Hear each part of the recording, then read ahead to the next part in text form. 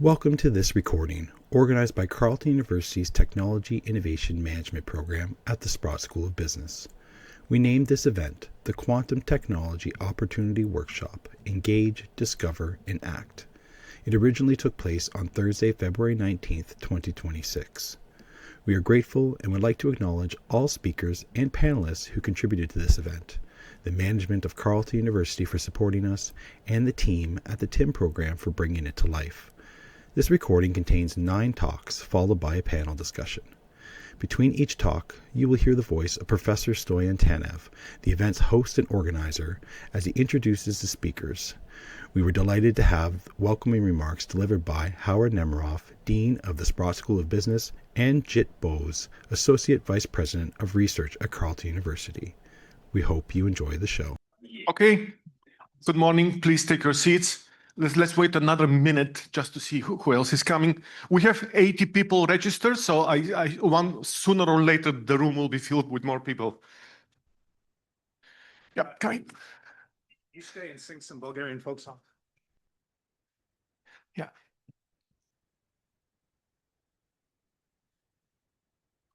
Okay.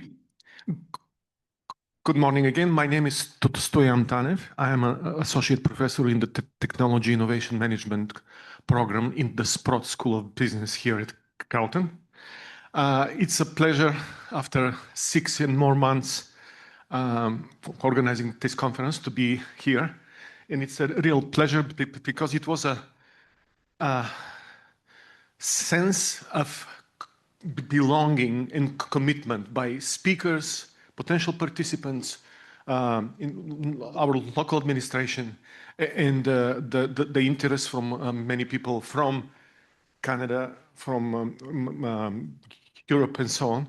I'll start with kind of emphasizing that this is an international event. It is part of our cooperation with the International Society for Professional Innovation Management, which explores domains of technology innovation in different domains. So many people online will be from Europe. It's also a Canadian event because we have people registered online from Quebec to BC. And it's a local event because we have all Ottawa, Carleton people here. So I would like to thank in advance. I'll be very, very short, but just to thank the initiators of this meeting, Tony Belletti, who is the director of the program, who has been always pushing in exploring new domains. But I wouldn't be able to do this without Martin Laforest from Quantacet in Quantum Industry Canada, from the speakers that we cooperated with in the previous events that you'll all see. All of us were like a ringing bell, you know, that people coming together and seeing the sound coming out of the cooperation of this event. So it's really romantic that actually this event is driven by a school of business. I feel very proud of this, and why not? You know, School of Business it should be the most pragmatic of all and ask the important questions for adoption, new opportunities, and so. So it's a right place to be. In this sense, I would like to invite now the Dean of the School of Business, Howard Nemirowiął, to welcome the participants as the Dean who is hosting this event. Howard. Thank you very much, Stoyan. Good morning, everyone, and thank you, Stoyan, for orchestrating, along with your colleagues, what looks to be an exceptional day. It's a genuine pleasure to welcome you here to the Sprott School of Business and the Nicol building. I'm Howard Nemirowiął. I'm the Dean of the Business School here, and I welcome researchers, entrepreneurs, investors, policymakers, and pioneers in quantum science and technology. So let me begin with a confession. As the Dean of the Business School, I do not build qubits. I have no idea what a qubit is. Quantum bit, right? Yeah, good. I won't pretend to understand superposition or entanglement, but I'll sign the purchase order exactly. Yet here we are, to Stoyan's point, in a business school, being welcomed by a business school dean. Why? Well, I'll tell you what I do know. What you are building is reshaping markets, institutions, and the architecture of economic power. And that is very much our business. We're living through a moment that feels eerily familiar. In the early 1990s, the internet was a research network. In the early 2000s, AI was still mostly academic. In both cases, the science matured first, and only later did business regulation, capital markets, and governance scramble to catch up. Whether that timeline is going to be 5 years or 15, we need to be on top of it. The implications of quantum on business are profound. Current cryptographic systems that underpin global finance will need to evolve. And that's, again, my PhD is in finance, and that's where at least I can understand a little bit about the power of quantum. Optimization problems that have resisted classical computing may now become tractable. New materials, new drugs, new sensing capabilities could unlock entire industries we don't even know exist today.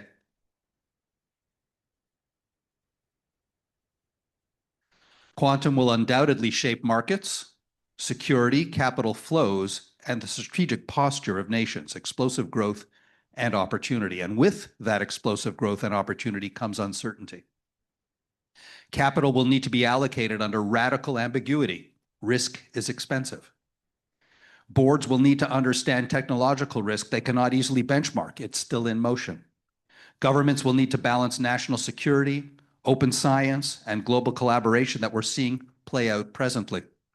Markets will struggle to separate durable advantage from speculative enthusiasm. And we needn't look further than the present AI trade for guidance on pricing that uncertainty. This is precisely where the Sprott School fits in. Not to replace physicists, not to commercialize prematurely, but to help build the institutional scaffolding around breakthrough science. In Canada, this conversation is not abstract, as is evident by those in attendance here and online. Welcome everybody online. We are home to extraordinary talent and extraordinary quantum ecosystems, from startups to research institutes that place us among global leaders. The question is not whether quantum matters to our economy, it is whether our economic institutions are ready for it. And readiness requires literacy. We need executives who understand enough quantum to ask the right questions. We need investors who can distinguish science from hype. We need policymakers who appreciate both the strategic opportunity and the ethical complexity. We need entrepreneurs who can translate lab breakthroughs into scalable enterprises without distorting the science. So Sprott trains the people who will sit on the boards of quantum companies, structure venture and sovereign investments, design risk frameworks for post-quantum cybersecurity, negotiate international partnerships, build and scale the firms that emerge from these quantum labs. And if history has taught us anything, it is this: when technology moves faster than governance, positive societal impact is difficult to corral. So today we are here to build bridges. Bridges between physicists and financiers, between students and growth capital, between lab discovery and industrial strategy, between breakthrough science and long-term economic stewardship. Because the future and the future of quantum will be shaped by regulation, capital flow, supply chains, global competition, ethics, and talent development. And that is our business. So on behalf of the Sprott School, again, welcome to what looks like to be an exciting day filled with challenging and stimulating discussion. Here's to supporting commercialization pathways, to convening industry and government, and to educating the leaders who will responsibly steward this technology. Thank you, and allow me the pleasure of bringing Dr. Jit Bose, Professor of Computer Science and Carleton's Associate Vice President of Research, up here for some additional welcoming remarks. Jit.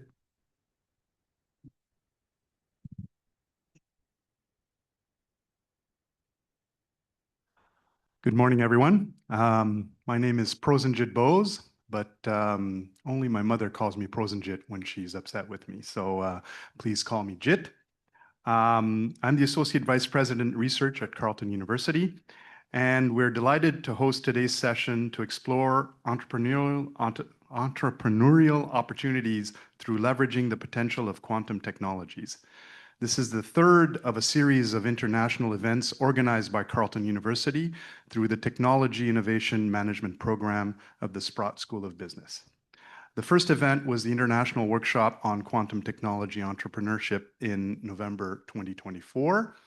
The second one focused on adopting quantum-safe technologies to address the urgency of securing our digital future in May of last year. We are grateful to our partners and co-organizers who helped us shape these events so they could benefit our academic, business, government, and innovation communities. Community outreach and engagement are essential to Carleton's mission as a university. Today's workshop focuses on real-world opportunities enabled by emerging quantum technologies as experienced by suppliers, innovators, early adopters, organizations promoting and enabling quantum technology adoption, and entrepreneurs interested in leveraging new quantum technologies. What are the reasons Carleton is organizing such events? There are two key objectives. First, we can derive critical conversations that are highly relevant for our society. Among the themes for discussion are issues related to the urgency of adopting quantum-safe technologies, responsible adoption, potential disruption of existing ways of doing business, and value for society. Second, we can inform, enrich, and move Carleton's growth and contributions in the quantum domain. At Carleton, we bring together more than 100 experts in over 30 labs to accelerate quantum breakthroughs in computing, physics, and engineering. Our interdisciplinary research drives advancement in quantum communications, cryptography, sensing, mechanics, and nanotechnologies, laying the foundation for next-generation technologies with real-world impact. Research is a vital part of our core mission. As a research-intensive institution with global reach and impact, I'm proud that we've seen significant growth over the past 6 years, with our total external research funding doubling and reaching over $155 million per year. In particular, our corporate research funding has more than quadrupled. We've established significant partnerships with multinational corporations and local industries. For example, our deep engagement with Nokia as we work to further quantum-safe networks, helping secure communication infrastructure against quantum threats. Carleton also offers 162 courses relevant to quantum-safe networking at the undergraduate and graduate levels, including a new Bachelor of Cybersecurity in the Faculty of Science that launched last fall, and a new Master's in Quantum Science and Technology launching next fall. We are actively exploring internship opportunities for these students. An exciting occasion to continue the conversation from today will take place at the Carleton hosted 2026 ETSI IQC Quantum Safe Cryptography Conference from June 16 to 18. So stay tuned for registration opening at the beginning of March. Finally, we should emphasize this workshop's participatory format. The speakers will share their views and also engage in conversations with participants and tailor discussions by sharing relevant insights and exploring open-ended questions. So welcome to the beautiful Nicol building of Carleton University. Please feel at home and prepare to interact, question, contribute, and enjoy conversations. All right.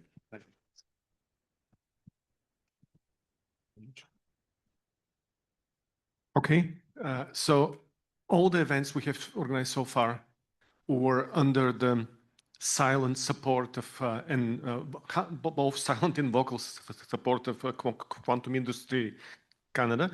We have the pleasure of having today Philippe Lafrance, who is part of the management of Quantum Industry Canada. So we will have two hats today. One of the is the part of the management of Quantum Industry Canada, and one as a speaker on standardization. Thanks much, Stoyan. Oh, a clicker. Okay, good morning, one and all. This is good distance, yeah. So first of all, it does take a lot of people to get an event like this going. So huge thank you to everyone who made this happen. And I just want to make sure we don't forget our unsung heroes here. So Dan, thank you. We really appreciate everything you're doing to keep this going. Okay, so yeah, as you heard, my name is Philippe Lafrance. I am the Manager of Sector Development and Operations here at Quantum Industry Canada. It is very much my pleasure to be able to speak to you twice today. But just for this first little short talk, I want to give you a little bit of an overview and some of the who, what, whys of Quantum Industry Canada. So first question, who is Quantum Industry Canada? We are Canada's premier industry-led consortium of quantum technology companies and strategic partners. And we have a mission. Our mission is to, our mission is to translate Canadian quantum strengths and capabilities into global business success, national prosperity, and long-term security. And I want to be clear here, when I say quantum technologies, I mean all of the technologies under the very broad umbrella of quantum. Many people have a bit of a reflex when they hear the word quantum, they think of quantum computing, which is great, which is absolutely terrific. We want people to be thinking about quantum computing, but don't forget, there are many other technologies that are quantum and are highly, highly worth your attention. So if we go through the list here, of course, we do have quantum computing. So that's software, hardware, the full stack, quantum simulators, and so on. But we also have quantum communications. So quantum networking, quantum key distribution, post-quantum cryptography. And we have sensing and imaging, so quantum metrology. This is everything from gravimeters to magnetometers to RF sensors to LiDAR to inertial sensors and more. Then we have the enabling technologies. So these are subsystems or components that themselves may or may not be entirely quantum, but which are necessary to build and scale out these other technologies. And then lastly here, we have applications and services. So you can really just think of these as the platforms that leverage and utilize the quantum tech for some purpose. So a very, very broad scope here. Here's a quick little glance at our community. Now, I do apologize. We do have a few logos that are currently missing, but if you look across our full membership, our associate members, and our affiliates, we're currently representing somewhere around 75 different organizations. So pretty healthy, and we're still very much growing. So very, very happy to see that. Okay, let's take a half step back and kind of look at the broader context of why here. So Canada is very much an early pioneer in this quantum space. Canada recognized the utility and the potential for quantum decades before most other countries did. So over these decades, Canada made a lot of strategic investments, both from the public and the private sectors. And the consequence of this was that Canada really became known worldwide as this quantum hotbed. So we really had this strong early advantage in the space. Fast forward to the state of play today, well, quantum globally is really rapidly emerging into a robust industry everywhere. Canadian players are being catapulted from the lab to the field, quickly going from R&D to commercial deployment. And the Canadian government has very much recognized quantum as a strategic national priority. And to add on to that, in recent years, many other governments have done the same, recognizing it as a strategic national priority. So I think everyone in the room knows this. That's why you're here. This stuff's pretty important. Okay, let's talk about our sector just a little bit, though. Some nice fun facts. So Canada is home to the second highest number of quantum small medium enterprises globally.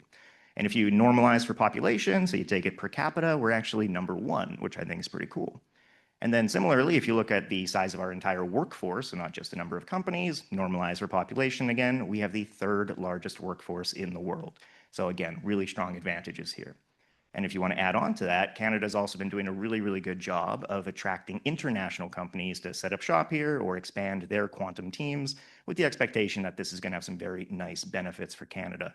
And later today, we're actually going to be getting a presentation from our friends at Nokia. I don't know exactly what they're going to be talking about, but they might give you some insights into what they're doing in this regard. So thank you for that. Okay, so I mentioned we have a mission: translate Canadian quantum strengths and capabilities into global business success, national prosperity, and long-term security. Very natural question: how do we achieve that mission? We mechanize it through our 3 core goals here. Now, the first thing I'll say is we're not your traditional industry association, largely due to the fact that quantum is still a little bit nascent in many ways. So we really focus on that sector development, that maturation, and so on. But we have support, build, promote, and inform. So just at a very high level, I'll say on the support side, this is things like connecting our members to intelligence, to resources. Are you aware of this program? Things like that. Building, so think of this as like building pathways to the market. So maybe by facilitating partnerships, helping to strengthen your own network, or just through the inherent connectivity of the ecosystem here. And lastly, promote and inform. And a lot of this is exactly what I'm doing right now. Going to different forums, standing on a soapbox, and evangelizing to you the strengths, the capabilities, the potential of Canada's quantum sector. And of course, none of this would be possible if it weren't for financial support from the Government of Canada, so specifically through the National Quantum Strategy. I think we have some folks from the NQS Secretariat here today, so thank you very much. And also, of course, from our lovely community. Okay. Now, because we have this contribution agreement from the Government of Canada, we are entrusted to do a number of things. For example, helping to support the implementation of the NQS and the missions it describes. So what are the ways that could look like? Well, how about promoting security? And I want to be clear here, I'm not just talking post-quantum cryptography or quantum key distribution. We're also talking about IP security, research security. We've got increasing Canadian capacity, improving the effectiveness of knowledge transfer between these key players, and overall just helping to make a more robust and a more innovative economy. And those last three things are very, very closely tied to those three core goals I just talked about. So we're very, very grateful for the NQS. All right, let's talk a little bit concretely about how we act as a voice for the sector. There's a bunch of different ways, so I'll be a little bit high level. How about briefing government? So parliament, departments, ministries, and so on, talking to those different high-level decision makers so that they understand the state of this sector. They understand what's going on, what are the needs in quantum, making sure it's on their radar and it's on top of their mind. Coordinating sector-wide input. So it can be really difficult for an SME to go give feedback to the government on like a new policy proposal or proposed changes to export control regulations, something like that. And very often these players aren't even aware of these initiatives. They really need to allocate their resources elsewhere. So one of the things we can do is we can just go to our membership and say, first of all, are you aware of this? And then we can get their feedback. We can hear their voice. We can prioritize, or we can coordinate their priorities and then facilitate that up to those decision makers that need to hear that voice. So it seemed to be a very, very useful thing that we do. We talk about representing the Canadian quantum ecosystem in these trusted, allied, international, and defense-aligned forums. Good example of that is representing industry in the NATO flagship quantum forum. So there's the NATO Transatlantic Quantum Community, for example. We talk about positioning this ecosystem domestically and internationally, so trying to promote those partnerships, so strategic collaborations, market access, and investment. And again, very much tied to those core goals we just talked about. And last one on this list is ensuring that Canada's quantum voice is coordinated, credible, and aligned with allies and trusted partners. It's hard to overstate how important it is, especially these days, to have that unified, cohesive, coherent voice for the sector. So some very good stuff there. Here's some nice pictures of QIC and our members out and about at large. I'll say I've been here for about a month and a half now at QIC, so you might notice that I am curiously missing from some of these pictures. Don't worry, I've recently got Photoshop. I will fix this soon. Okay, so QIC is Canada's Quantum Technology Consortium. Might not surprise you to hear that other countries have one as well. So a few years ago, a bunch of these other consortiums bound together and they made the International Council of Quantum Industry Associations. And my CEO serves on the executive committee of the ICQIA. So being on this committee really does elevate and strengthen Canada's voice on the international stage, especially at the highest levels of international governance. And a really, really good example here is in 2025 when Canada had the G7 presidency. So QIC very, very much championed industry advocacy efforts through the ICQIA to get the G7 to recognize quantum as a joint strategic priority. So very important. And then you might know after the Kananaskis meeting of the G7, they put out this joint vision for the future of quantum technologies or something like that. So really it's the G7 now recognizing quantum as this joint strategic priority. So this is very concrete, very real, very important outcomes from the industry advocacy effort of QIC. So last year, 2025, was the United Nations International Year of Quantum Science and Technology. Now we're in 2026. QIC is very proud to say that we have partnered with the Quantum Insider, a QIC member company, on the 2026 Year of Quantum Security. Basically, it's this global initiative to increase preparedness and knowledge of quantum. So when I talk about quantum security, I want to be clear, I'm not just talking about security from quantum. So again, not just PQC, not QKD, not just QKD, also security of quantum. So is that IP security, that research security, that's protecting our quantum assets against ne'er-do-wells and other sorts of threat actors. So very proud to be in this partnership. If you want to learn more, we got the URL down there. Okay, and this is actually my last slide. So we don't only just provide direct benefits to our membership, to our community. We like to give back and do things to the public at large. And one of the ways we do this is through our monthly newsletter, Mnaymneh, spelled the Canadian way, of course.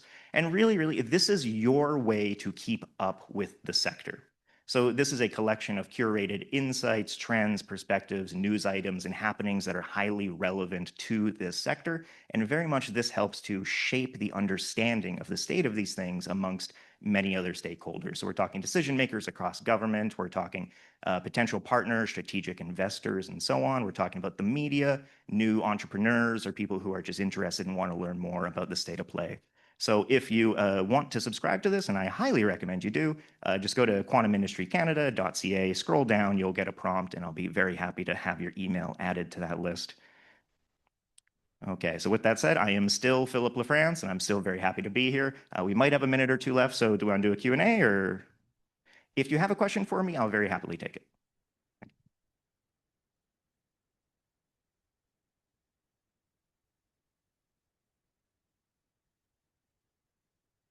So it's a fun conversation, yes.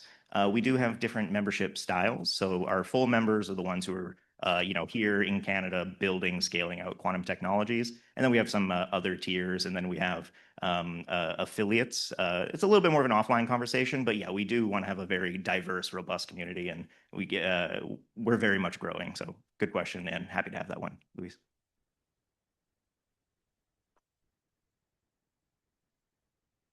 Back. Will this work? Yeah, so we got Q-Star out of Japan. We've got the European one, so Quick, and then the Quantum Economic Development Consortium out of the US. We're also, I believe the ICQIA is also affiliated with UK Quantum. I think they do some participation there. But currently that's it. So Canada, Japan, Europe, USA, and a little bit of the UK. And maybe one more. Well, based on your slides, you said we're number 2. Who's number 1? Number 1 by absolute value, I think, is the United States. At some point in time, it might also have been the UK, but I think it's the US right now. I'm getting a nod from Martina, so I'll take that as a win. So thank you.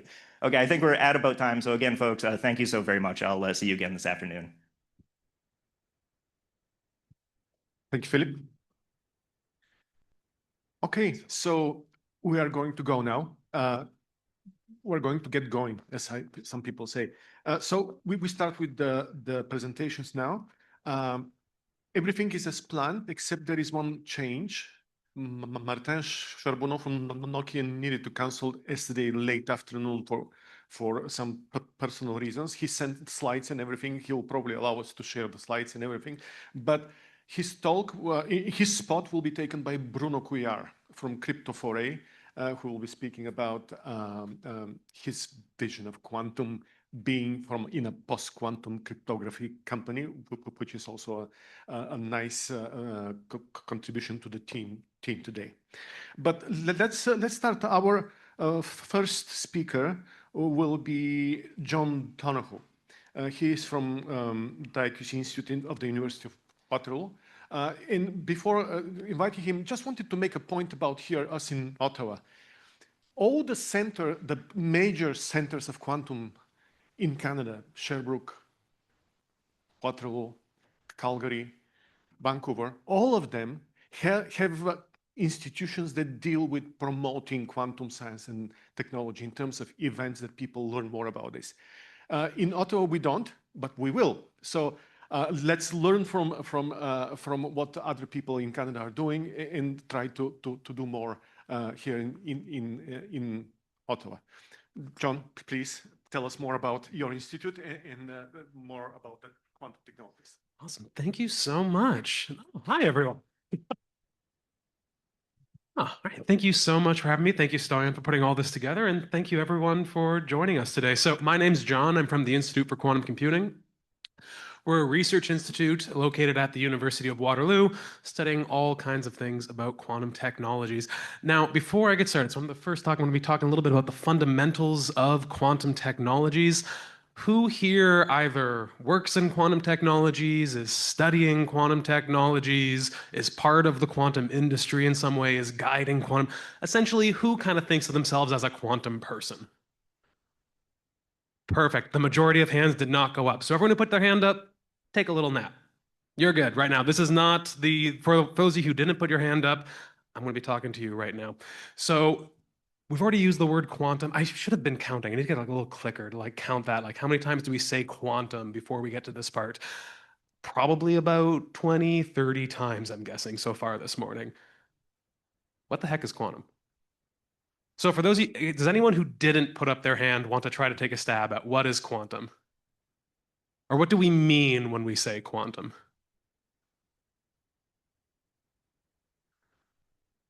Oh, yeah. A state? Yeah, no, that's part of it. That's part of it. State of what? Kinda.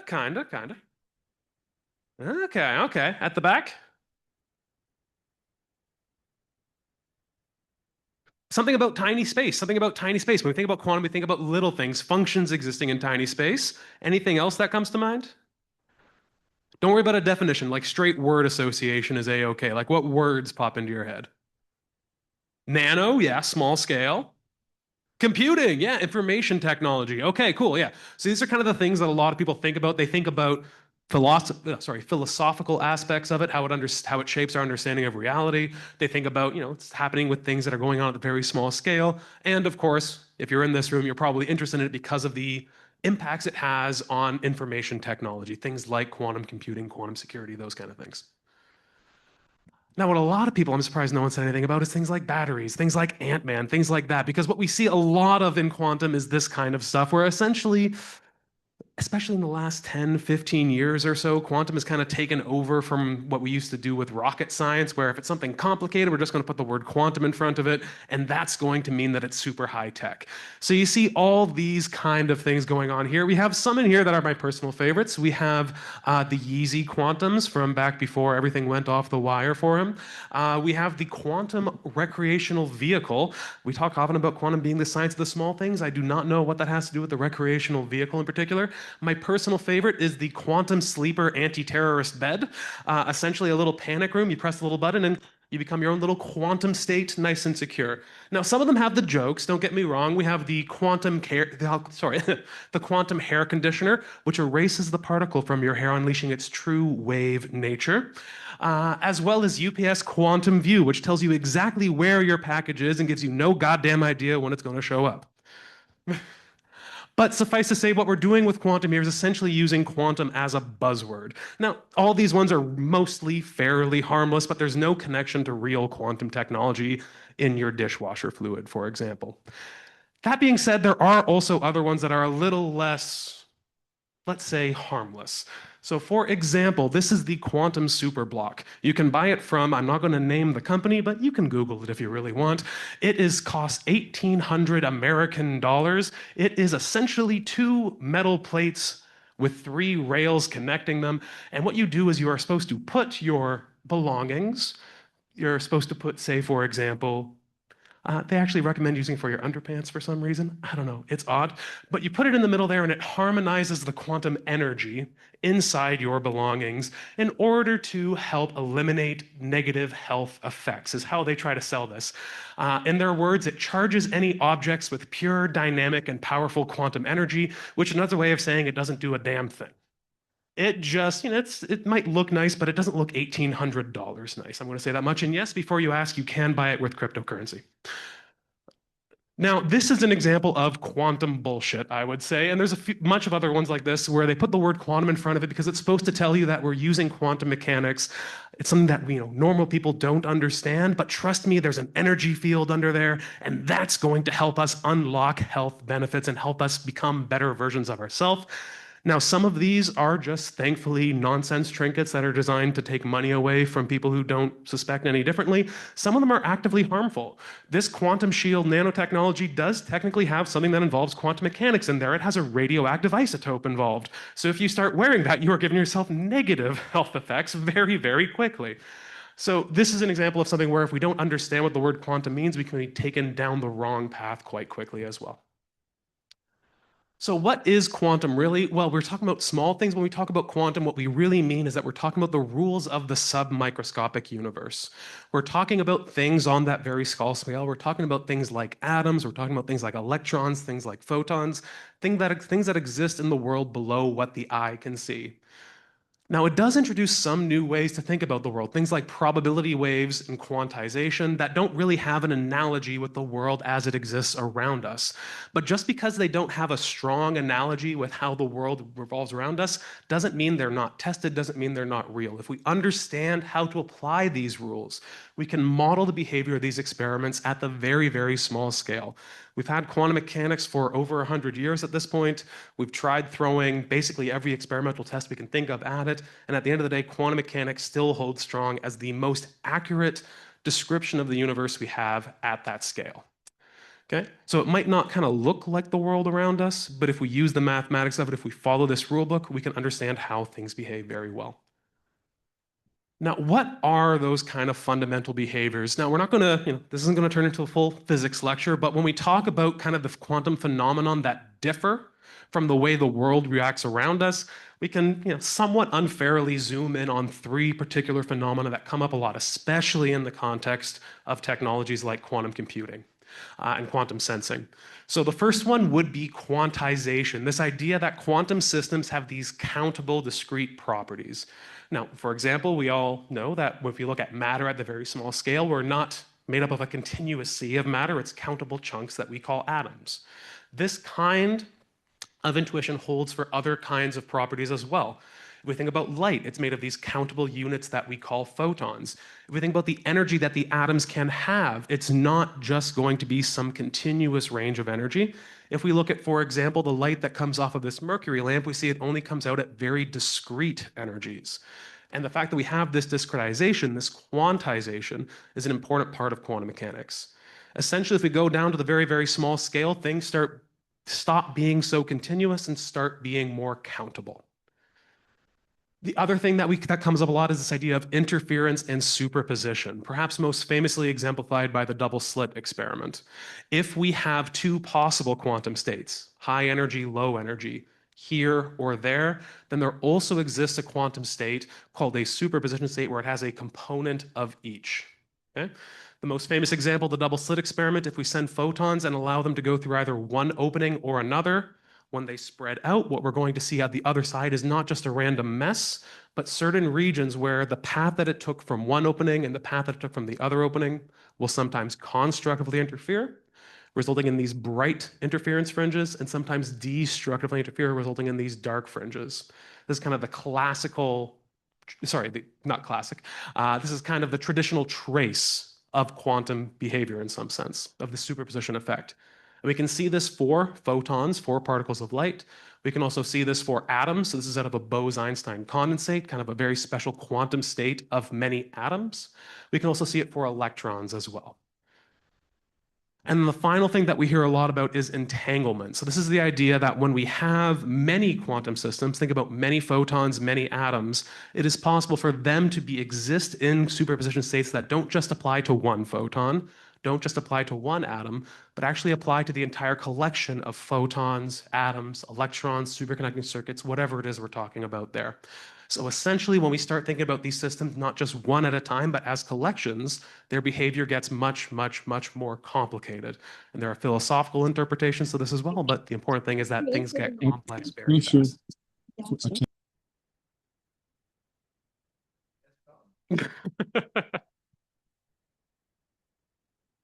Okay, so these three features and this idea of quantum technologies, oftentimes when we talk about this, we think about quantum as being this new thing, especially when we think about, we're putting the word quantum in front of everything. It must be this new thing that we're just starting to figure out.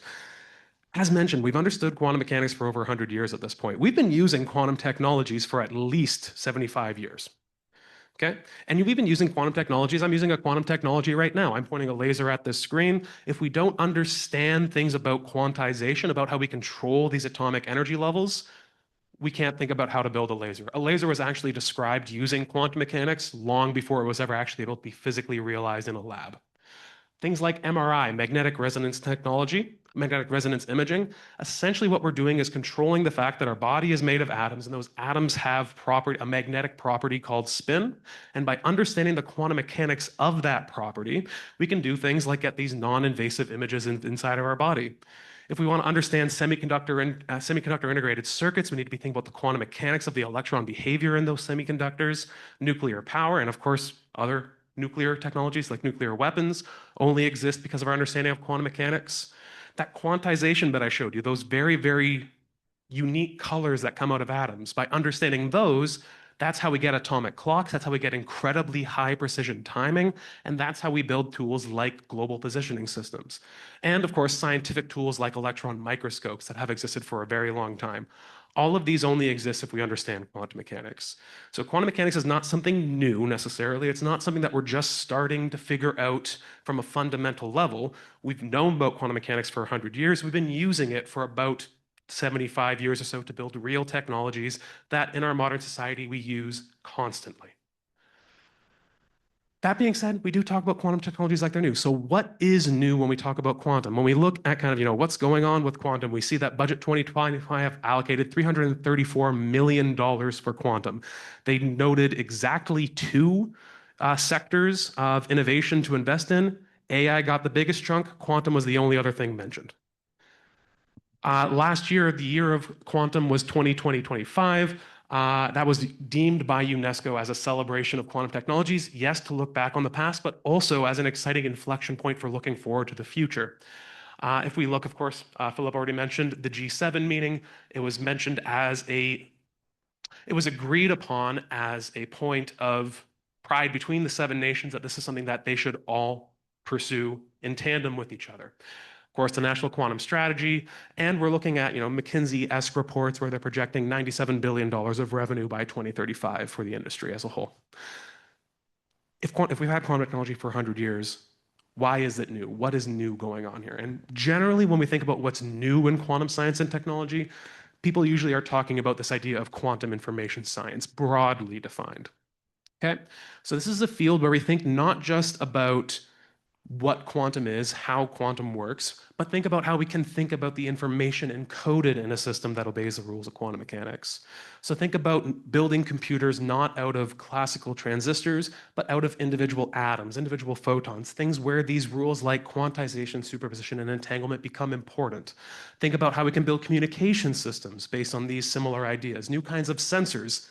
Essentially, a sensor is something that gets information about the world and gives it to you in a way you understand. What if we consider that intermediary to obey some kind of quantum mechanical principles? New kinds of materials, and from a scientific side, foundation, really understanding what's going on in the quantum mechanical world and how that tells us something about what reality really is.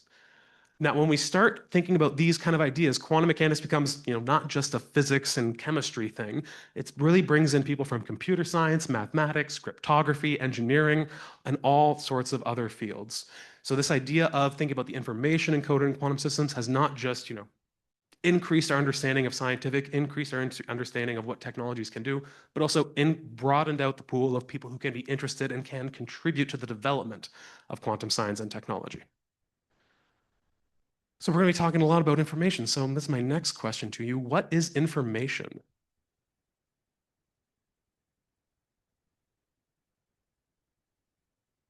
Anyone? Yeah. A meaningful disturbance. Okay, I like that. I like that. Yeah, I saw another hand at the back. Entropy. Okay. Yeah. One step too technical, but I like it. Anyone else? What is information? Yeah. Signals, exactly. So information is generally going to be something that tells us something, right? If I want to communicate information, I'm going to need to do something, like I'm speaking to this microphone and communicating words, and some of them contain information. If I want to say, write this down, I'm going to put that down in a book, use a pen, I'm going to write on a computer. That's going to store that information, and then someone later might hopefully think about reading that and gain some information from it. But in all these cases, whether it's the sound waves coming out from my vocal cords, whether it's the digital signal that this microphone is converting into something that goes over the speakers, whether it's the bits in the computer when I type into my laptop, whether it's the ink from my pen, all of these forms of information are ultimately something physical, right? Something has to exist to transmit that information. If we don't have sound waves, for example, there's no way for me to communicate information to you from myself to you. Now, because this information is physical, you mentioned entropy at the back, it's going to obey the laws of physics. We can apply tools like entropy, for example, to define information from a mathematical, physical perspective. Okay? Essentially, information must obey the laws of physics. But what about if that thing is quantum mechanical? What about if that thing that we're encoding information in obeys a broader set of rules of physics? What about if we're able to take advantage of things like quantization, of things like entanglement, of things like superposition? Does that change the way that we can process that information and allow us to do new things that we were previously unable to do? So this is really the idea of quantum information science. Let's take these ideas, what we've learned about information science through, the past many decades of computer science, and see how that gets twisted as we introduce ideas from quantum mechanics. Okay? And essentially what we're going to think about there, we have to kind of back down to the fundamentals of what information is. Let's think for a second about what a bit is, okay? So if we break down information into its fundamental units, it is composed of bits. And a bit is anything that has what we call two mutually exclusive states. By that I mean that there are two possible options for it to be in. They are distinguishable. We can tell them apart very easily, hopefully. And they are mutually exclusive. It cannot be both at the same time. Now, in tradition, we call these 0 and 1 mathematically. But once again, these have to be represented, encoded in something that is physically real, something that actually exists. So these are examples of classical bits. We could think about the state of a transistor, but for something that's a bit more, let's say, macroscopic, something we can visualize, we can think about a light switch being up or down. That's an example of 1 bit of information. We can think about a light bulb being on or off. That is 1 bit of information. Off is 0, on is 1. A coin being heads or tails. That is 1 bit of information. And for one that kind of ties into some of the things, we can think about a cat being alive or dead. That is 1 bit of classical information. Now, this is not an ethical way to encode 1 bit of information, but it is a possible way to encode a bit of information. It cannot be both at the same time, and hopefully we can tell those apart. Now, modern computers are going to use voltage in circuits, but this is not the only option. Okay? So we could think about ways that we can encode information in systems that obey the rules of quantum mechanics. So for example, we mentioned briefly the double slit experiment. The photon goes through the left slit or the right slit. There's 2 possible options for it, left or right. That's a binary system. We could call the left slit 0, call the right slit 1. All of a sudden, we've got 1 quantum bit. And as we saw earlier, that's going to do things like, produce things like interference signals that obey the rules of quantum mechanics. We can think about polarization. So light is an electromagnetic wave. If I'm a beam of light and I'm traveling towards you, that light can be going side to side like this, or up and down like this. That's once again a binary system. We can encode 1 bit of information into the polarization, the electric field direction of that photon. And if we kind of like flash back, maybe if you took like grade 11 chemistry back in the day, you might remember things about orbitals, electrons being in low energy or high energy. That's another way that we can encode 1 bit of information. If we have an electron bound to an atom, it can be in this low energy state or this high energy state. It's going to be in one or the other, not both. That is once again 1 bit of information encoded into 1 single atom. Okay, so let's focus on this polarization one for a sec. So hopefully everyone has a couple little gray slides in front of them. If anyone doesn't, you might have to borrow from a friend. They should look a little bit like this. And if you didn't get any, don't worry, we'll make sure to hook you up afterwards. Okay, so these are what we call polarizers. If you hold them this way, so with the arrow on top of them going side to side like that, what you are doing is essentially only letting through light if the polarization goes side to side. If the electric field, goes side to side. It's what we call horizontally polarized. If you rotate it by 90 degrees, then you should see the arrow goes up and down. Now you are only letting through light if it is vertically polarized, if the field is up and down like this. Okay? Now, what you might notice is if you have 2 of them, if you align them the same way, so for example, 2 that are vertical, you should see that if you hold them up to your eye, about half the light gets through. But now try rotating 1 of them by 90 degrees. So hold them 2 of them in a row, and then rotate 1 so that 1 is horizontal and 1 is vertical. What do we notice? It blacks out, right? Now, why is that? Well, what's going on is the first polarizer is absorbing all of the light by saying that by holding it horizontally, essentially what we're saying is absorb all of the vertical light. If we hold it vertically, what we're essentially saying is absorb all the horizontal light. So if one of them absorbs all the vertical, one of them absorbs all the horizontal, there's nothing left. Another way to think about this is that By holding it horizontally, you're essentially distinguishing between the horizontal and vertical polarizations. By showing that putting two of them in a row blocks out all the light, what we've established is that those two polarizations are mutually exclusive. If it is horizontal, it is definitely not vertical, and vice versa. Okay, so this is a way that we can encode one bit of information. If light is horizontal, it is not vertical. And yes, right now we're using bright light in the room, but the same principle applies if we think about this one single quantum unit of light at a time, one photon at a time. And indeed, this is a way that people often encode information in individual photons in things like quantum key distribution and other kinds of quantum communication protocols. So what the polarizer is basically doing is it's asking the photon a question. And in that case, when you hold it horizontal or vertical, you're asking it, are you horizontal or vertical? It's going to behave differently depending on if it's horizontal, vertical, 0, or 1. But is that the only way you can think about holding your polarizer? Are there any other options aside from horizontal and vertical? Yeah, okay, I've seen a few people do it with their hands. Perfect. I will give you a second to think about that also because I need some water.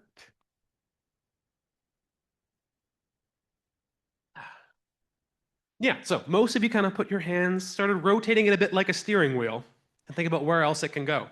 Because you can also ask questions like, are you plus or minus 45-degree polarized? Just hold it at a 45-degree angle, and now that's going to distinguish not between horizontal and vertical, but between a plus 45-degree angle and a minus 45-degree angle. And indeed, you could do this for any pair of angles that are, at a right angle to each other.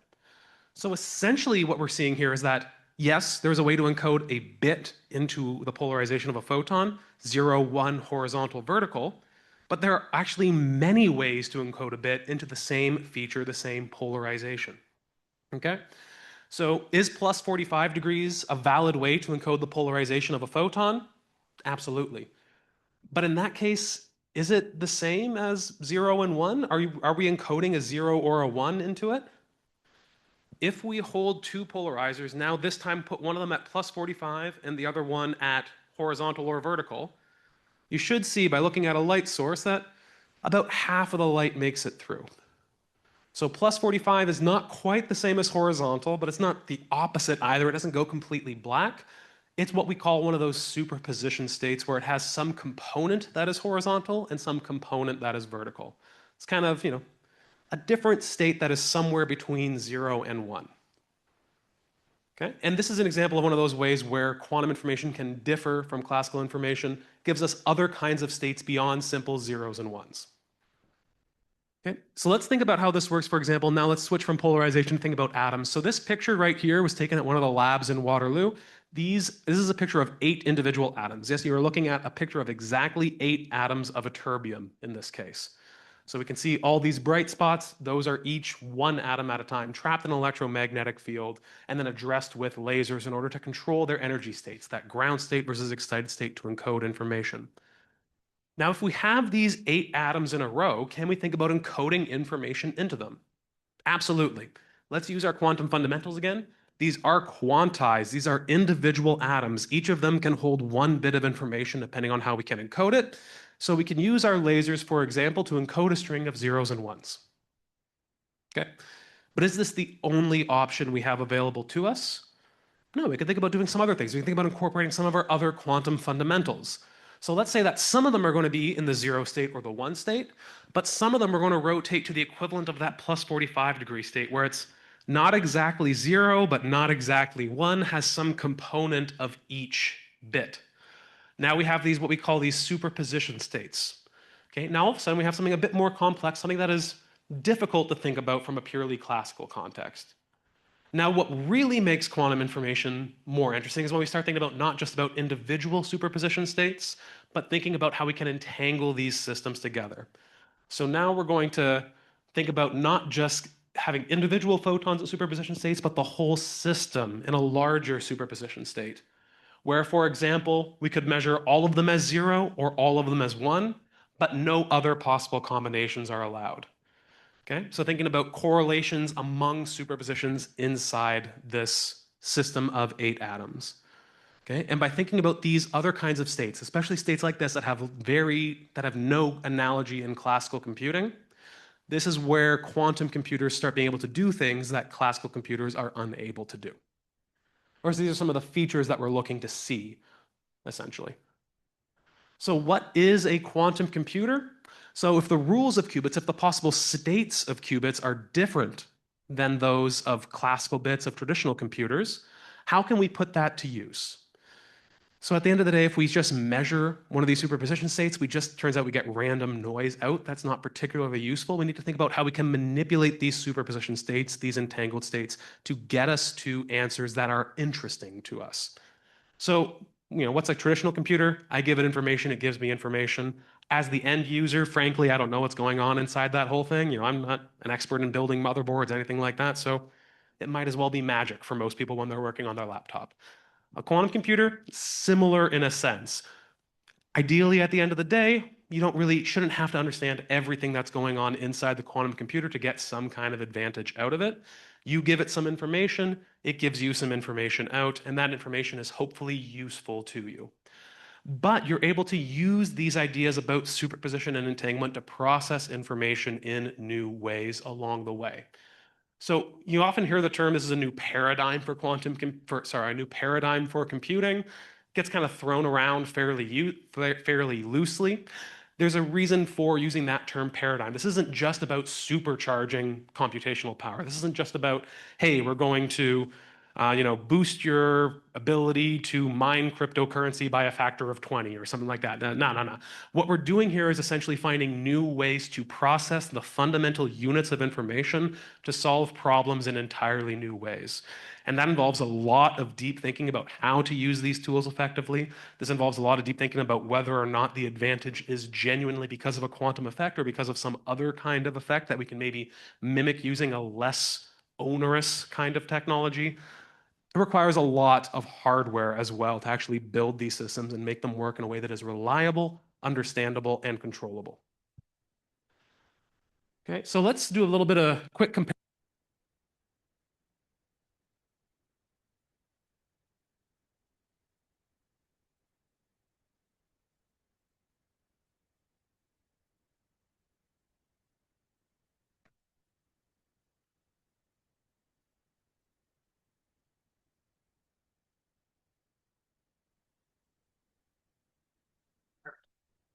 Thank you.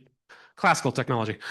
So let's do a quick comparison between classical and quantum computers. They're both going to use bits as input and output. So if I'm running this computer, fundamentally we're using units of information. I give it an answer that I give it a question that I can understand, and I'm going to get an output that I, a human, can understand. They both give one answer per run. I run my computer, it gives me an answer, and maybe I'll run it again to check that answer, double check, all those sorts of things. But generally speaking, I don't get this massive entangled state and become entangled with the computer or anything wild like that. Classical computers can fake randomness. Quantum computers are fundamentally uncertain. So one of the early applications of quantum information technology is this idea of quantum random number generation, generating truly random numbers that even if you know everything about the system, are fundamentally unpredictable because probability is a fundamental aspect of quantum mechanics. A classical computer, I can observe the computation partway through. For a quantum computer, if I observe the computation partway through, if I measure my quantum system, that disturbs the computation. It basically erases all of those superposition states. Another way to think about that is that if something interacts with my quantum computer, if something interferes with my quantum computer during its processing, that's going to disturb my calculation. So I need to keep these systems very, very, very isolated. It's one of the big challenges in building this technology.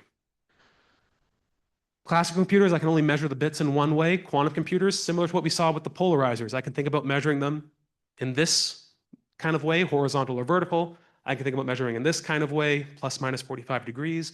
There are essentially an infinite number of questions I can think about asking my quantum bits about what they are. For a classical computer, there's really only one way for a bit to acquire an error. Well, erasure and flipping from 0 to 1. Those are kind of the two things that can happen. For a quantum computer, I can think about what happens between errors between the 0 and the 1, and I also have to think about what happens in the errors between all the different possible superpositions as well. So this idea of error correction becomes essential for quantum computing and also becomes much, much, much more complicated. So if you kind of follow the scientific advancements in the news around quantum computing, you might hear a lot right now about logical qubits and quantum error correction, and that's what that is trying to solve. Essentially, how can we keep quantum computers from going bad. Okay, so now let's think about how we actually build some of these devices. It's not just enough to be quantum mechanical. In a way, we're all quantum mechanical. We're all made up of atoms, but we're not usefully quantum. You know, I am a person, I am made up of atoms. Am I a quantum computer? No, because the quantum effects, things like quantization, things like interference, things like entanglement, all wash out when we get to our macroscopic scale. So what we really need to be doing is thinking about how we can isolate individual quantum systems and really exploit their true quantum properties, exploit things like interference and entanglement. Okay, so when we think about what's the key difference between old and new quantum, things like MRIs, things like lasers, we had to understand what was going on in quantum mechanics to build those technologies, but we weren't controlling individual atoms in the same way that we're thinking about doing them for things like quantum computing. That image I showed you earlier of those 8 individual atoms, that would have been unthinkable in the 1950s, for example. So the key difference in a way between old and new quantum technology is, yes, thinking about information, but also having the ability to isolate, control, and connect individual systems that obey the rules of quantum mechanics. Individual photons, individual electrons, individual atoms, things like that. And this applies to many, many different systems. There's a lot of things in the world that obey the rules of quantum mechanics that we're getting better and better at individually isolating and controlling. So we talked a bit about photons. We're going to create individual particles of light. We're going to encode information in their polarization and their color, things like that. We're going to think about spin, for example. That's the magnetic property of many atomic systems. Many kinds of systems in solid state things like diamonds as well exhibit this sort of property. If we control them using electromagnetic radiation, we can flip them from magnetically pointing up to magnetically pointing down and think about that as a way to encode information. We can think about individual atoms and ions using their energy levels as the electron in the ground state or the excited state. That's a way to encode information in a quantum system. And we can think about superconducting circuits using some more, let's say, man-made systems that nonetheless, behave in a way that reminds us of atoms using novel materials like superconductors. Okay, so these all have applications in quantum computing, but also many other applications associated with developing these kinds of ideas. So for example, if we get better and better at controlling chains of atoms, yes, we can think about using those for quantum computing. We can also think about using those for better kinds of atomic clocks. We can think about using those for better sensors of gravitational force, things like that. These superconducting circuits, yes, we're going to use them for quantum computing. We're also going to use them for potentially radar technologies. We're going to use them for magnetometry. We're going to use them for voltage standards. Photons, we're going to use them for quantum computing. We're also going to use them for communication. We're going to use them for LiDAR technologies. All these kinds of things come from developing these hardware platforms. And I've listed a few companies on the bottom. These are international, though of course there are some major Canadian players in there as well. And these are all companies that focus on the quantum computing side of things. So when we think about what the future quantum computers will be built out of, the answer is we have no idea. There are some that are leading right now, some that are lagging right now, but exactly how that horse race plays out changes from year to year. Suffice to say, as mentioned, we're developing new kinds of technologies around all of these platforms. So there's a reason to invest scientifically in all of them. Okay, right, I got like 10 minutes left, so we're going to go through final question. What the heck are quantum computers actually supposed to be useful for? So we've talked a lot about kind of what quantum computers might be built out of, how they differ from traditional computers, what's fundamentally different between the two of them. But we haven't really talked about what the heck they're actually supposed to be good for. Because a lot of people, especially when they first hear about this for the first time, they kind of have the idea that a quantum computer is going to be just like a classical computer, just much faster. It's going to do the things that we use our traditional computers for today, maybe do some of the things that high performance computing is used for, but do so in such a way that it's just much faster than what we use than how our traditional computers behave today. So it's going to be like our laptop right now, but we're going to put a special quantum chip in there and it's going to run 300 times smoother, exactly as we use it, but now quantum. Now, I would think about quantum computers a little bit more like supercomputers in the sense of, I don't have a supercomputer. I have to imagine no one has a supercomputer at home in this room. But nonetheless, if you're involved in academic research or if you're involved in R&D in some way, oftentimes you need to use time on a supercomputer to solve specific problems. Similarly, quantum computers are not something that you need for running Microsoft Word, searching the internet, things like that, but can be used to solve specific and sometimes very relevant problems much more efficiently. Okay. Now that being said, what problems you might be looking at can vary quite a bit, and there's a lot of hype out there about exactly what problems a quantum computer might be useful for. In fact, you can probably, by looking at some news articles about quantum, probably make a little bingo sheet and start ticking off things when you start seeing things like how quantum computing is going to solve protein folding, it's how it's going to break P equals NP, how we're going to build the quantum blockchain, solve climate change, optimize financial portfolios, and solve things by hacking the multiverse. Now, I'm curious, among the people who've been in the industry for a bit, I'm sure everyone will have different valuations on how accurate some of these claims are. This is my personal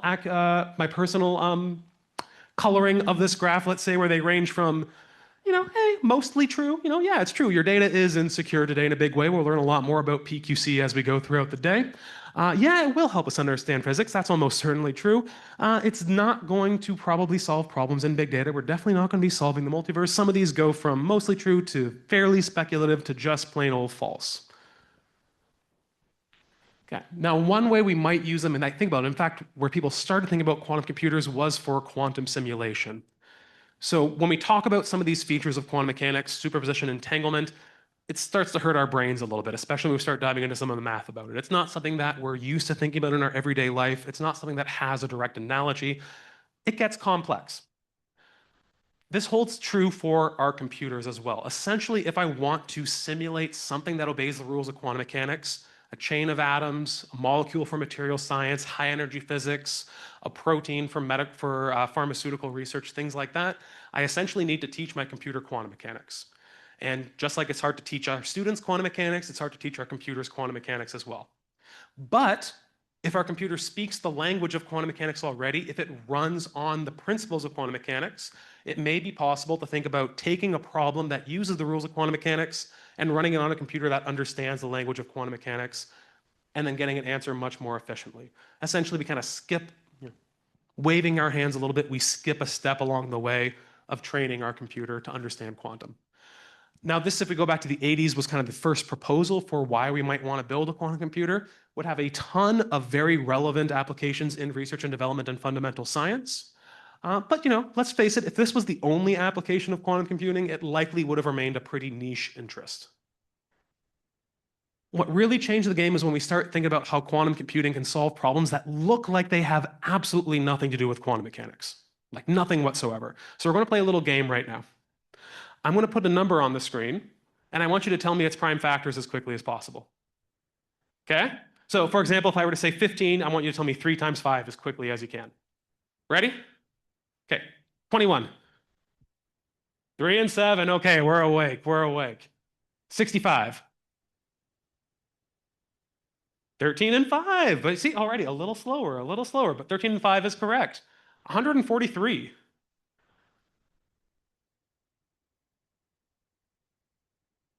No, get one out of here,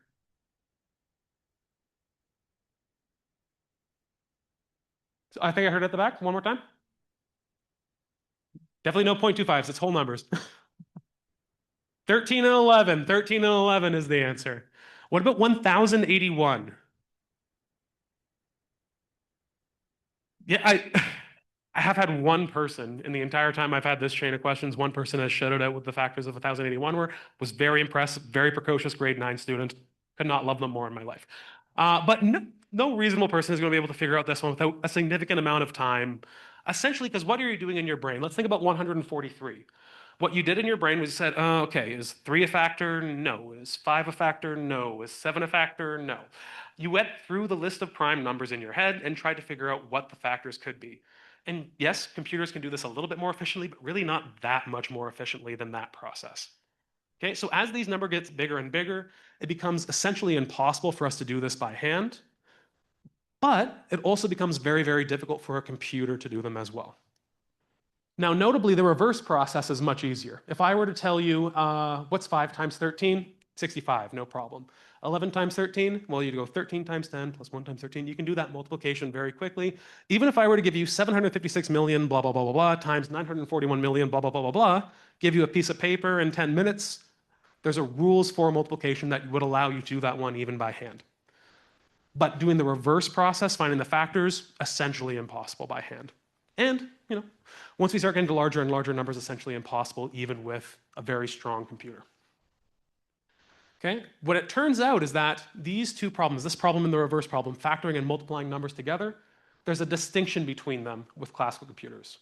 For a quantum computer, on the other hand, it turns out that by using essentially boiling down the problem to what we call the order finding problem, the difficulty of finding the prime factors of a number is more or less equivalent to the difficulty of multiplying numbers for a quantum computer.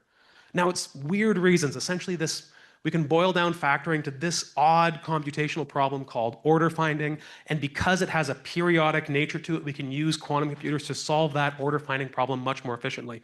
It's not really intuitive until you really dive into the mathematics of it, but it turns out that by using these rules of quantum mechanics, there are certain problems like this that look a little esoteric, but nonetheless have real-world implications we can solve more efficiently. Okay? So what do we expect to use them for? Well, we expect some exponential advantages for things like factoring and other kinds of problems that can be boiled down to order finding.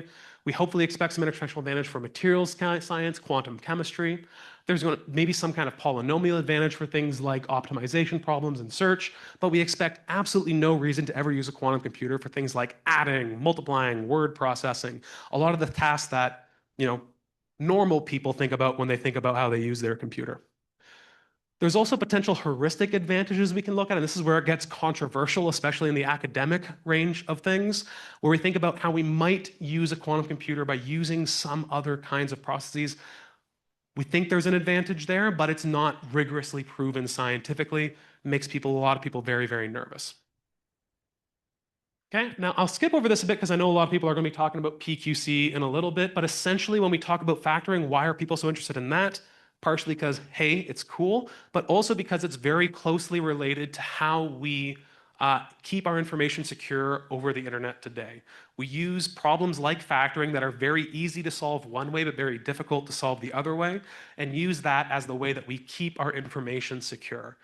And the assumption of that is that the reverse operation, factoring, for example, is very difficult to do using today's computers. If that assumption is no longer valid, if we have a quantum computer that can crack that factoring problem, all of a sudden a lot of our encryption is no longer relevant anymore, no longer secure. So we have to develop new kinds of encryption with our understanding of how quantum computers work that will remain secure. Okay, I'll skip past that. Okay. Yeah, so when we think about the impact of quantum, we have to think about kind of three different kinds of tiers. There's kind of a peril aspect to it. Quantum computers are going to be used to hack our information security. There's a mitigation perspective to it. We need to find ways to mitigate these problems, keep our information secure. But there's also a promise part of it. We can use quantum mechanics to learn more about materials, learn more about the physical world, and use that to develop new kinds of tools, new kinds of technologies, and new kinds of impactful benefits to society. And recall, when we talked about quantum computing, when we talk about new quantum, what we really think about is how we're isolating, controlling, and connecting individual quantum objects. This paradigm is not strictly limited to computational tasks. It's not just about computing. So we can also think about quantum sensors. So very quickly, this is 4 examples of quantum sensing technologies being developed across Canada. Cubic, which is looking at how we can, Cubic, which is based out of Sherbrooke and Waterloo, looking at how we can take some microwave light signals out of these superconducting circuits and use them to build new kinds of quantum networks and quantum radar technologies. We can think about those atomic gravitometers. This picture is from the University of New Brunswick, using essentially dropping atoms inside a vacuum chamber and looking at how they interfere, measuring that interference, and using that to get a very, very, very precise measurement of what the gravitational force is. So precise you could think about using that for subsurface mapping if you start moving it around on top of the Earth. SB Quantum, based out of Sherbrooke, uses these quantized spin defect centers in diamonds as a very precise magnetic field sensor. They're thinking about applying it, for example, for being able to navigate in places that are denied GPS.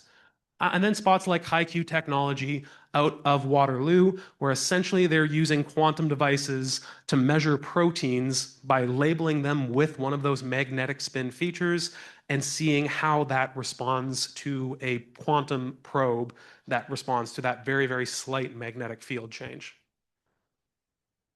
Okay. So we talked a bit about these quantum fundamentals. Essentially, if we have something that is using quantum mechanics, it's probably using some combination of these three fundamentals. But really importantly, no one's going to care that it's using those three fundamentals at the end of the day.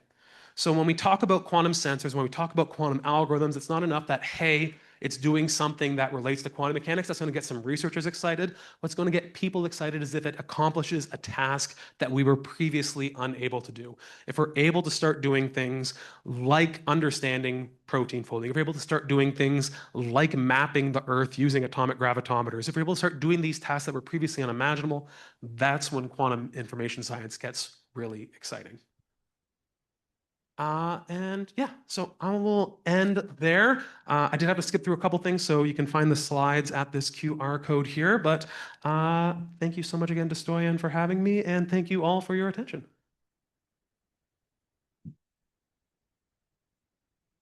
I'm sure there'll be questions, and many questions. We will have the break, and then we'll have lunch, so there will be opportunities to talk.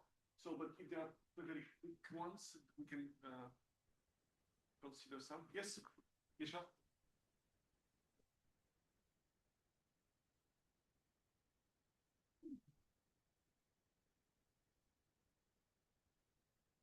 Right into the mic. Thank you for the presentation. You gave a very good overview of the field.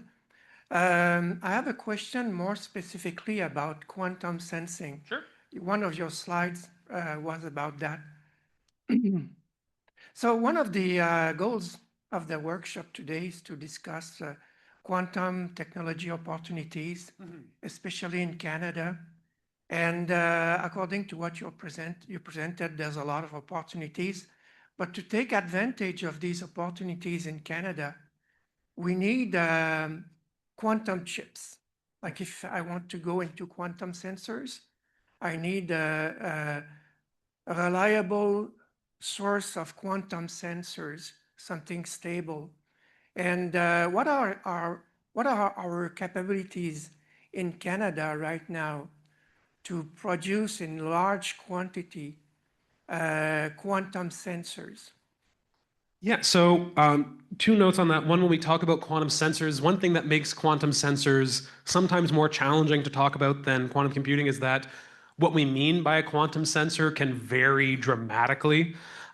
These quantum sensors, some of them are going to be built on photonic technologies, some of them built on superconducting technologies, some of them based on spin defect centers, and all of these are going to have very different applications, very different expertises that are needed, and very different fabrication requirements, whether we're thinking about them on the research scale or thinking about them on the more mass-produced scale. But in terms of what our capabilities are as Canada for doing these sorts of things, we do thankfully have a number of centers across the country that have the capability to develop these things, especially on the academic scale, although of course scaling that up to something that is, say, industry relevant, industry-wide is a challenge. I would point to, for example, the academic capabilities of spots like the Waterloo Quantum Nanofabrication Center, the Quantum Matter Institute at UBC, and when we start talking about expanding these into broader things, looking at places like C2MI in Sherbrooke, for example. So ecosystem-wise, I might pass some of that off to Martin in terms of exactly like how ready we are for that, what exactly is needed Canada-wide. From a research perspective, we're very, very well established in Canada to have those kind of tools and technologies. To make it market ready is, of course, another challenge.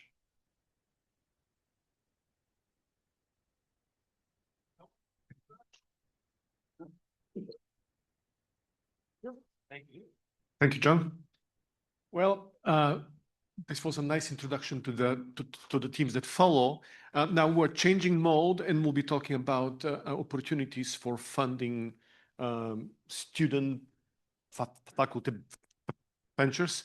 I'm glad we have William Savard here, who is the program director of the QV Studio.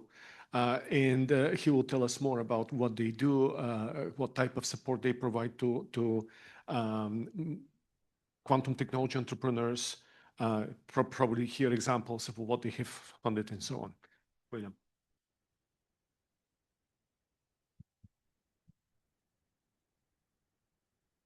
Great.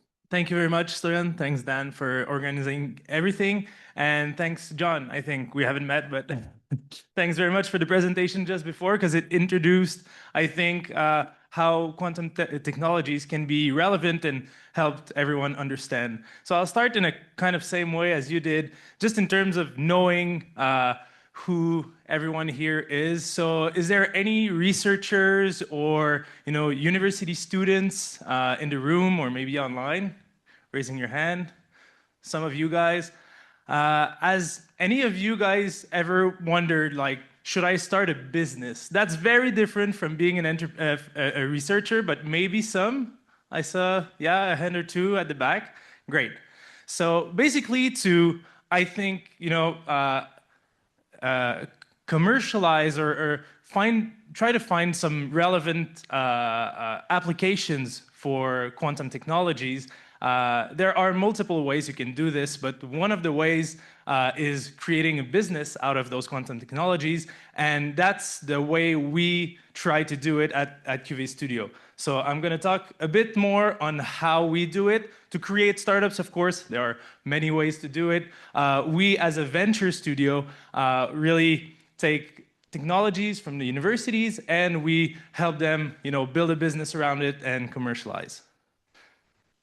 So overall, our mission is to create and de-risk high-potential startups that meet priority market needs and capitalize on the best quantum technologies in Canada. So we've been up and running for more than 2 years now. We're part of the Quantum Innovation Zone in Sherbrooke. We have a big ecosystem around us with the Institut Quantique at University of Sherbrooke up to the C2MI that John talked about, which is kind of an industry scale platform where we can develop technology to commercialize it. So where we position ourselves, first, we're a bit different from accelerators, incubators that you might see on the right side here. How do I point? This way, yeah. So just here, we come right after the different universities and tech transfer office, where we will help them, get the tech out of the universities and really go up to, pre-seed and seed, which are, for those who don't know, rounds of investment. Because as a venture studio, of course, we think that for deep tech quantum startups, the best way is to go through raise capital and develop the technology to really understand the market and commercialize the tech. So how do we do this? We have 2 ways of creating startups. The first is kind of the simplest one, the one everyone can think about rapidly, is what we call the tech push strategy, where we ask all the labs in quantum in Canada, basically, do you have any technology that can be used in the real world, that can have really good applications, that could be better than the state of the art in this industry?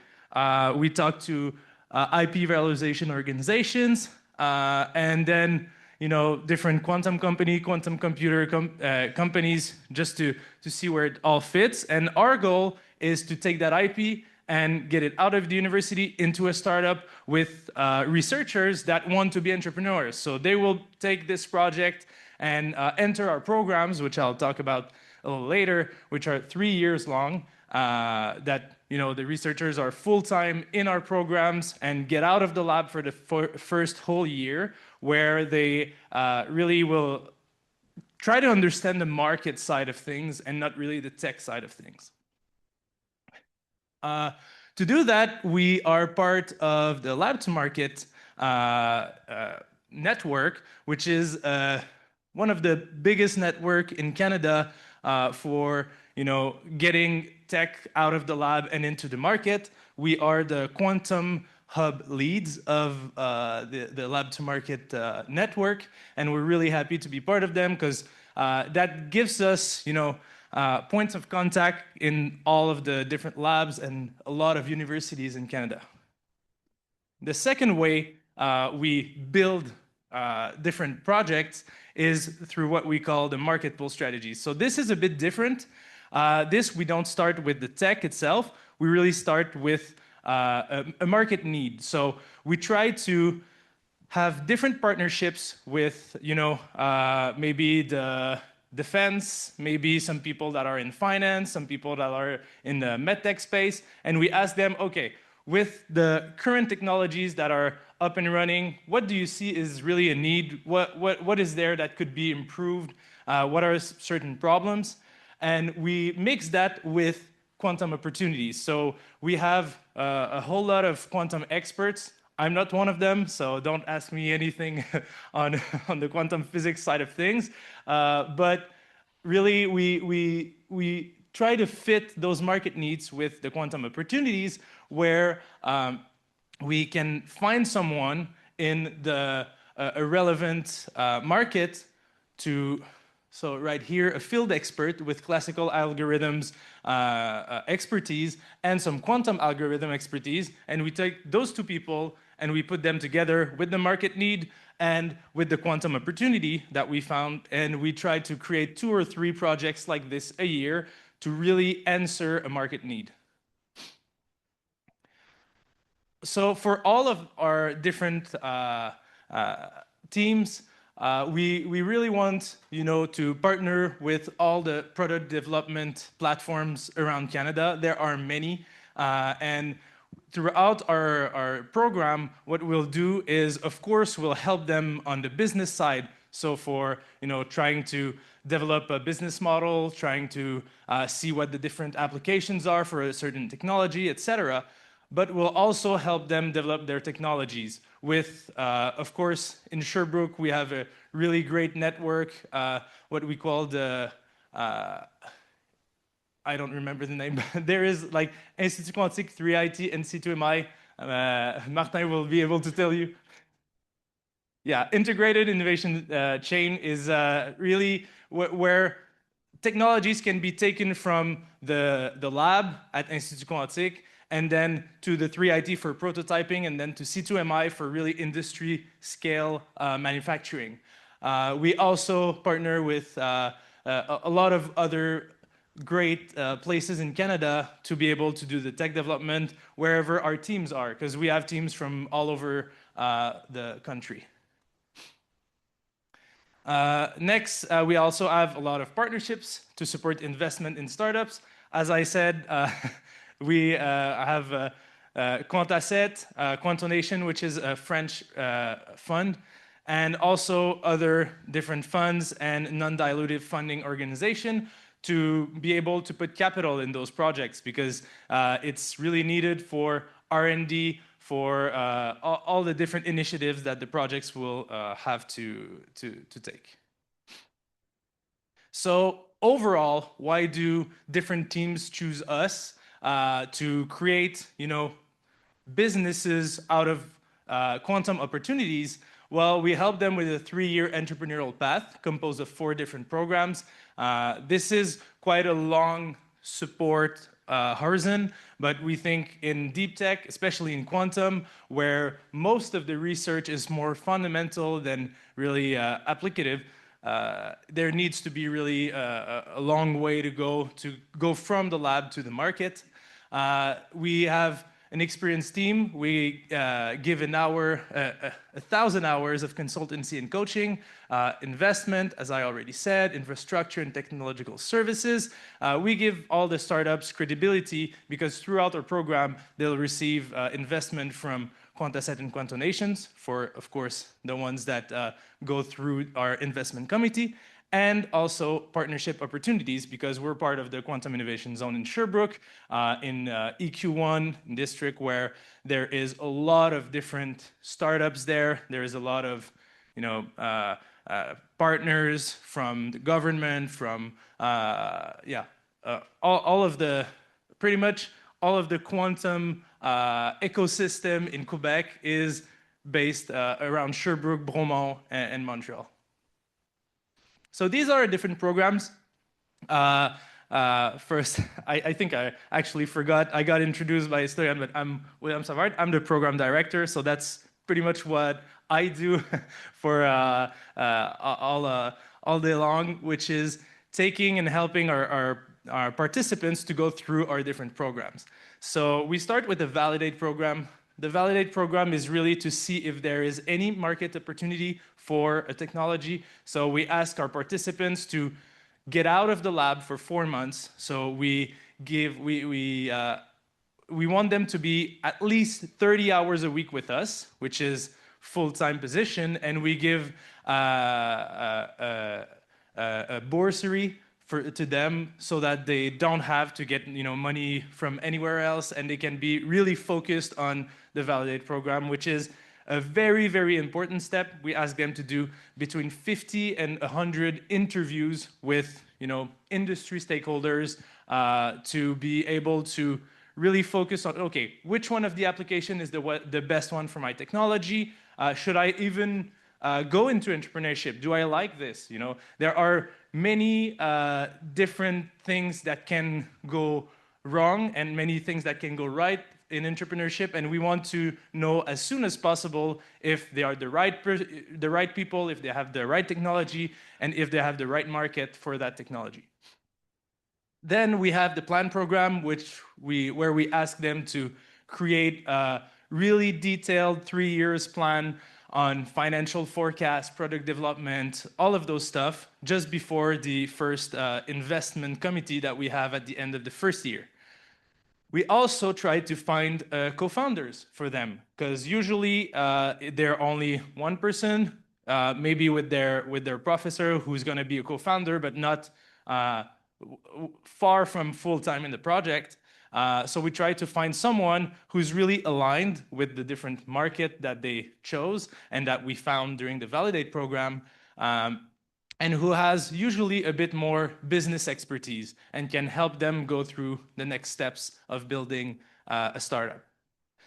After that, we have our investment committee here, where we first put some funds in the business so that they can really incorporate the business, pay for first employees, do their tech development. And what's really important for us is to leverage this money that we invest. So we try to get as much grants as possible with these funds, and usually it's leveraging the money 2 or 3 times higher than what we can invest for tech development, which is very important, and which is a part of what they're going to do for the next 2 years. So a part of the team, usually the one who started, who really understands the market now and really knows where the product should go, how the technology, the innovation should become a product. So they go back to the lab. They become usually the CTO, but they can also become a CEO sometimes. But usually they really want to develop their technology, and they have a clear goal in mind, which was the goal of the first year. So during the second year, they really start building the business, and what we want them to do is get a first contract with some industry partners that want to test their technology in their business to really validate that there is a market need. Next, during the launch program, which is the third year, and as I said, we're a bit more than 2 years old, so the third year is still being built.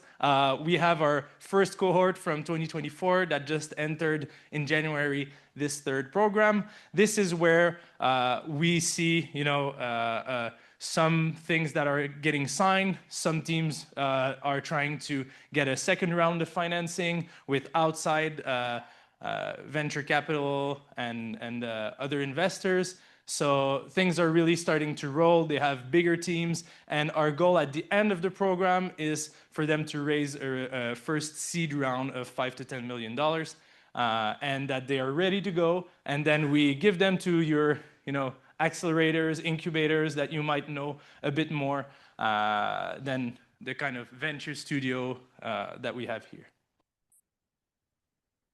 So just a bit of context of where we are. So in Sherbrooke, in the Quantum Innovation Zone, we have what we call District, which is the people who manage the entire zone, where we have a lot of different startups, as I said earlier. So we have Quantacet, Quantqubit, Pascal, which is a French startup who got installed into EQ1, which is the building itself, and they have their quantum computer manufacturing facilities in EQ1, which will be really their manufacturer for the whole North America.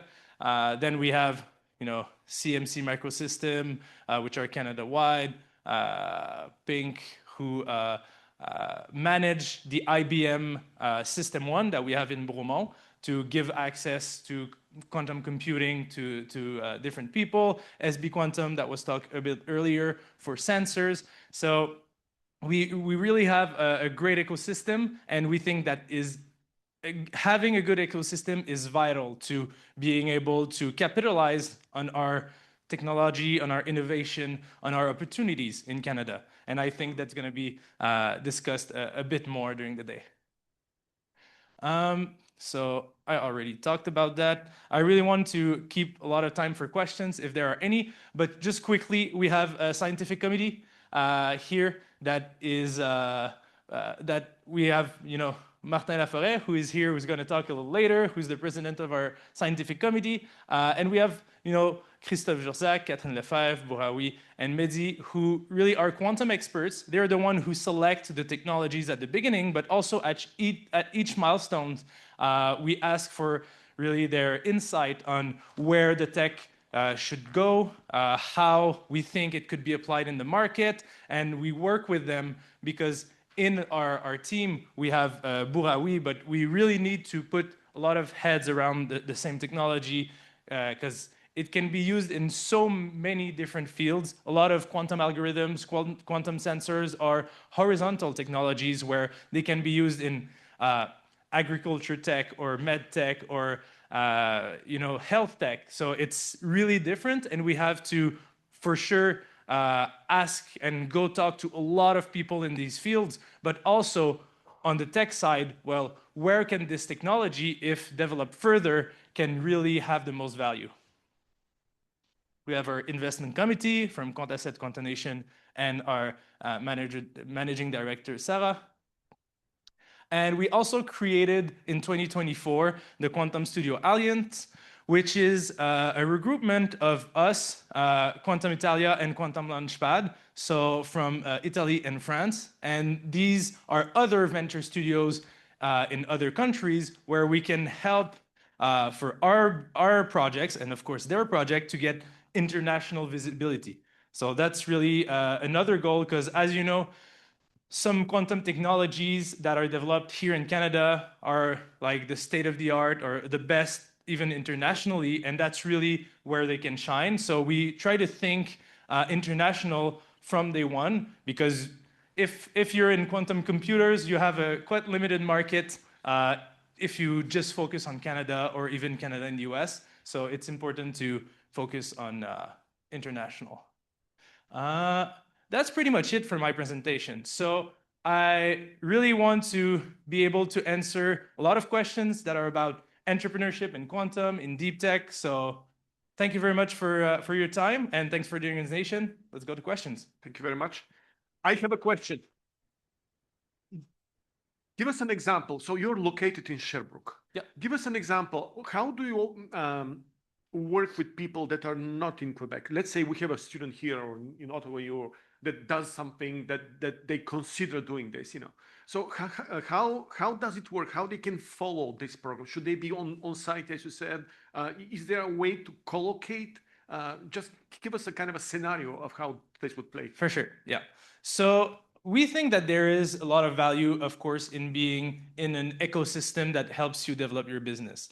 That being said, there are multiple ecosystems in Canada even that can help you. Of course, we think that in Sherbrooke, we have what it takes. But first, our first year of programs is entirely virtual, entirely online. So we have right now teams from BC, Calgary, and we try to manage, the 2-3 hours that there is between us in time. But the idea is more that we can deal with that for the first year entirely. For the second and the third year, we ask that there is at least one person that comes, once a month to our office where they can work, but also to the entire kind of building where there is the whole ecosystem. So the idea is that you can have an employee in Quebec, you can have a co-founder that is here. It doesn't have to be you specifically, because if you have your lab, let's say at QMI in UBC, well, the expertise is probably there. So we want you to stay at QMI to develop the tech and really have a good relationship with your lab throughout the program to be able to develop the best tech possible. So we won't ask the entire thing to come to Quebec. That's not the goal. But on the other end, we still need to have someone who comes and someone who is in Quebec with us to be able to get all the value possible from the ecosystem that we have. Any other questions?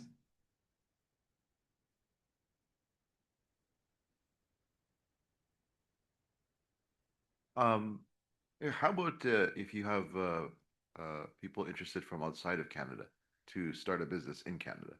How does that work, and have you had that experience before? We've had that experience. If it's really people completely from outside Canada, because we're financed by the government of Quebec, and we're trying to get money from the government of Canada. It's all like in Canada and in Quebec. So we have one team right now who have one co-founder in Germany and one co-founder here in Montreal, and that can work if the business is incorporated in Quebec. But if it's really to be incorporated in Germany, let's say, and two people from Germany, that can't work for the QV studio. Of course, we're trying to get more and more venture studio in our venture alliance so we can really collaborate with them and help them. Last year in November 2025, we had the French cohort from Quantum Launchpad who came to pitch their project in Sherbrooke. So that was very, very fun. So we tried to collaborate with them, but unfortunately they couldn't do the entire program at QV Studio. Hi, just a question about scope. So do you also work with quantum communications projects or quantum sensing projects, or is it quantum computers specifically? Thank you. No, so it's pretty much all of quantum, and I forgot to mention this. So we have teams in quantum communication, quantum sensing, quantum algorithms, quantum computing. We even can go as far as to have other deep tech, but that can be really used for to develop the quantum vertical itself. So it's pretty large. So if you're not sure if it can work, you can just come and speak to us, and of course we'll be happy to speak. Yes. Just wondering, how efficient are the pathways you currently have with universities, and is there any improvement there, or what would you be asking from universities to help out with those pathways to QV Studio? So that's a good question. I think right now we have really good partnerships and really good collaborations with a lot of universities, some more than others, for sure. Of course, in Sherbrooke, we're 15 minutes walk. But if we talk with UBC or UCalgary, University of Toronto, we have some teams from there, and we get introduced. But it's usually through right now there's Quantum Days in Victoria, and 3 people of our small team of 5 is there to meet with researchers, to meet with people from universities, because we still have to do a lot of kind of getting them to know us. So we would, of course, like for the universities to be able to introduce, if entrepreneurship is a path that you want to take or you might consider, I think it can be really interesting to come and talk to us. Yes, another question at the back. Yes, so we 5 years ago we talked to Quantum Nation, we talked to Martin, I said, all these folks. We weren't successful in getting investment. We also deployed our technology in Sherbrooke with IBMQ. So now we're a bit more later stage. So I have a question now is for companies that are a bit more later stage, does it still apply? And my second question is, do you work with public companies?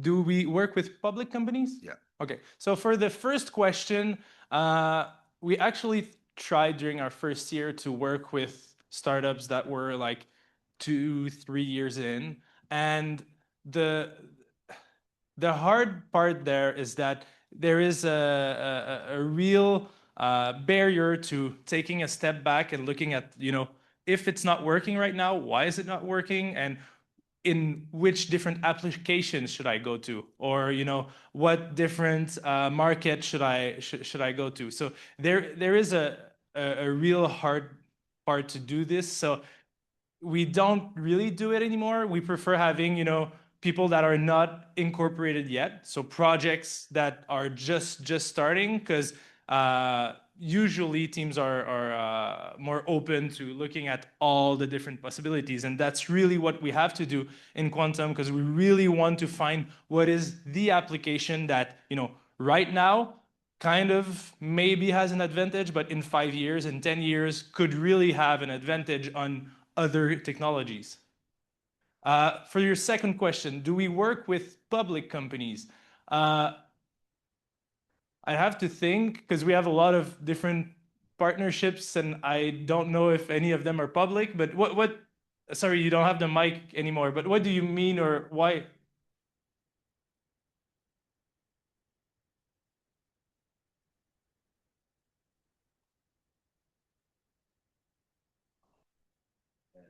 To work with these other startups to help with the other kind of upcoming startups. So if we weren't applicable in the early days, at this pre-seed or seed level, and that, but we're still around, and now we're at a later stage, and we want to get involved more with the ecosystem. Does it still open up? That's kind of my question. Yeah. So our ecosystem involves some bigger companies, like in Sherbrooke, in the Quantum Innovation Zone, we have Pascal, who just raised hundreds of millions, and bigger companies. But I don't know if we have like any public companies. Of course, there are many stakeholders that we refer to and that we work with, and maybe I might not be the right person to ask, because we really focus on startups and earlier. But Martin might have someone for you. I see him looking at me, so. Well, for me, people that want to partner, and the important thing is one of those people that bring value to the ecosystem. They're just not coming here to suck things out. So IBM is there. Yep. Now there's a few others that is being in talk. So yeah, so very, very much.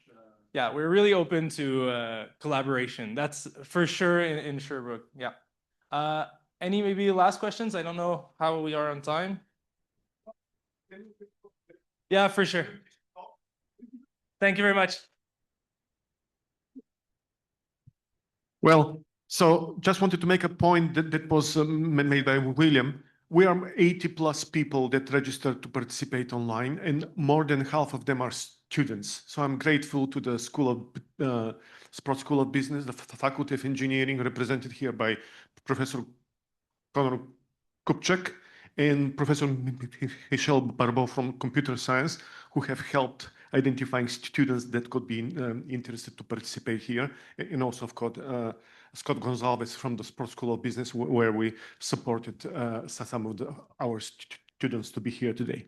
And another demonstration of Carleton's kind of interest in this particular team is David Hudson, who is the manager of the Nicol Internships and New Venture Program. All right. Yeah, we're here today in the Nicol building.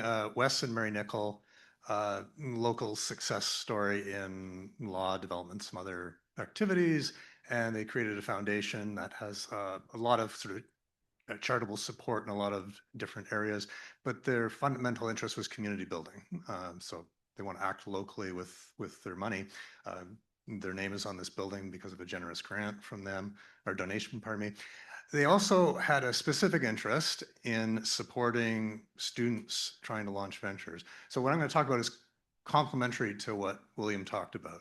But the Nicol family, their vision is busy doing their student stuff, but also they've got something cooking along the side where a little bit of, let's call it low overhead money would help.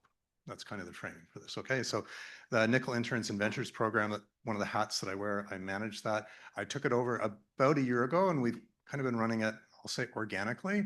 We're going to launch it a little bit more visibly, actually in about a month or so, but Stoyan asked me to let you know about this because who knows, right? So I'm talking specifically to students or profs who have students that seem to be trying to get a venture off the ground. Okay, so this program is Carleton-wide. It's available to students in all faculties and at all degree levels, but it is money for students. Okay, so I can't do anything for you once you've graduated, but while you're here, I can help. Strategic enablement pays for 2-term internships. We award grants of $8,000. So not the kind of money that William was talking about, but it's a grant, no equity involved or anything like that. And we're looking for serious entrepreneurs, but I would suggest to you what we offer is very low overhead money for the students. And we're focused on acceleration. Specifically, I can't pay for research, but I can pay for something. I often use the word prototype, and I mean that in the broadest sense of the word, or early offer where there's an engagement with the customer. That's kind of the sweet spot for the grants that we give out. Okay.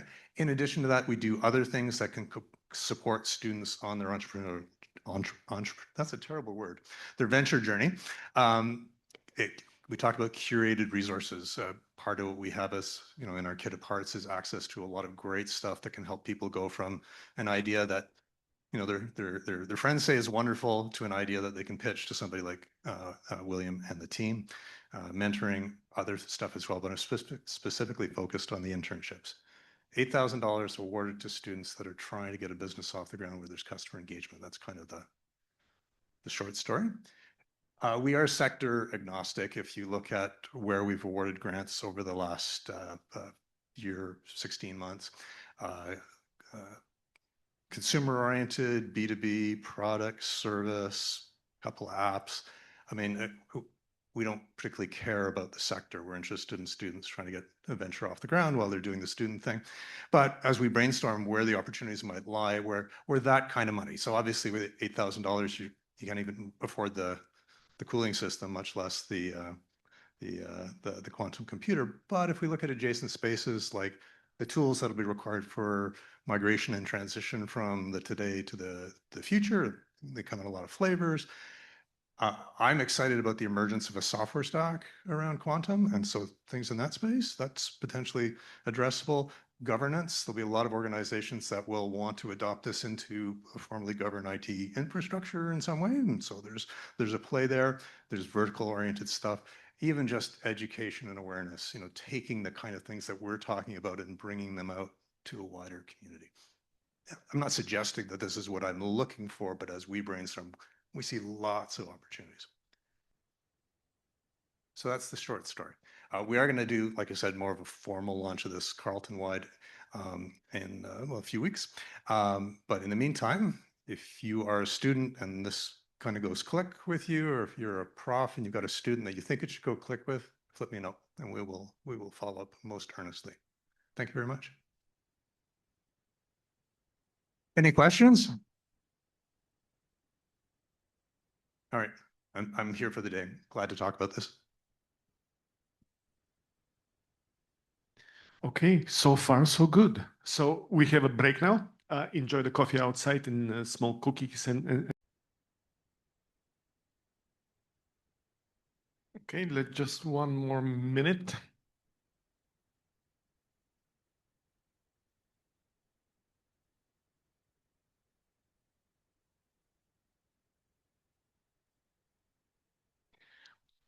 Okay, let's start.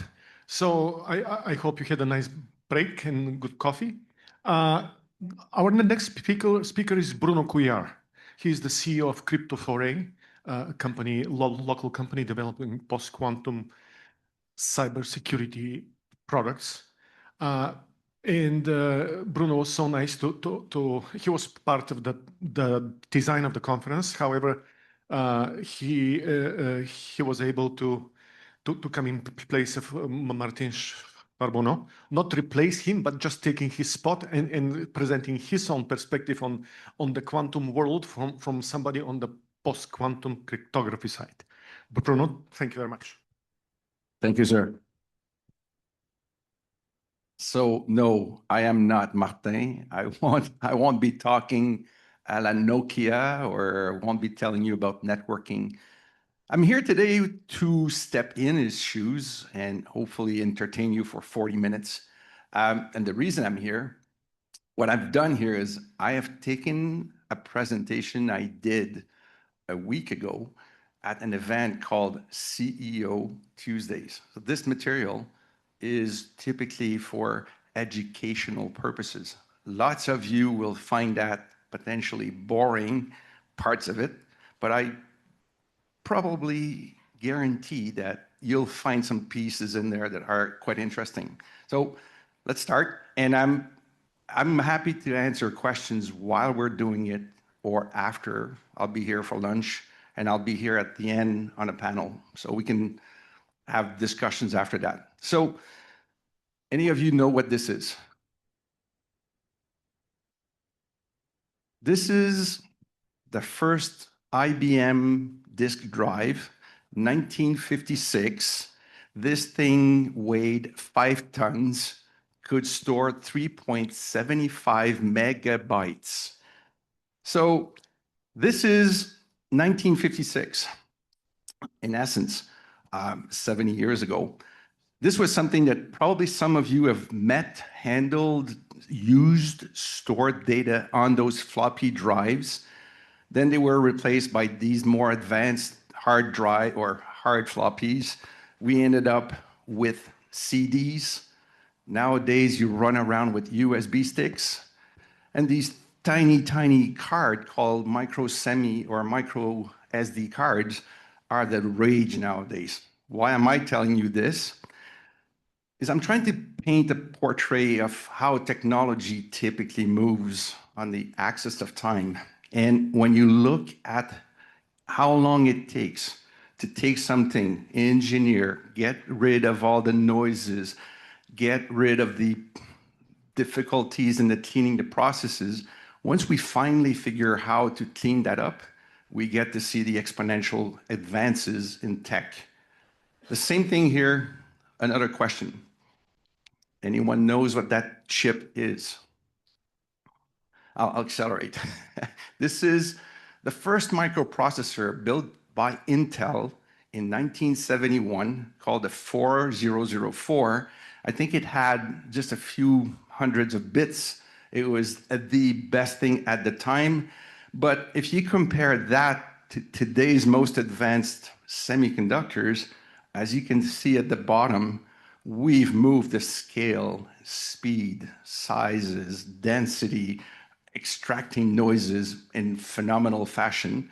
And if you map all of the in-between steps, you again get to face that same curve. Now, why am I bringing you into this mindset? It has nothing to do with quantum. I want to do one thing, is before we talk about quantum, is to put your brains, set your brain in a mode of thinking that I'd refer to as an exponential growth. How do you map the future? How do you guess when the future happens? You could sit there today and you could say, 10 years ago, I was at that spot. Today I'm here, draw a line, and in 5 years, I'll be somewhere else on the curve of acceleration. That's one way of thinking. You could take a spot that's a bit closer to you, take the 2 points, and you can see the curve now seems to have a bit of a steeper angle. But chances are, in both cases, you're missing the point. It's exponential. Chances are what you're thinking is the future, you're missing it by orders of magnitude. This is just the reality of just about anything we do in technology. And why is this important? Well, we're all sitting here, all thinking, talking, discussing what quantum is all about, debating at times whether it's going to happen or not. You hear lots of things. Well, the reality of the world is it's moving at super high speed, but you're just not seeing it initially. Eventually, it just goes, it's in your face all the time. Think last few years, think of your AI experience. 5 years ago, AI was a thing. Today, it's everywhere. We all are worried about being replaced by AI tools that are going to replace our jobs. So we're here to talk about quantum. Lots of you are experts, but don't think of you as the expert, but think of a person you're trying to educate, a CEO that has never been involved with quantum. So that's this material. Quantum, typically, you'll hear the kinds of concepts like superposition. So what is this? Well, it's this idea that you hear, the Schrodinger's cat, it could be both dead or alive, or sleeping or alive. And there's a trick there. You can think of the story behind that idea. Okay, cool. That's interesting. You could also think of the concept of qubit. You probably have heard. Now, the best way I think you can think of a qubit and why it's so powerful is as follows. If you have a bunch of coins in your pocket, they have head and tail, and you have, say, 5. With 5 coins, head and tail, I can represent 2 to the 5 possibilities. So a total of 32 possible outcomes. 5 coins, 32 outcomes. If instead of coins, I use dice, 6 faces. With 2 dice, I'm able to represent 36 potential outcomes. So right there, I went from 5 things to get to 32, down to 2 things to get to 36. The quantum concept of superposition allows this concept of a qubit to be an infinite number of possibility all at once. Until you look at what it is, this concept of superposition allows these qubits to have all the possible values. So when you're using those ingredients in your calculation, you get this massive acceleration of computing a whole lot of variety of things without having to go 1 at a time, 2 at a time, and so on. So this is probably one of these really cool aspects of quantum mechanics. Another thing you'll hear a lot about is this notion of entanglement. And entanglement is this idea that if you take 2 particles, you swirl them together, they get to have this shared state. And I can take one of the 2 particles, drop it at the end of the universe, and if I do anything to the particle I've got in my hands, that over there gets to be swapped at the exact same moment, same instant. Einstein used to refer to this as this spooky action at a distance. This idea of quantum mechanics is not something we've ever seen in the world, a physical world. This is a really potent idea that if we know how to exploit it, we can do some phenomenal capabilities with it. Another thing that you'll find, this can be used to help your synchronization of clocks, navigation, long-distance secure communication. There's a plethora of possibilities when you master these techniques about the quantum mechanics. Another thing that you'll hear sometimes on quantum mechanics is the notion of, if I end up with the particles in my hand, I cannot clone it. I can entangle 2 particles. They'll eventually share the same state, but I cannot take this and copy it. It's just impossible. So the no cloning principle comes into being a useful principle in many techniques we're designing with these techniques. The last one, I'll just throw teleportation. You may have heard of that.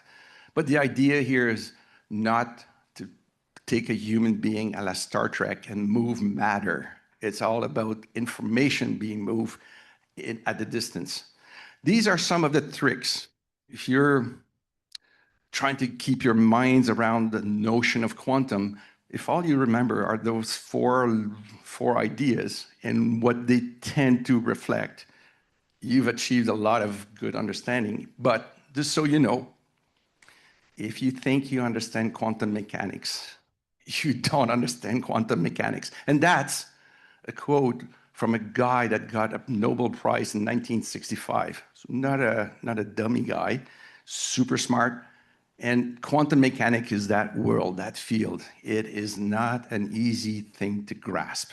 things happen in the quantum space that are hard to map to a physical environment. And that's ultimately all I'm going to do in the quantum education part of my talk here. If you're sitting here and you're potentially trying to think of, okay, where are we at? Where can I find out more? I'd recommend the Canadian National Quantum Strategy is a document. It's been published now for 4 years. Probably puts you into a zone of thinking, gives you some high-level concepts, that talk about computers, quantum software, quantum communication, sensors, and materials. And if you want to know how the quantum bubble is divided by most people, that's probably the division that you will find fairly accurate. Now, I've basically took some pictures of some examples of certain technologies that fit some of these buckets. When you talk about quantum computers, usually you'd find different technologies, different techniques to master the idea of capturing the state of a particle, maintaining it in a state that's not going to go wacky on you, so you can have some ability to use it as a compute element, a qubit. And there are different techniques being currently investigated.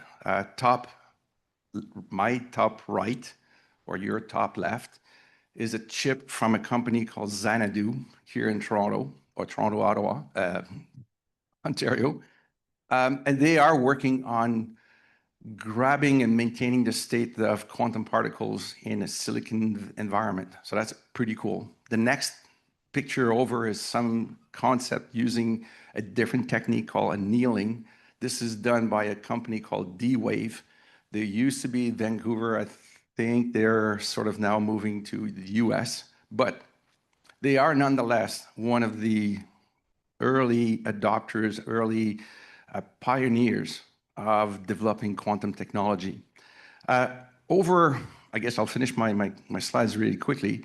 Over to your right is a quantum computer from a company in Montreal, Anion, and they are baiting the entire system in minus almost zero absolute, minus 272 degree Kelvin or Celsius. And they're basically trying to maintain the status and the state of those particles in as stable as they can. You have Microsoft that has designed something, the Majorca chips. You heard quite a bit about that last fall. And the final one is the Google chip that is now being worked on.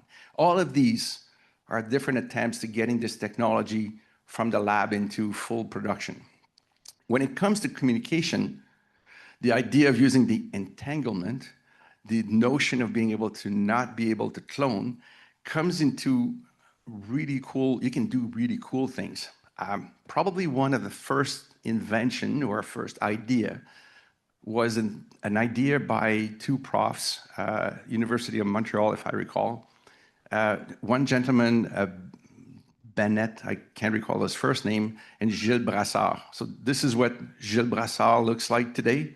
You might, if you ever see this gentleman, he's an inventor of a really cool thing called quantum key distribution. And he still teaches. This was in Quebec a few months ago. And he's pretty cool to talk to, so a fun guy to be with. But the idea here is that you can use this notion of entanglement and no cloning to transport information, to be able to take key material from here to move it somewhere else. And it's all about securely communicating between using the quantum mechanical concepts to securely connect two devices. In our crypto world, there tend to be an Alice and a Bob all wanting to talk. And there's always a bad person called Eve. So if your name is Eve, I'm sorry. That's not you. It's just, it seems to be a historical thing.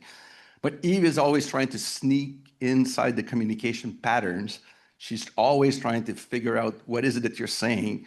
She wants to know. She's really curious. So Alice, Bob are trying to connect keep it secure, and quantum mechanics can allow that to happen in certain circumstances, like quantum key distribution. This one is a pretty small picture, but the idea is using quantum technology for sensing sensors. As the state of quantum is so precise, we can use it to do different things in the world of sensors. So the first on your left is the idea of being able to send signals, capture signals through very large bodies, like for example, the ocean. And you can now use quantum techniques in the sensors to communicate to your submarines or actually see the fact that there are submarines. So if you're in the military and you're trying to keep an eye on what's going on, that's a fairly cool idea. Use quantum sensors to help enhance your visibility on what's going on.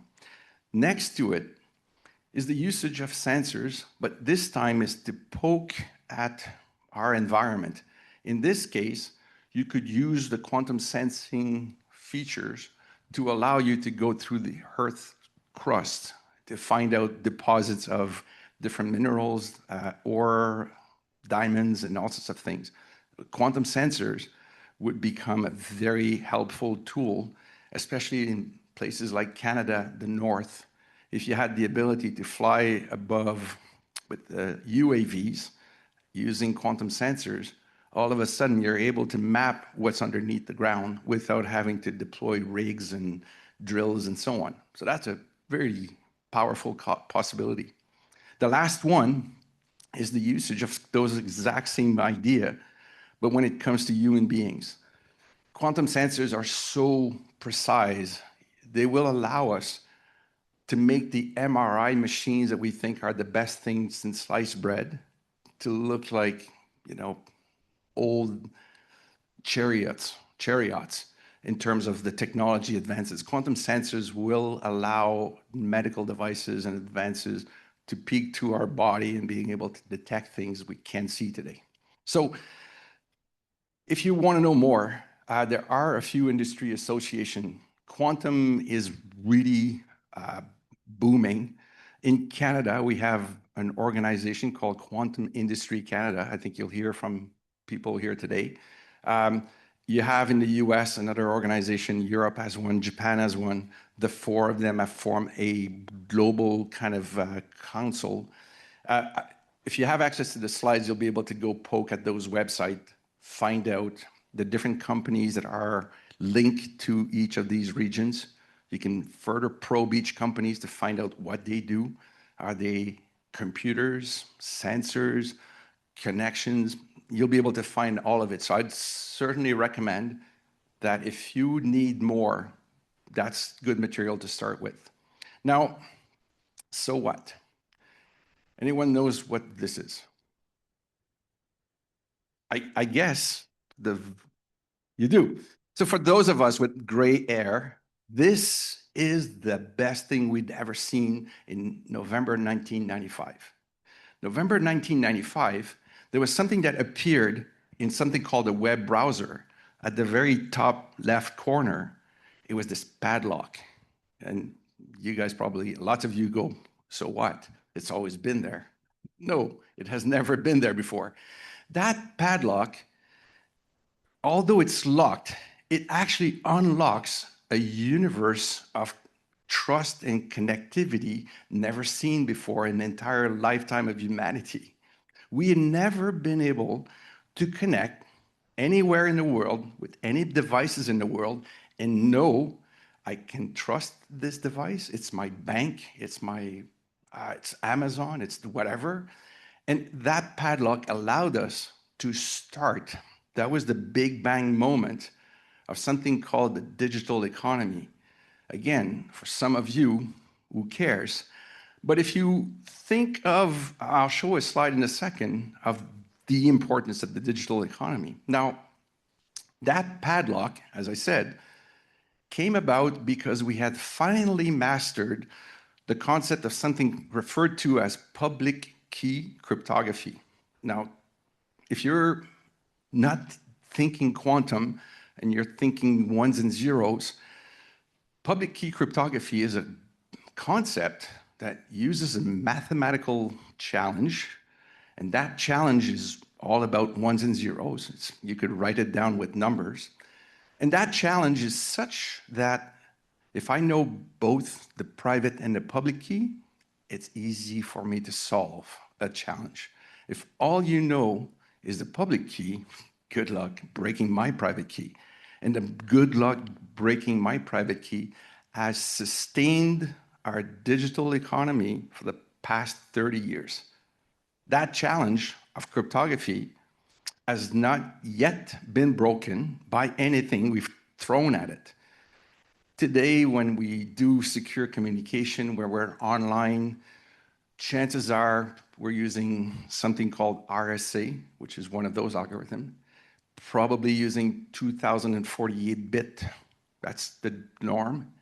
If you have the most advanced supercomputer on the planet, that machine would probably have to work thousands, if not tens of thousands of years to break RSA. So that's how decent a challenge it is.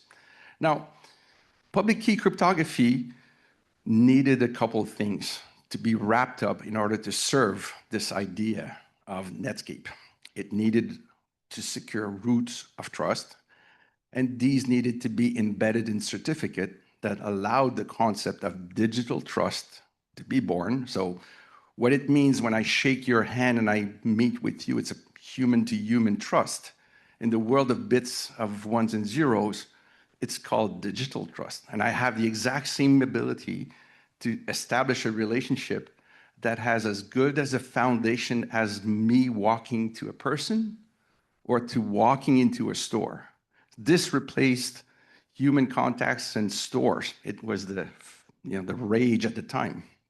Now, with trust, you can build identities, you can have passports, you can have certificates, and those identities allow you to ultimately create this concept of the digital economy. Now, if you map the acceleration of the economy, the size, the growth, the scale, the speed of how things have changed since 1995, you see that there's this massive acceleration of starting from nothing to being today a massive amount. Pretty much today, people are estimating that between 40 to 50% of the global economy is due to the digital economy. And you can see here a few of those. The shape of the curve has been affected by the dot-com era, the cloud computing, smart everything. Now we're into the AI and on and on and on. It's going to keep going and it's going to keep growing if we maintain it to be secure. The size of the global economy today, $117 trillion, last time I checked. This is 2025, I think. The amount of that is caused due to digital, the ones and zeros and the trust and the identity. Again, we're starting with that foundation. It's the same exact foundation today as what we've built 30 years ago. 30 or 40 to 50% of that size is due to those foundations being solid and secure and trusted. Now, this thing shows up. This quantum computer is a new trick. It didn't exist before.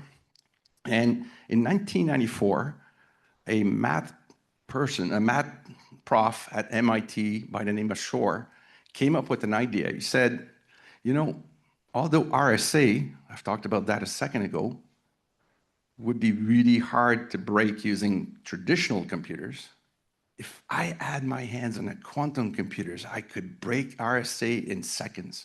And everyone went, huh, and moved on. Because quantum computers were as bizarre a thing back in 1994 as they are today. They just doesn't make sense. So we moved on, we built the digital economy, we kept on moving. But now, quantum computers are becoming more and more of a potential reality. And now we're starting to pay attention. And in fact, not just starting, we're starting to go, that thing, that RSA foundation is now at risk. This entire stack of the digital economy, the world that we live in, is at risk because the foundations of it is about to be cracked. And this is why when you think of these machines and you look at the different ways you can deploy them and use them, you have a different equation now. You have to be rethinking how you build and secure identity and trust and so on.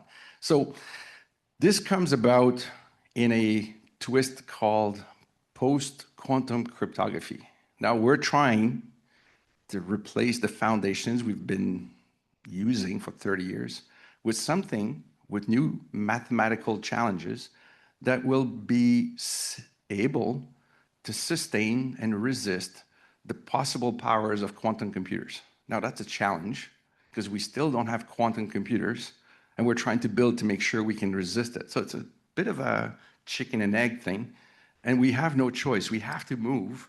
So NIST started in 2016, 10 years ago, and they launched a global challenge.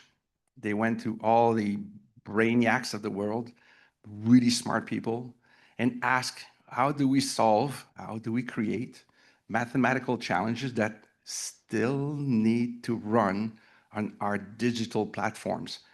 I need something that runs on my laptop, on my smart card, on my cell phone, in my watch, in everything we've designed. I'm not going to replace it all. So it needs to use ones and zeros.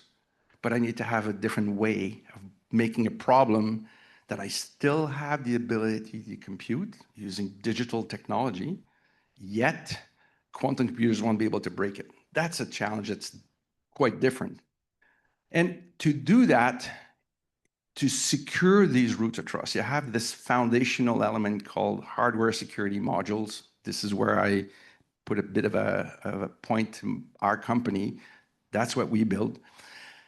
And the funny thing, or not the funny thing, is that quantum computers today, if they show up and we have not yet fixed those foundations in the stack, as pretty much a guarantee to break all of these bottom layers. In essence, all your protocols, all of your technology at the very, very foundations, your firmware updates, your banking accounts, blah, blah, blah, blah. All of it is built and uses today the classic cryptography. So we need, in essence, think of it as you take a school of that size, lift it up, go to the basement, completely remove and change the foundations, put it back down, make sure it still works while you're doing it and after you've done it, without affecting the stability of the building. And that's the kind of challenge that going from classic to post-quantum is basically about. You need to replace foundational machines and material and protocols while everything is being used, while everything is running. And that's not an easy thing to do. So one element of this entire challenge are some machines called HSM, hardware security modules. You see here a picture of what we design, what we sell at Crypto Foray. I'm not going to sell you anything here today. Just wanted to show you they exist, they work, they are deployed, they operate. But what I wanted to do was finish my spiel here quickly to, in essence, bring you back to this idea. So what? We're talking about this quantum stuff, may never happen. If you recall, I started with these kinds of slides here. These are two slides. This one was published by IBM on their roadmap to how many qubits they're planning on packing. So remember, the qubit is this notion of an element of compute that is at the core of a quantum computer. So the more qubit you can harness, the more qubit you can work with, the more powerful your quantum computer becomes. So IBM has been mapping how many qubits they're able to put together and manage. And if you see their map, you probably remember, you probably start to see the curve here. There's an exponential start to acceleration. I'm not sure when it's going to hit the magical number, but you can see the same way I can see it. Another thing that just a few weeks ago, Google published a slightly different, don't think of this one as it's a weirder variant of it. When you think of the algorithm that Shor, again, 1994, MIT prof, comes up with a great idea how to break classic crypto, he postulated the number of qubits. So how many qubits do I need?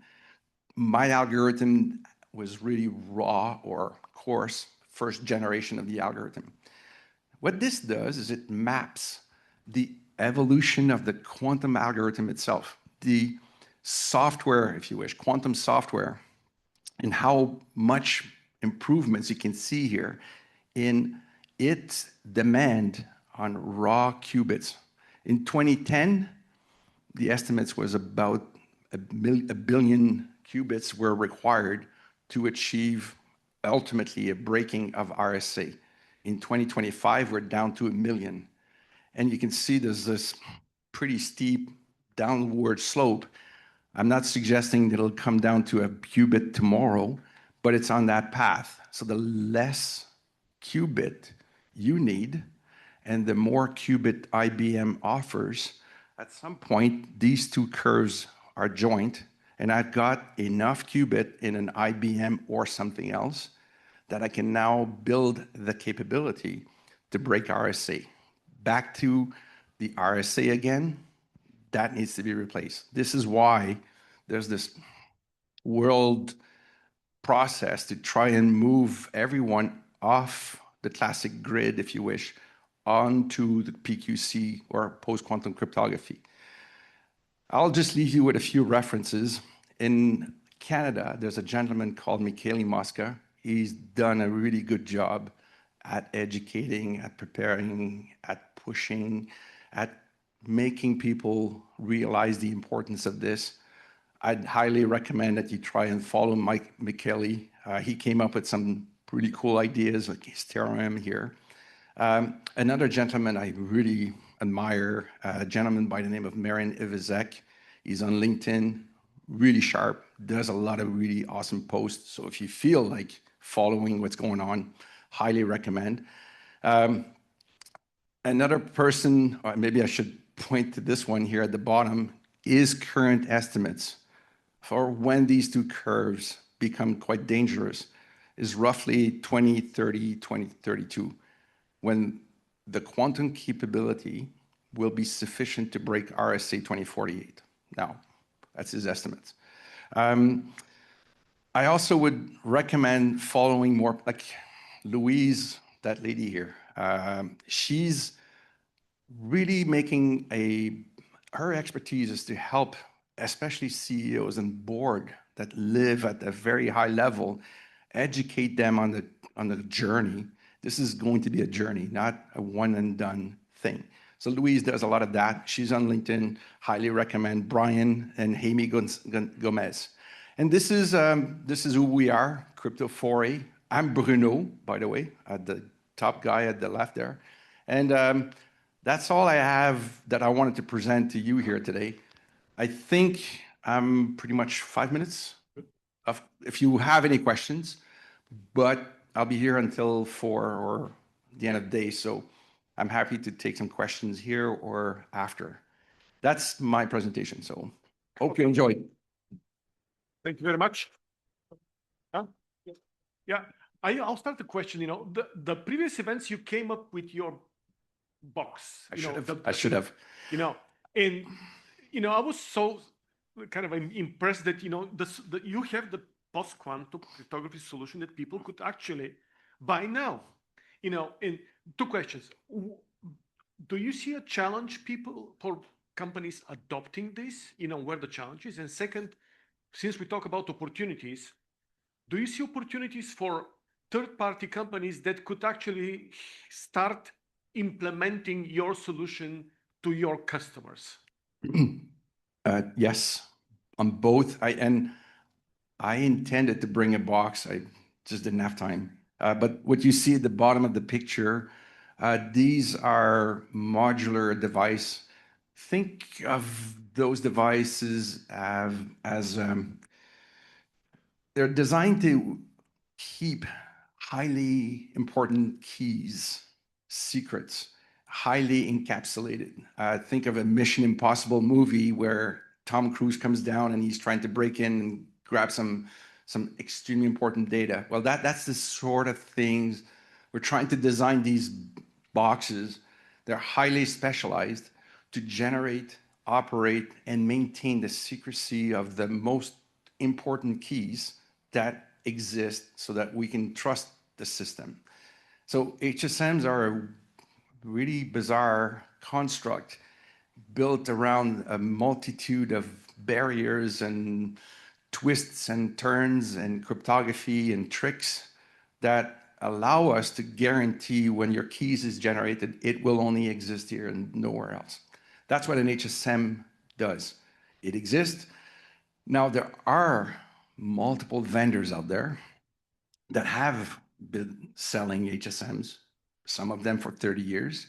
I know because I used to be in one of those companies.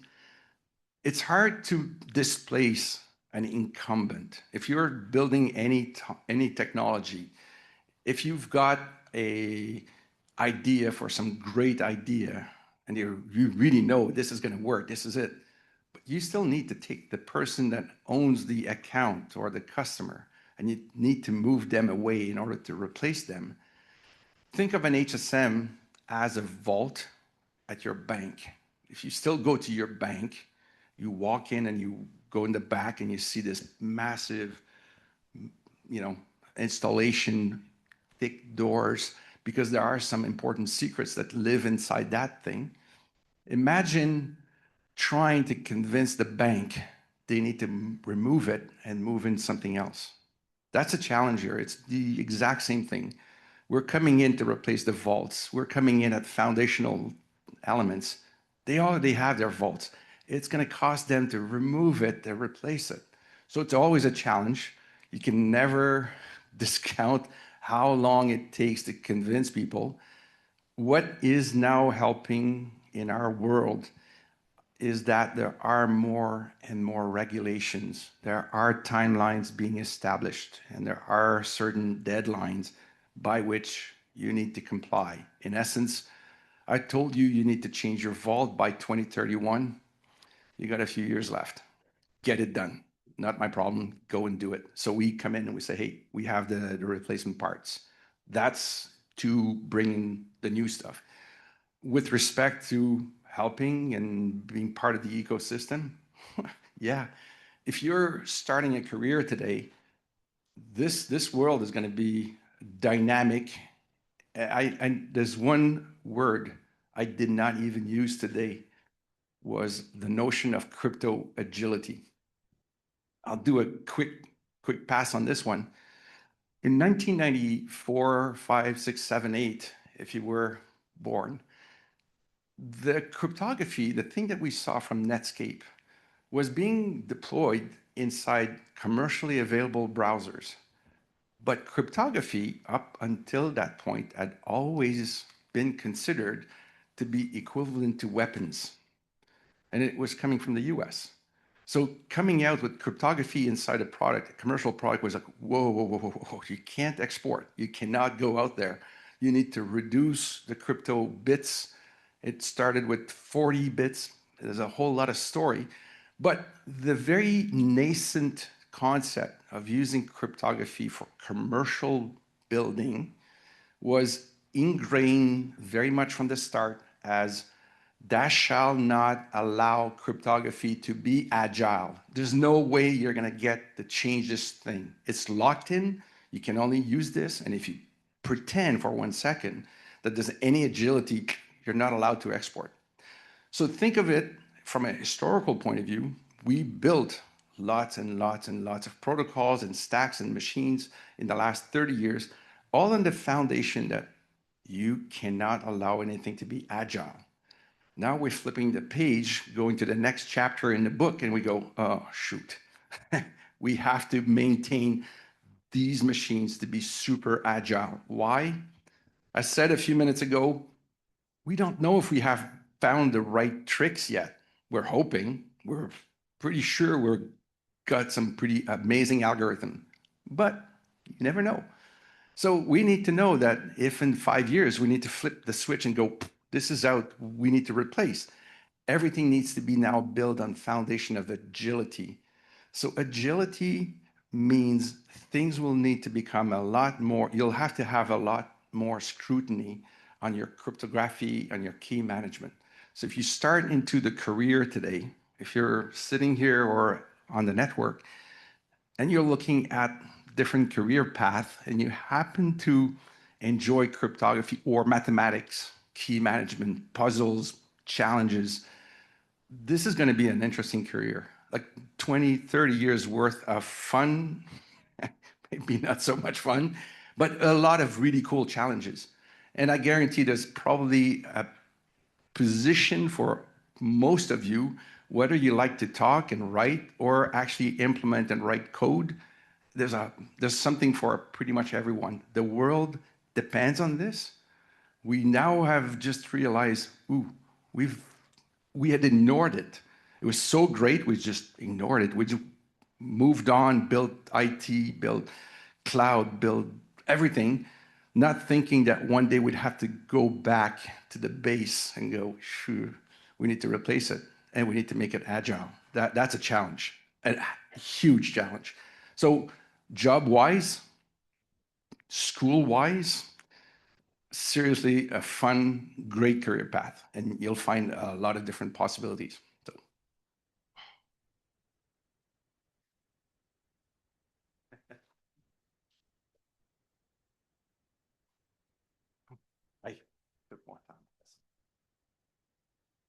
Thank you so much, Bruno. That was great. I'm curious. I don't mean to seem facetious or something like. Do these come with a guarantee or a warranty? What I mean is, we still don't know how a quantum computer is going to evolve, right? And if we're trying to sort of, it's almost like playing soccer, right? Which way is the person going to kick the ball so the goalie can jump in that direction? And sometimes you see them jump in the opposite direction where the ball goes. So this is there a mathematical guarantee? Is there something that is, from a post-quantum perspective, guaranteed mathematically, foundationally, to be able to avert a quantum computer's capability to do things? So how is that understood in the post-quantum world? The best I can do here, there are no guarantees. No one has stood up on any podium, NSA included, to say, this is solid, don't worry, trust it. No one has said that. Everyone so far has gone as far as they could, given knowledge of today, poking at, like it took NIST 10 years, like less than 10 years. They started in 2016, and they had a multitude of entrants. They refined it over multiple stages. By 2022, they had selected 4, plus a couple more for further design. They finally standardized by 2024. So the process involved some of the brightest minds on the planet in this math world. To them, it's pretty solid, but today it's solid. Do we know when it's going to be like in 5 years? No idea. That's why you will always have to make sure whatever you build better be crypto agile. If this is locked in and you have no ability to change it, don't buy. That's an absolute guarantee to fail. So crypto agility is you need to construct with crypto agility to start with. Then you put your algorithm that exists that we tend to feel are solid, and you're keeping an eye on what's going on. That's just to add one more point. I was talking about how we don't know how powerful a quantum computer can become, but we also don't know that how useless it could. We find that it's going to be maybe like a null result for quantum computing. What is the alternate life for post-quantum if you're making it around something that's just so questionable? People so far have picked algorithms that, if we can never, ever, ever get to a quantum computer strong enough, we still can live with the cryptography that's been developed here for that era. It is valid cryptography. It will do the job. It's a slightly different challenge, but it does the job. And if anything, it has brought in a much needed discipline of how do we design our systems to have appropriately sized, picked, chosen, protocol-wise order, the cryptography that we're using. Today, what we're facing is 30 years of spaghetti that we have to untangle, figure out how do I replace this strand with what?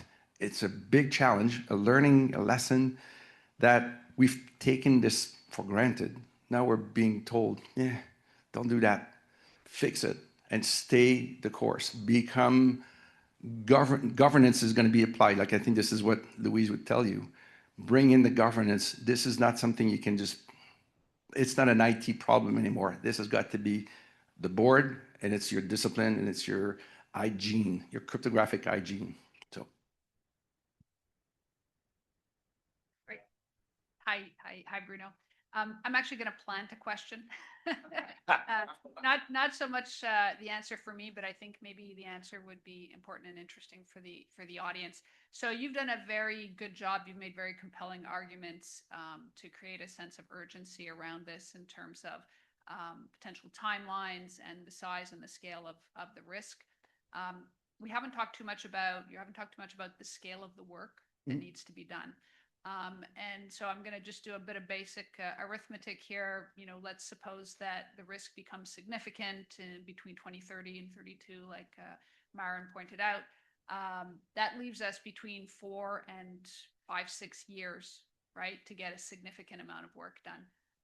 What are you seeing today in terms of the mobilization, the readiness of organizations to attack this problem?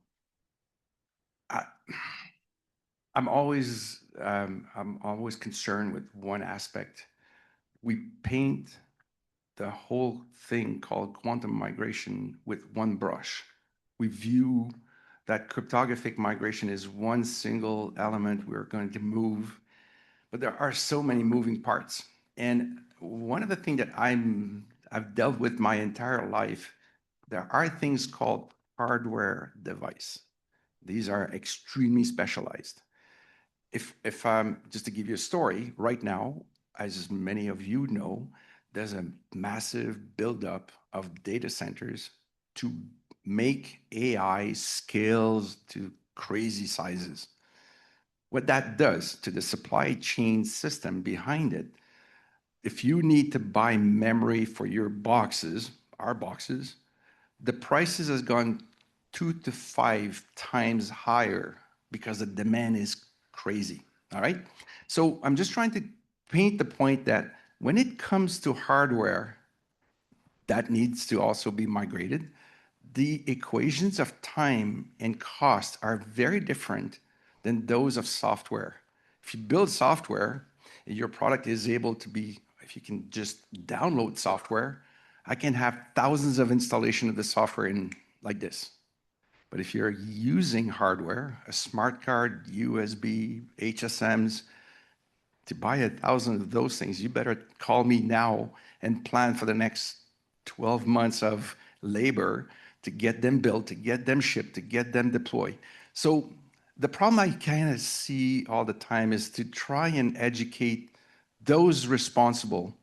If you happen to have some of the bits on that you're responsible for that are hard bits, like hardware-related locked-in things, you should have a tiger team. You should take that on the side and say, this needs to be moving at a different speed. We'll keep doing the work we need to do from a software, but the hardware is a very unique beast.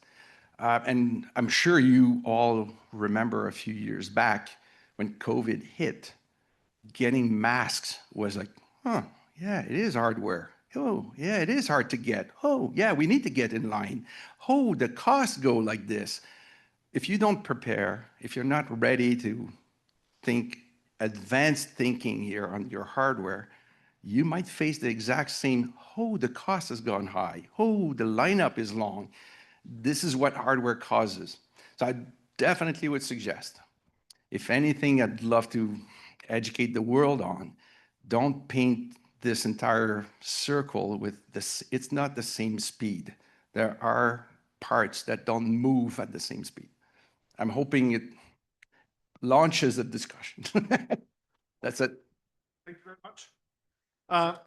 This was a nice discussion. We'll continue in the same vein, having Philippe Lafrance again now putting his second hat as one of the few standards experts in the quantum safe migration domain. Philippe, please. Okay, hello again, folks. Let's just get the range here one more time. Okay, so I introduced myself already. You know who I am. I'm Philippe Lafrance with QIC. So today I'm going to talk a little bit about how standards actually enable, facilitate the adoption of new technologies. And of course, we're going to be looking at this through a quantum and post-quantum cryptography lens. Now, there's going to be a bunch of examples. We're going to look concretely at some of this. But before I do that, I kind of want to set up some scaffolding, let's develop some tools. Let's do some frameworks. So we're going to talk about standards a little bit abstractly before we go into that. I don't understand why anyone, myself included, does a table of content in these talks. We're going to see it when we get to it. So let's move on. Okay, so part one. There's this wonderful irony in the world of standards, where a standard itself is this very precise, unambiguous document. There's only one way to understand it. But the world of standards is inherently nuanced. It's an artifact of being this global creature. So instead of giving you this technical definition of a standard and having to unpack it, I really want us to develop our intuition, because that's going to be a powerful tool for navigating this space. So intuitively, what is a standard? It's nothing more than a generally agreed upon way of doing something. There's a thing, it has to get done in some way. So the way that is generally agreed upon as the way to do it is the standard way. That's it.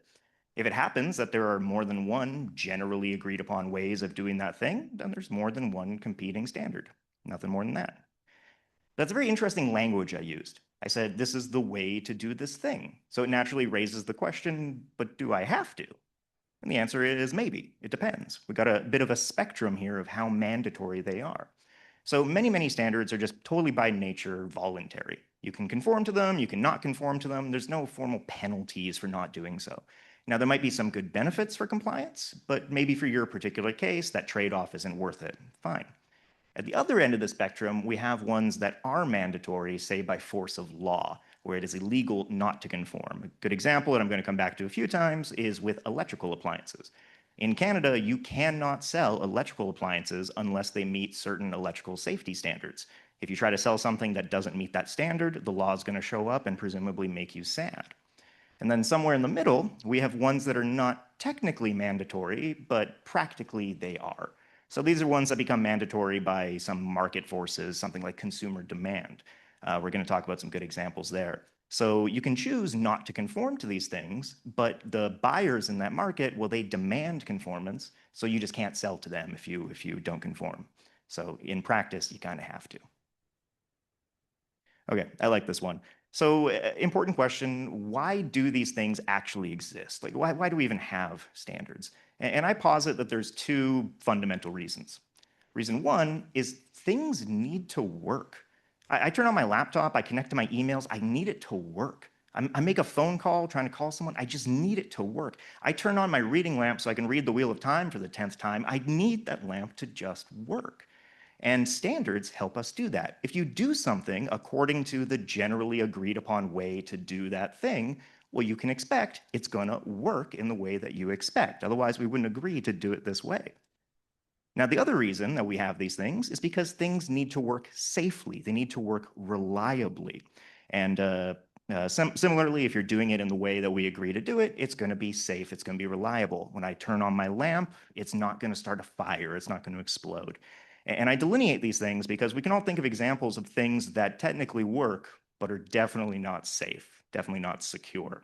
So it's good to have both of these things. Things need to work. They need to work safely. Okay, part two. So this is where we're really talking about how standards enable the scalability, the adoption of new technologies. It's this concept of interoperability.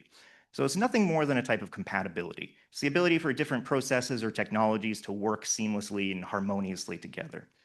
Now, we're talking about public key cryptography. The beauty, the power of public key cryptography is it enables two people who have never met each other before in their lives to establish an encrypted communication session between themselves so that no one except those two people can decrypt and understand that messaging.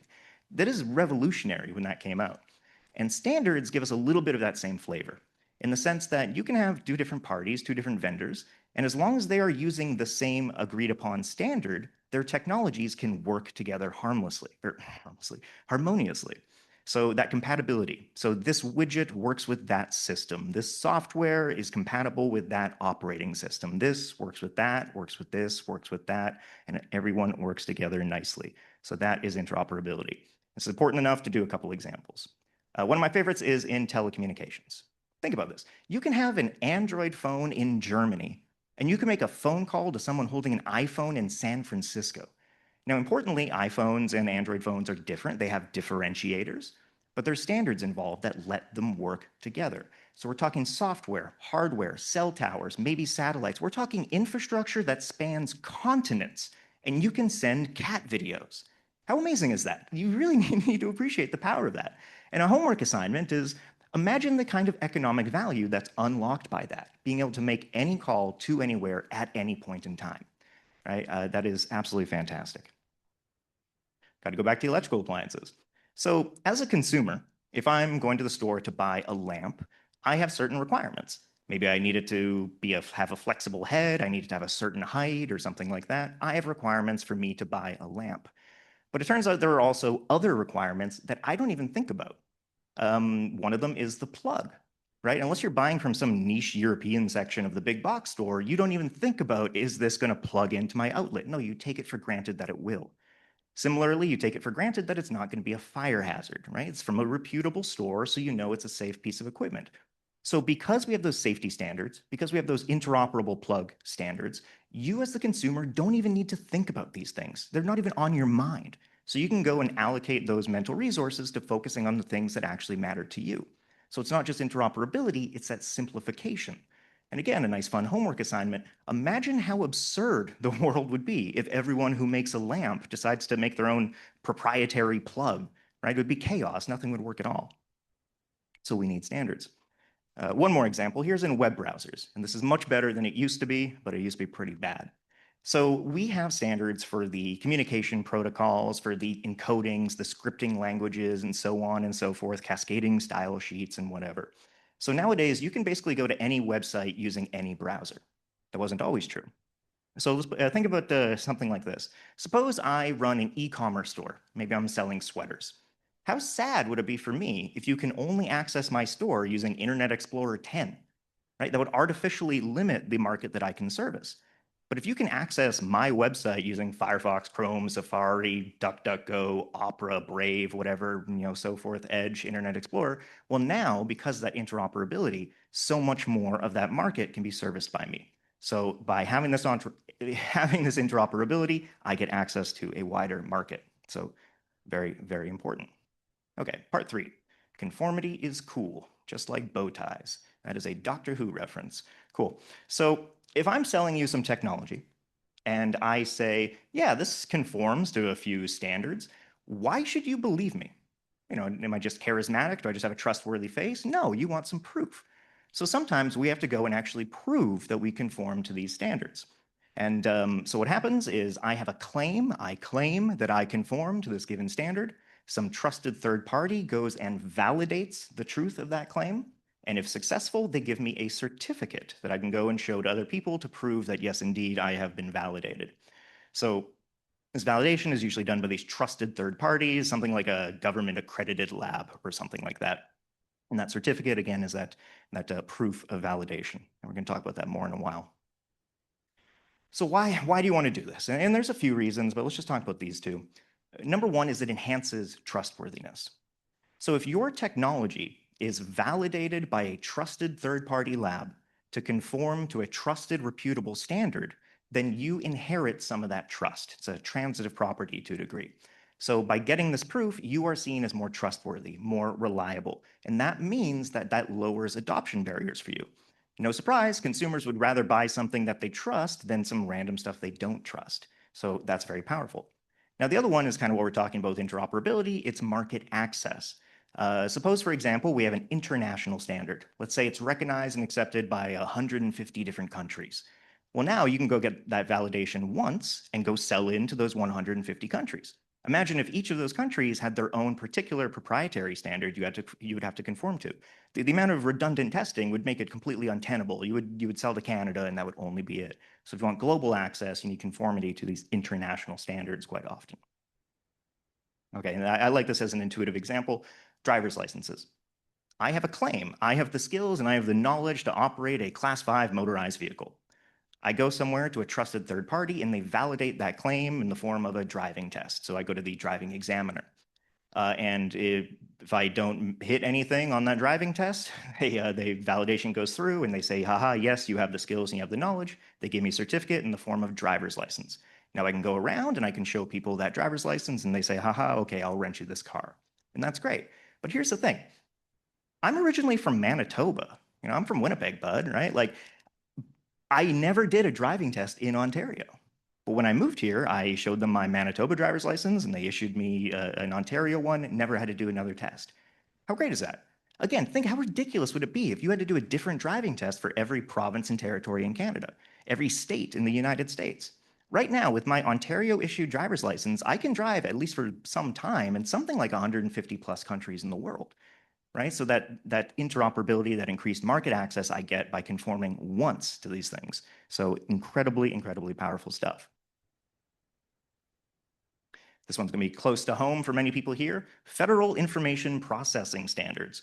Now, certain products really, really require a high degree of trust before people are going to buy them, particularly implementations of cryptography or hardware security modules. People aren't going to take some cockamy random algorithms that nobody's ever heard of or vetted and put it into their products or into their IT infrastructure. No, they need something they can trust. So very often consumers will demand proof that you conform to those relevant standards. So they're called FIPS. So you need to go and get FIPS validated and you'll get a certification and then you can say, yes, this is actually high quality cryptography. This is a great HSM. So this is something that many, many buyers absolutely demand. We're going to talk about it a little bit when we get into the actual PQC stuff. Okay, let's talk about this. You give me a random standards body. You're going to find a surprising diversity of stakeholders in that room. You might find different governments, government agencies, maybe, again, from various governments. You're going to find the private sector, startups, SMEs, all the way to multinational corporations. You're going to see academia, maybe NGOs, user groups, maybe even individuals participating in their own capacity. So what you have is you have all these different stakeholders with different backgrounds, different perspectives, different reasons for being in that room. And they have to come together and make a standard. What's a standard? A generally agreed upon way of doing something. So all these different people, different backgrounds have to agree. They have to come to consensus in some way. And what that often means then is there's going to be some sort of compromise involved. There's going to be some kind of trade-off. I often describe the game of standards as a game of trade-offs. There might be some really, really good benefits for you, but they don't come for free. Maybe you have a competitive advantage, or what you see as an advantage, that you have to give up for the standards. And so all of these things need to be examined. Yeah, let's just do it. Here's a case study I made up because I think it's informative. I won't spend too much time because I want more time for Q&A. But okay, let's imagine that we have 3 technology vendors, A, B, and C, and they're making some kind of data transmitter. And each of these folks are encoding the data they transmit in their own proprietary way. Now, let's say I'm making a receiver. Now, I have some choices to make. If I want to support all of these people, well, then I need to understand all 3 of those encodings. That's burden on me as a developer. That makes it heavier, harder to maintain, more complicated, more costly, more overhead. It's not something I want to do. So what I might do is I might choose just to understand A and B. Somebody else might choose just to understand B and C. Some might just understand A and so on and so on. So what's the consequence? We get fragmentation along the supply chain. We lose interoperability. Supplier A might not have full market access and so on and so on. This also makes a potential risk of monopolies arise. Maybe for potentially legitimate reasons, everyone just accepts encoding B. And now A and C have no market access at all. So this could potentially be problematic. Now flip that on its head. Let's say A, B, and C get in a room together and they create a standard and they agree on one particular encoding. Oh, actually, another thing that I should have mentioned here is for the users, right? Maybe I go buy something and I expect it to work and no, okay, this receiver only understands encodings B and C, but the other device is actually transmitting in A. So now this frustrates consumers. It's less simple, it's more complex. It's another thing they have to go to research before they can buy a remote or whatever it is. Okay, so let's say we agree on a standard, we have one encoding. Now me as the developing a receiver, and this is nicer, it's simpler, cleaner, lighter, cheaper, better. I like this. It's simpler for the consumers, they like that. Now A, B, and C, we lose that fragmentation, so now they potentially have way larger market access, so more pathways for commercialization. Isn't that all really nice? And I'll say that I don't think that this makes the probabilities of monopolies worse. So very good. But let's say that technology B objectively had a better encoding. Maybe it was more compact, maybe faster, more performant, something like that. But in the process of coming to the consensus on the standard, they settled on something that was a little bit worse, a little bit maybe between B and C or something. So this means supplier B actually had to give up some kind of competitive advantage to get those benefits of wider market access and so on and so forth. So the question is, was that worth it? And there's no yes or no answer. It's maybe. It depends on your specific situation. But it's important to understand that there's always going to be these trade-offs. Some kind of compromise has to be made. Okay. Now let's talk quantum. And I've got a bunch of non-exhaustive examples to go through, so I hope everyone's going to very much enjoy this. But we're going to actually answer the question now, how do standards for quantum and PQC actually enable, the adoption of these things? And we're going to look at the examples, but I'm going to hit you with the punchline anyway, because we've just been talking about this. Standards enhance trust and reliability. Conforming to reputable standards makes you inherit some of the trustworthiness of that standard, makes you seen as more reliable, and that makes it more likely for your technology to get adopted. Standards enhance ease. They simplify things. They lift weight off the consumer, which is very, very nice. And then interoperability enabling scalability. Again, interoperability is things working together nicely. This works with this, works with this, works with that, and that creates supply chains. It creates partnerships. Interoperability creates more pathways for the technology to reach the market, therefore scaling its adoption. But let's look at examples. Let's start with Canada, because I love Canada. So we've all heard today Canada's National Quantum Strategy. This lays out a few missions. Mission 2, I'll read off the screen, is ensure the privacy and cybersecurity of Canadians in a quantum-enabled world through a national secure quantum communications network and a post-quantum cryptography initiative. It's beautiful, and I love it. And they lay out a few things about what's required to make this mission be achieved, and I've cherry-picked just a couple in here. So one is ensuring that Canadian commercially developed systems can interface with those of Canada's international partners. Wait, so you're telling me that Canadian technology providers, that technology has to be able to seamlessly, harmoniously work with the technology of other people whom they maybe don't even have existing relationships with. My friends, I think we have a way to do this. And the second one is to encourage the adoption of post-quantum cryptographic and quantum communications products to secure data held by the Government of Canada and Canadian industry. Now, this isn't explicitly the standards making the adoption, but it's because we have these trusted, reputable, vetted standards that entities like the Government of Canada can stand up and say, use these standards, they're good to protect our data and protect your data. So standards gives us that. I'm going to say a couple more things about Canadian government. So this isn't actually about Quantum 2030, it's just a pretty picture, and I recommend everyone reads this document, but briefly we'll talk about Department of National Defense. So under the D&D, there's an entity called Borealis, and under that there's a program called IDEAS, and they have this DISH initiative, Defense Innovation Secure Hub, calls for proposals, went out yesterday. So at the industry event for this in late January, the Canadian Armed Forces said some interesting stuff. They were talking about drone warfare in the world and the rise in the number of drones used in warfare in Eastern Europe. Millions of drones are being used. At the same time, the technology underlying these things is changing rapidly. So you get into a conundrum. You can't go build 1 million drones, put them on a shelf, and then have to throw them out a year and a half later when the technology becomes obsolete. So what they asked for is, well, we need these things to be quickly upgradable and built very quickly and scaled. So they asked for these things to be modular. i.e. you can switch and drop out replacements. One more time, folks, I think we have a way to do this. Standards promoting interoperability. Now, it's not too hard to imagine quantum technologies being used in these things. PQC, sensors, quantum communications of other sorts. And so again, we're going to need those standards for these things to make it modular and interoperable. So I claim that to achieve this vision for the Canadian Armed Forces, we need these standards. Let's talk about America. So no such agency has the Commercial National Security Algorithm Suite 2.0. Basically, it's just a collection of approved PQC algorithms for use in what are called national security systems. Don't worry about what that actually means. Now, basically, if you want to sell to the US government, you need to, at some timeline, be conforming to this suite. So there's different use cases and for different technologies, whatever. But basically, if you squint at it, by January of next year, you have to be using these algorithms. They have to be FIPS certified if you want to sell to the government. If you're already a vendor to the US government, you need to switch over to these if you want to keep being a vendor to the US government. And there's the Cybersecurity and Infrastructure Security Agency, CISA. They do some cool stuff in this area. They put out an advisory just a little while ago that said, hey, look, these timelines are great, but where we have technology right now that is quantum enabled, that is widely available, use that now. So don't wait for these timelines. So a lot of really strong incentives to adopt these things now. One more thing about Canada.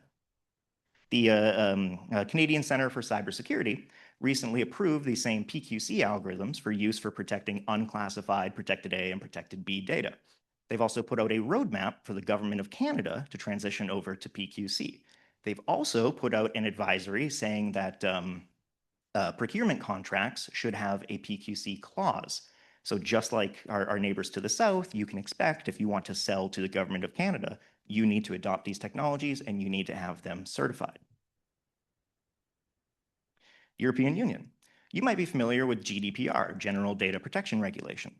Now, Article 32 of GDPR says that the data controllers and processors need to take into account the state of the art when they're selecting security controls. Specifically, they say the ability to ensure the ongoing confidentiality, integrity, availability, and resilience of processing systems and services. Now, I'm not going to stand here and say with 100% confidence GDPR mandates PQC today, but I will say the argument has been made by people I respect and it's worth thinking about. Because the state of the art is the standardized PQC. Post-quantum cryptography gives you that forward-looking confidentiality, integrity, and availability. Traditional algorithms, RSA, ECC, don't do that. So there's a technical argument that we need PQC as mandated by GDPR. Again, not saying that's a consensus, but it's worth thinking about. There's also DORA, Digital Operational Resilience Act. It's a regulatory framework for financial entities in the EU. Doesn't explicitly mandate PQC, but it makes a strong argument for it. Okay, got a couple more slides. Let's talk about industry. So this is a fun one. I like this one.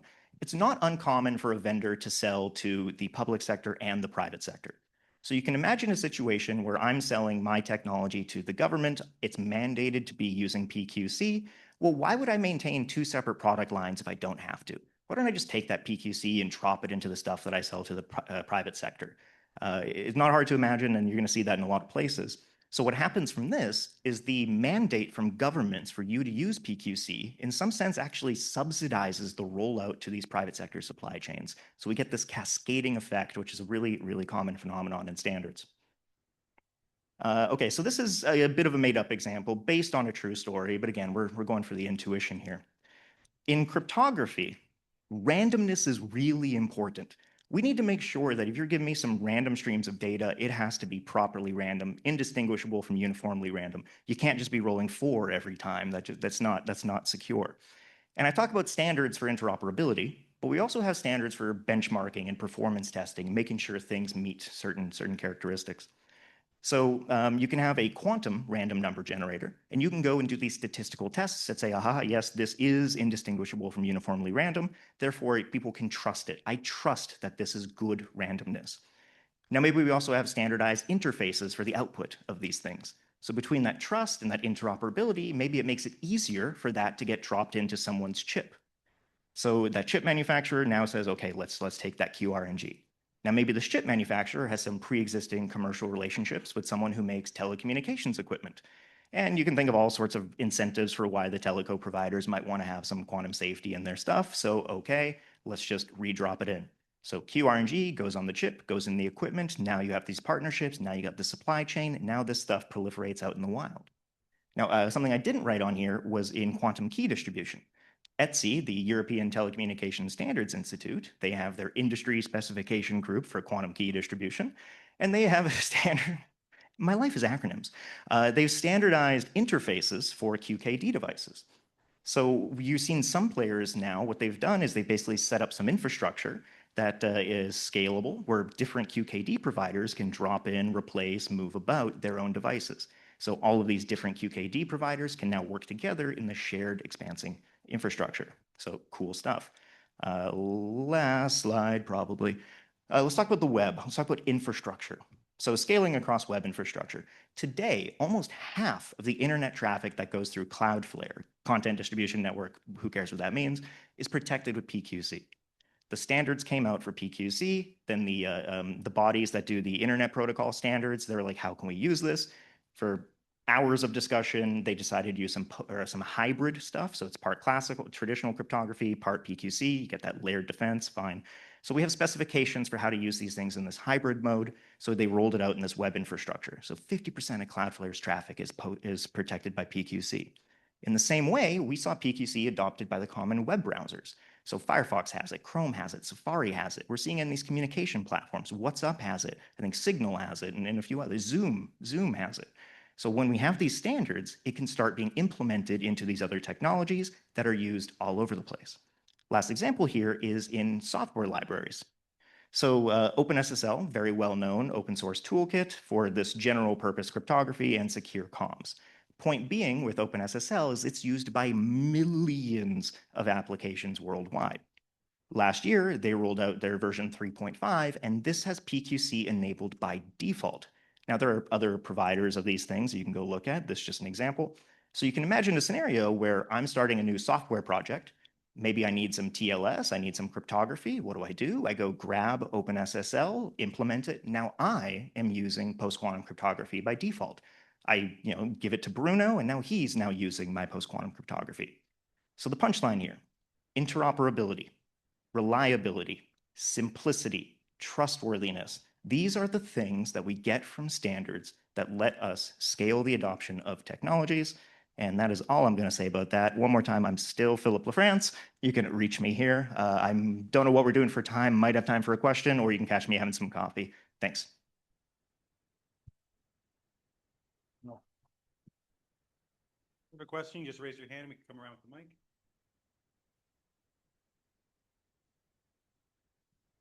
People want lunch, I get it. Send me an email, find me on LinkedIn. Happy to answer your questions, folks. Okay, well, there will be an opportunity to discuss any new questions in the room. We have light lunch served outside. We'll be back at 1:20. I'll remind you, so 5 minutes before that. So enjoy lunch and some pops, and we'll be back here at 1:20. Thanks.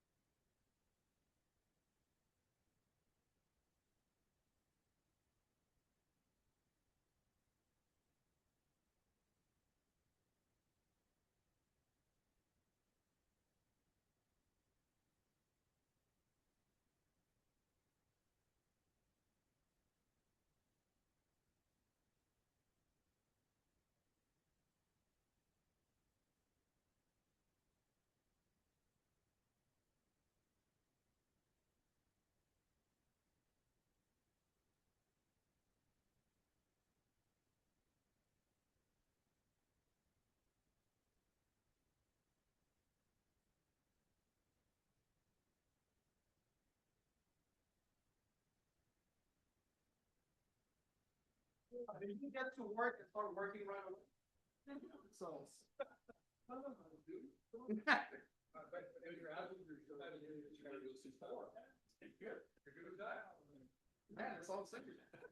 Okay, let's start. So the afternoon session will continue with a little bit more focus on business opportunities. Just before we continue, the presentations and the video recordings will be shared. Dan will follow up with the email providing the links and everything, so don't worry. Well, our next presenter is Martin Laforest. He's co-organizer of this event because he's always my kind of a wise man that I go to whenever I have something to decide. He's one of the few here with a PhD in quantum computing, and he spent his professional life in different places in Waterloo, now in Sherbrooke, moving to different companies and now being part of the executive management of Quantacet, which is the only quantum incubator in Canada. So, Martin, the quantum technology business opportunity landscape.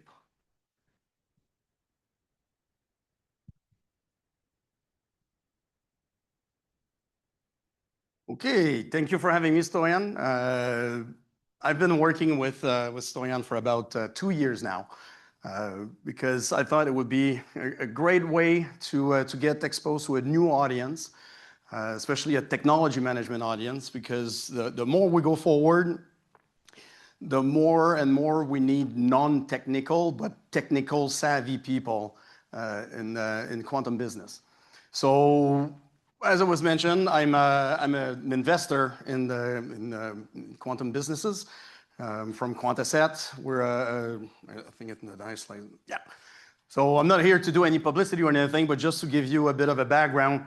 So we're a fairly small fund, $24 million, and we exclusively focus on quantum companies here in Canada, but also outside. We're based in Sherbrooke as well as Montreal. There's 3 of us in the fund right now, and we're growing, and then we're already preparing what will be the next fund. Yesterday, we actually just yesterday, we signed our 8th deal. So that brings us to about halfway of what we want to do. It was actually our first deal outside of Canada. And we invest at the very early stage. So if you're familiar with the terms, you may heard something. We're a seed and pre-seed fund. So this morning you heard from William at Cuvée Studio, in which we're an investor, but we were also part of the of the building of the studio. So they come before us. Like their job, their focus is to take the technology out of university labs and then build a company around it. And then that's kind of where we start coming in. When it starts being a company, they have an idea of the product, of the market, but they're still pre-revenue, often pre-product, and that's where we come in. And then why do we do this? It's like, well, there was a massive gap in the financing market, not just in Canada, but around the world, and it's that gap at the early stage. And why there was a gap? Because quantum is complex. And also quantum is full of promises. And as John puts it, it's not my words, it's John's this morning, it's full of bullshit as well. So investors, which are usually generalists, even if they come from a tech background, they will be fairly generalist. They're not equipped to kind of sniff out the snake oil and the things that can actually make a good product or things that can go out of the lab and into a market. So this is kind of where we position ourselves. Because myself, I have a background in quantum computing, experimental and theoretical. And my colleague, my other partner, Chloé Archambault, she's a quantum engineer. We both work in startups. We both work in technology transfer. So we felt that, at least we had the expertise to de-risk those companies early on so that we can feed them to the larger funds that can take over and then grow those companies. So funds like us, there may be 8 or 10 around in the world. We need more. There's not enough capital because there's too many companies. But anyway, this is kind of where we sit. And the reason why we decided to do that in the Sherbrooke area is because a lot of infrastructure, lots of investment from the Quebec government and the Canadian government. There was also a lot of private capital that we could leverage. But we're not exclusive to the province of Quebec, or we invest everywhere in Canada and the world, actually. So I'm not going to repeat that there's a lot of opportunity with quantum technology. So if I was to really summarize it, the most simple way is by leveraging quantum phenomena. It gives us a new toolbox that we didn't have before that allows us to do technologies that are better, faster, cheaper, not all the time, but for very important societal problem. So that's where the opportunity is. And so today I've been asked to sort of give you a bit of a overview of what's happening on the commercial side and the industrial side of quantum tech, and also talk a bit about opportunities for people that are either from the technology management program or other people here around the room. So repeat a little bit. What are the buckets of quantum technology? We talked about them today. So there's quantum computing, quantum sensing, communication and cybersecurity, but also sometimes we forget the whole supply chain. Because go to any companies or even any lab in the physics department that is working on quantum research and quantum tech, there are a lot of things that are not quantum, including duct tape, dental floss, and saran wrap. And I'm not kidding. You'll find those. But sometimes the duct tape needs to be very, very, very good, and that needs to be made specifically for quantum tech. So those are technologies that are extremely important, but also represent good opportunities for investing. So they're often forgotten, but they are as important because other than that, we cannot capitalize on the rest. And coincidentally, those are the type of technology that we look and invest in. The value prop of quantum technology is like, well, we kind of look at that in two different ways. There's the technologies that will allow you to do things that was not possible before. So we talked about what the quantum computer can do, that classical computer would never be able to do. We talked about quantum key distribution that allows you to do unconditional security, something that we provably cannot do with classical physics. The other bucket, so those are what we will call like disruptive technology, right? There's a huge upside, but there's also a huge risk because it's very extremely complicated things to build. Then there's the other bucket, which is enhancing what we've been doing for the past whatever years. Often we'll be look at that from the quantum sensor point of view, building things that are more sensitive or cheaper or consume less electricity. So they're not creating a new market, but they come in and offer something better in a market that is already existing. So that's kind of how we think about quantum tech.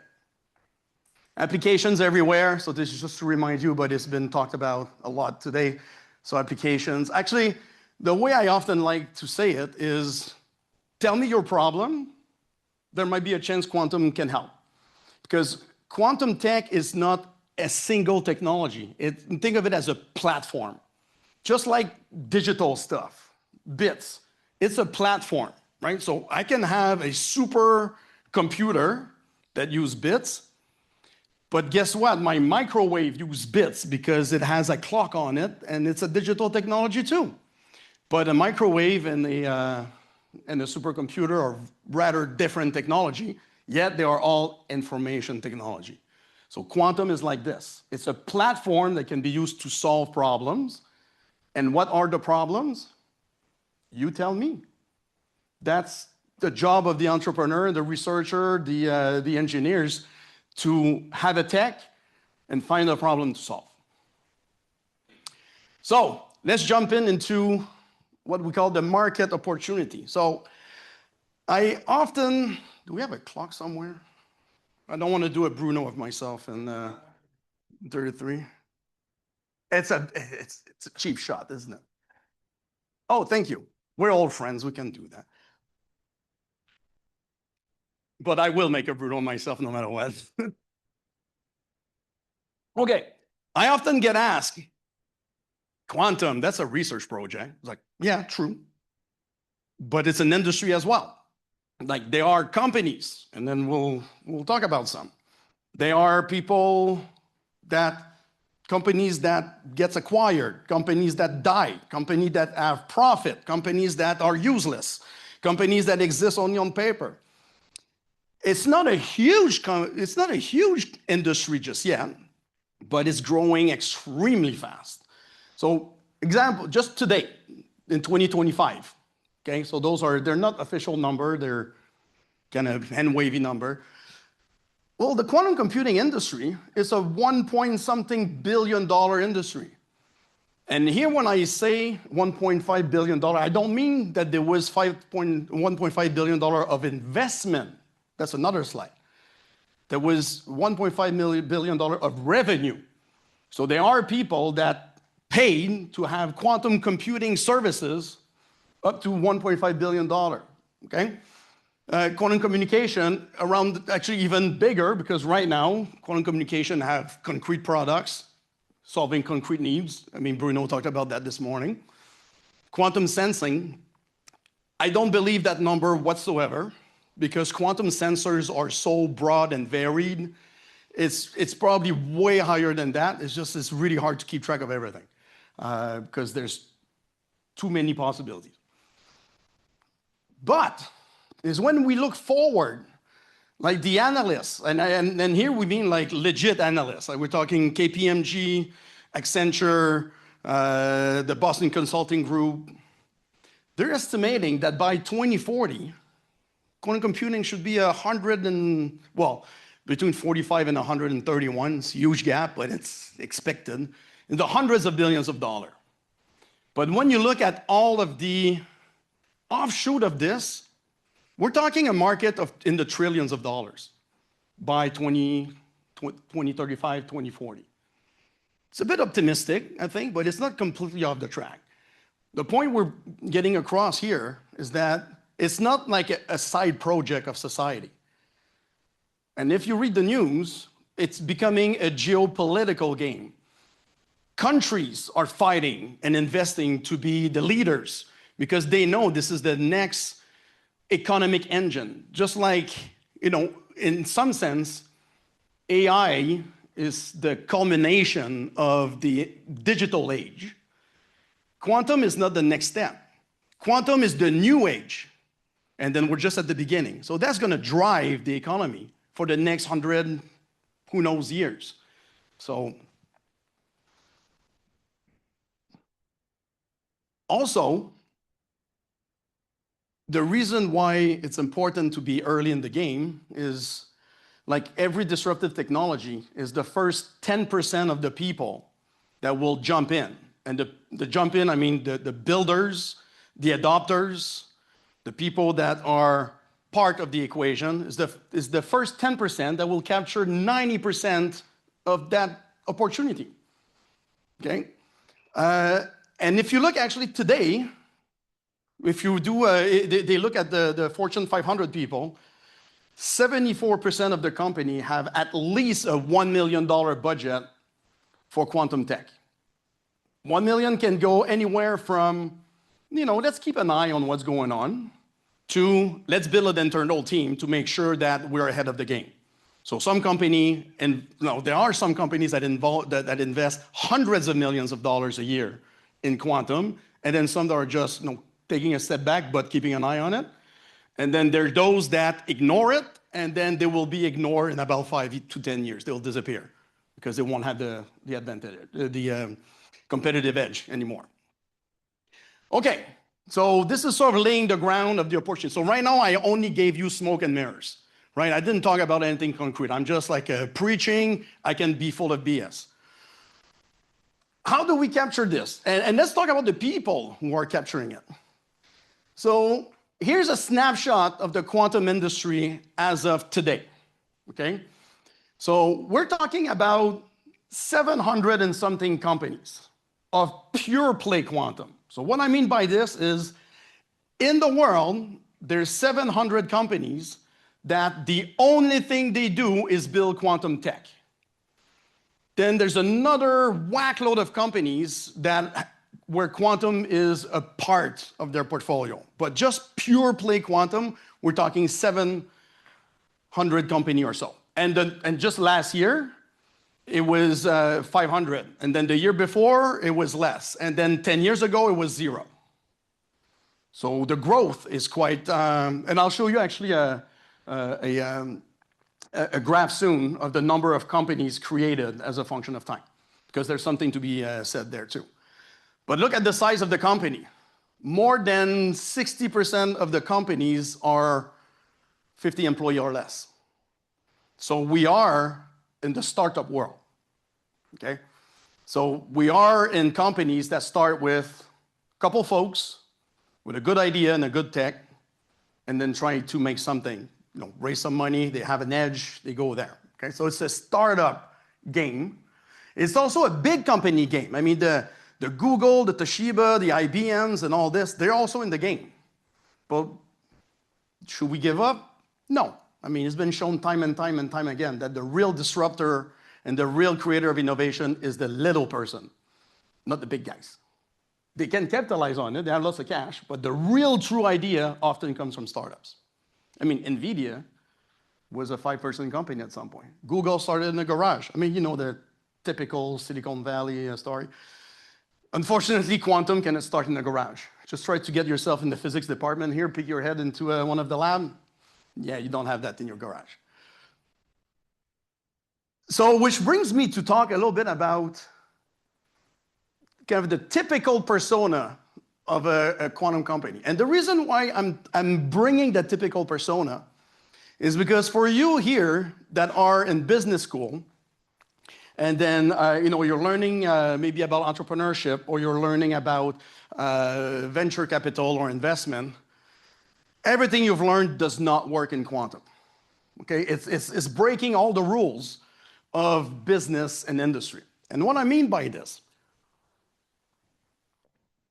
normally you start a company, or you start growing a company, or you raise money because you want to grow. You want to grow your revenue, you want to grow your reach out, you want to grow your market. More often than not, I would say probably 90% of the time, a quantum company does not have a product, does not have revenue, does not have a market. They have ideas, they have somewhat a technology that somewhat work in the lab somewhere, as long as you don't blow on it too hard. But there's a huge, massive potential. And this is what creating a quantum company is. It's extremely risky with a massive potential upside. But there's the massive risky that is sure.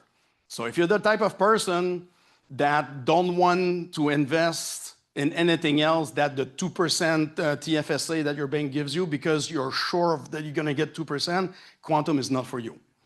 But if you're someone that is willing to, strap your helmet on, go on your dirt bike, and then jump a canyon, yeah, well, you're welcome to the game. So, all of the company in quantum came out of a university lab, or is based on on intellectual property that came out of research. Because it's such a new thing and it's such a complex thing that you need very complicated equipment, you need a lot of expertise, lots of people. I mentioned you cannot wake up one morning, go on Wikipedia, learn about quantum mechanics, and then invent a new quantum algorithm. It doesn't work that way. It would be great if it does, but if you can, good on you. But I'm pretty sure you cannot.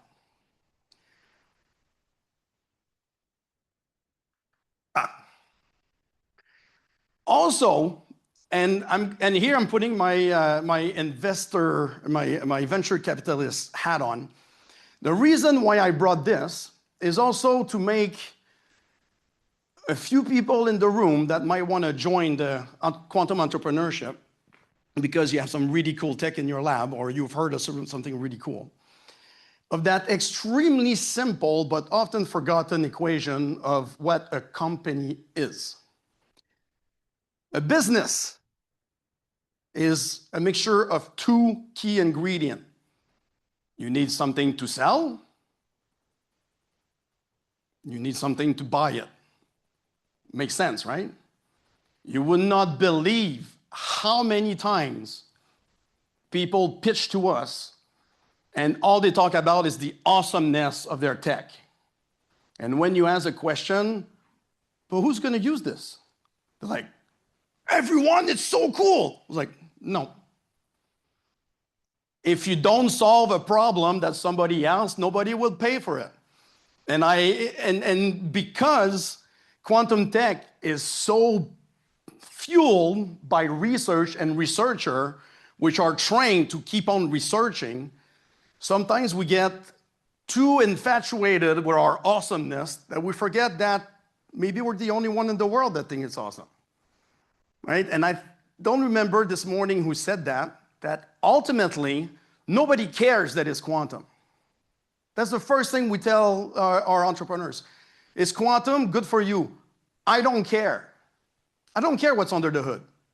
Does it solve my problem? So if you're trying to sell me a quantum gizmo that does not solve a problem or that does not make my life easier, better, cheaper, I don't give a crap. Some companies might bite a little bit to have a couple press releases, but nobody would buy it because it's quantum. Unfortunately, that still fuels a lot of the companies. And those are the one often that dies because they realize, my awesome, cool things, nobody wants it. So if you don't have somebody to buy it, eventually, you don't have a company. You have a cool project. So for those in the room here that are thinking about entrepreneurship, never forget that part. That's where most companies fail. They're building stuff that nobody wants. Also, I want to take a bit of a step back because it's a step back on how you can fund a company, right? You need to put food on the table and then you need to pay some employees. And I feel it's important to mention this because in the last few years, there's been a bit of a romanticizing of venture capital, right? You open the newspaper and then you hear about company so-and-so just raised $5 trillion at a gazillion-dollar valuation. It's so awesome. And then you have TV show like the Shark Tank and the Dragon's Den and that sort of thing that you pitch something and then people will invest. And often people come to see us pitching an idea and then we refuse to invest. Not because the idea is bad, it's because the company is not VC backable. Okay? And I think you as business people, some of you may have known this, or to be fair, I never took a business class in my life, so humor me here. And don't worry, it's not lost on me that I'm a complete imposter here, being at a business school, and one that bears a name, so it's not any business school, but I think it's important, okay? I'm gonna explain to you how venture capital work, and then why sometimes, or a lot of the time, it might not be for you. So let's say for simplicity, I have a $10 million fund, okay? And I will invest in 10 companies, 1 million. Venture capital, we take bets and risk. Actually, I prefer the French name. The French name is risky capital. Our job is to invest in companies that are so risky that nobody else wants to invest in. The banks don't want to give you a loan. Your parents still like, no, I'm not losing my, and if they do, they're stupid because they can lose their retirement money. That's what we do, okay? We take the bet where no one else does, which also means that we lose way more often than we win. On average, we lose 80% of our bets. And it's not because we're bad. Look, across the world, 80% it's a very good striking rate. But my fund is not my money. Okay, I don't have $24 million. I was a student not so long ago, so I'm still paying my debt. So just like a business, I found investors. So people with actual money trust me to invest their money. But of course, it means that I need to return something better than the 2% at the bank. Okay? So they're expecting 7, 8, 9, 10, 20%. Out of my 10 investment, 10 will die, 8 will die, 2 will work. So those 2 companies cannot give me a return of 2% per year because I will never be able to repay my investors, right? With 2 bets, I need to, at minimum, double the size of my fund. So I need to make $20 million with 2 bets. So do a quick math. It means that each bet needs to return 10 times my investment. So what it means is that we can only invest in companies that's going to go and scale up. So when you hear investor saying that if you don't grow and grow and grow, I'm not going to invest, it's not because we're greedy bastards. It's because that's the model. If you're starting a business and you cannot have a business model that would make you grow exponentially large, don't go talk to a VC. Find the money somewhere else. Or better yet, bootstrap your company. Bootstrapping, that's what Bruno did. It means that you can grow your company with your revenue, and then you can do that organically.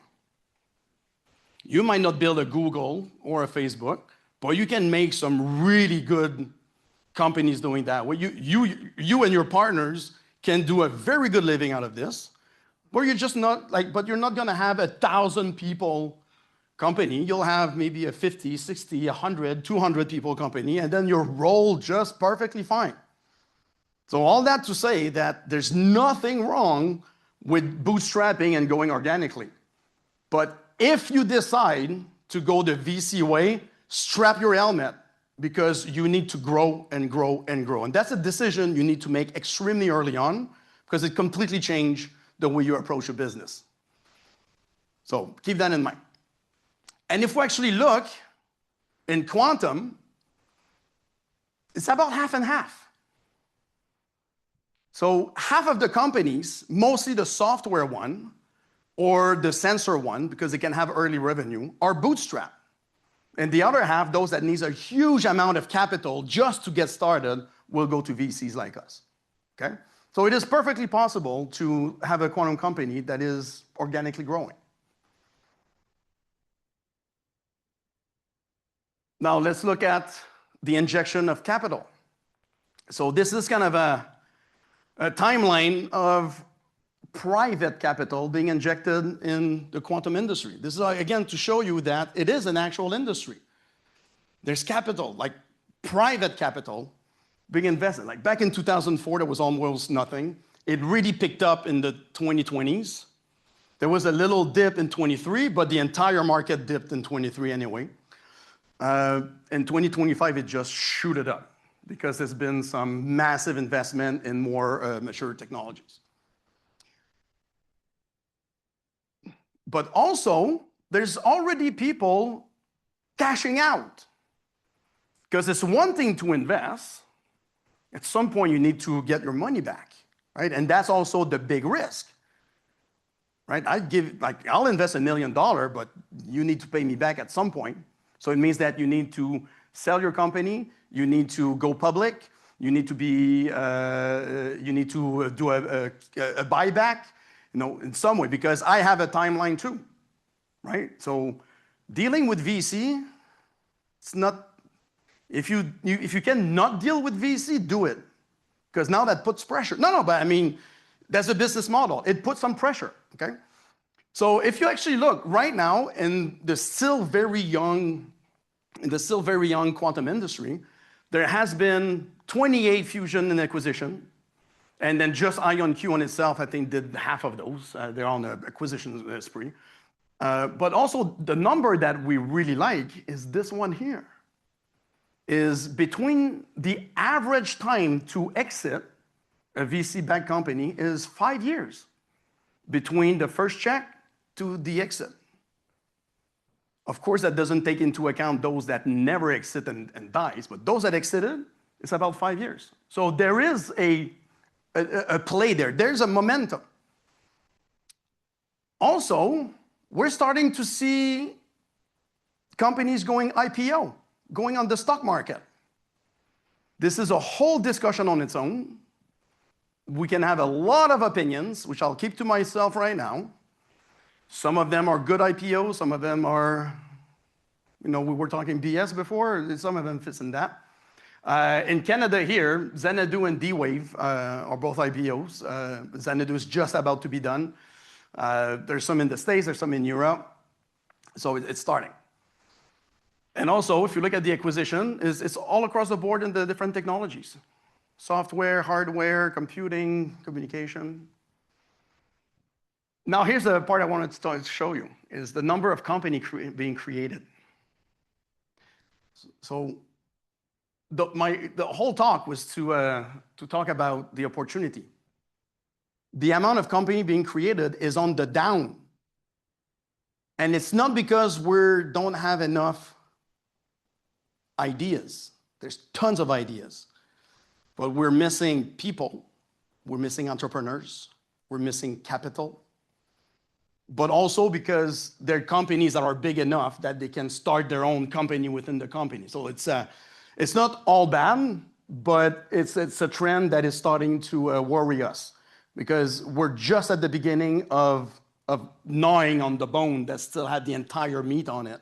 So let's keep on going, okay? Which brings me back to talk about the Canadian opportunity. So we've said it today, and I'm going to say it again and again, and it's not just because Rajat is at the back, the government guy. I'm not singing up to him. Canada is stacked when it comes to talent, infrastructure, ecosystem.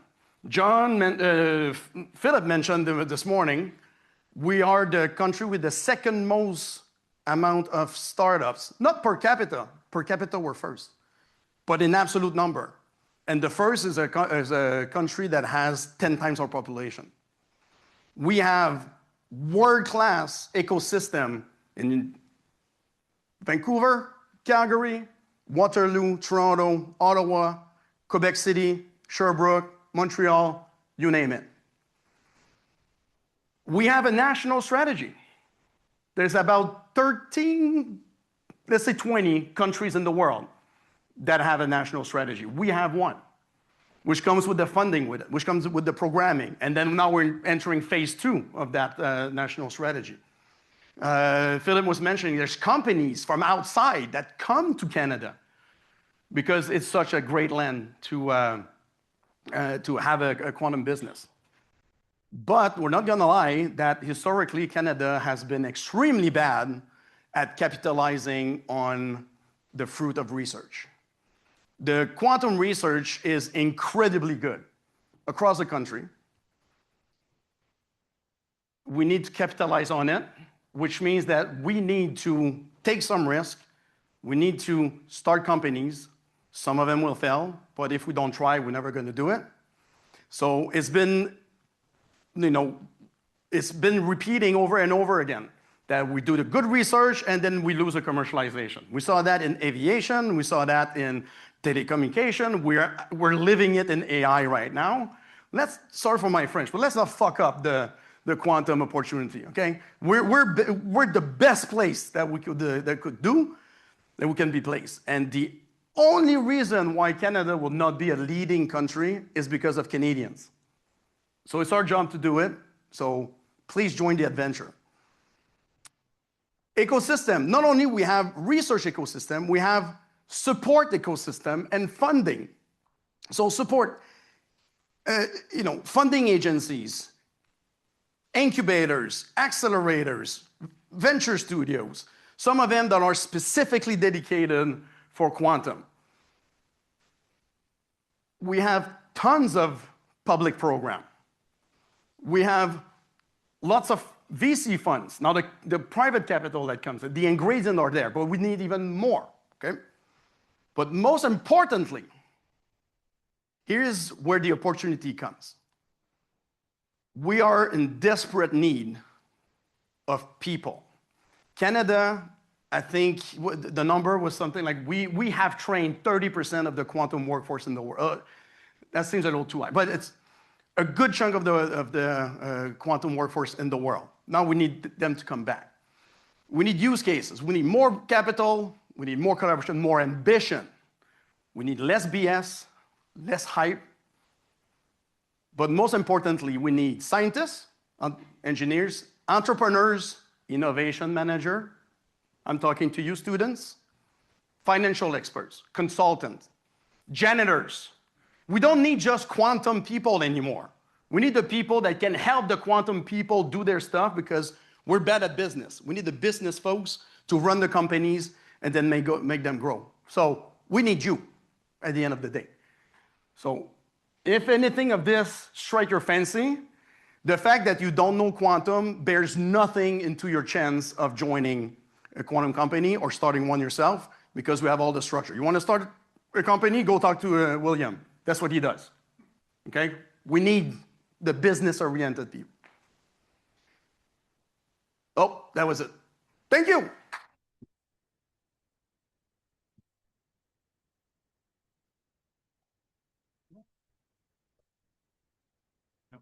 Questions? Any questions?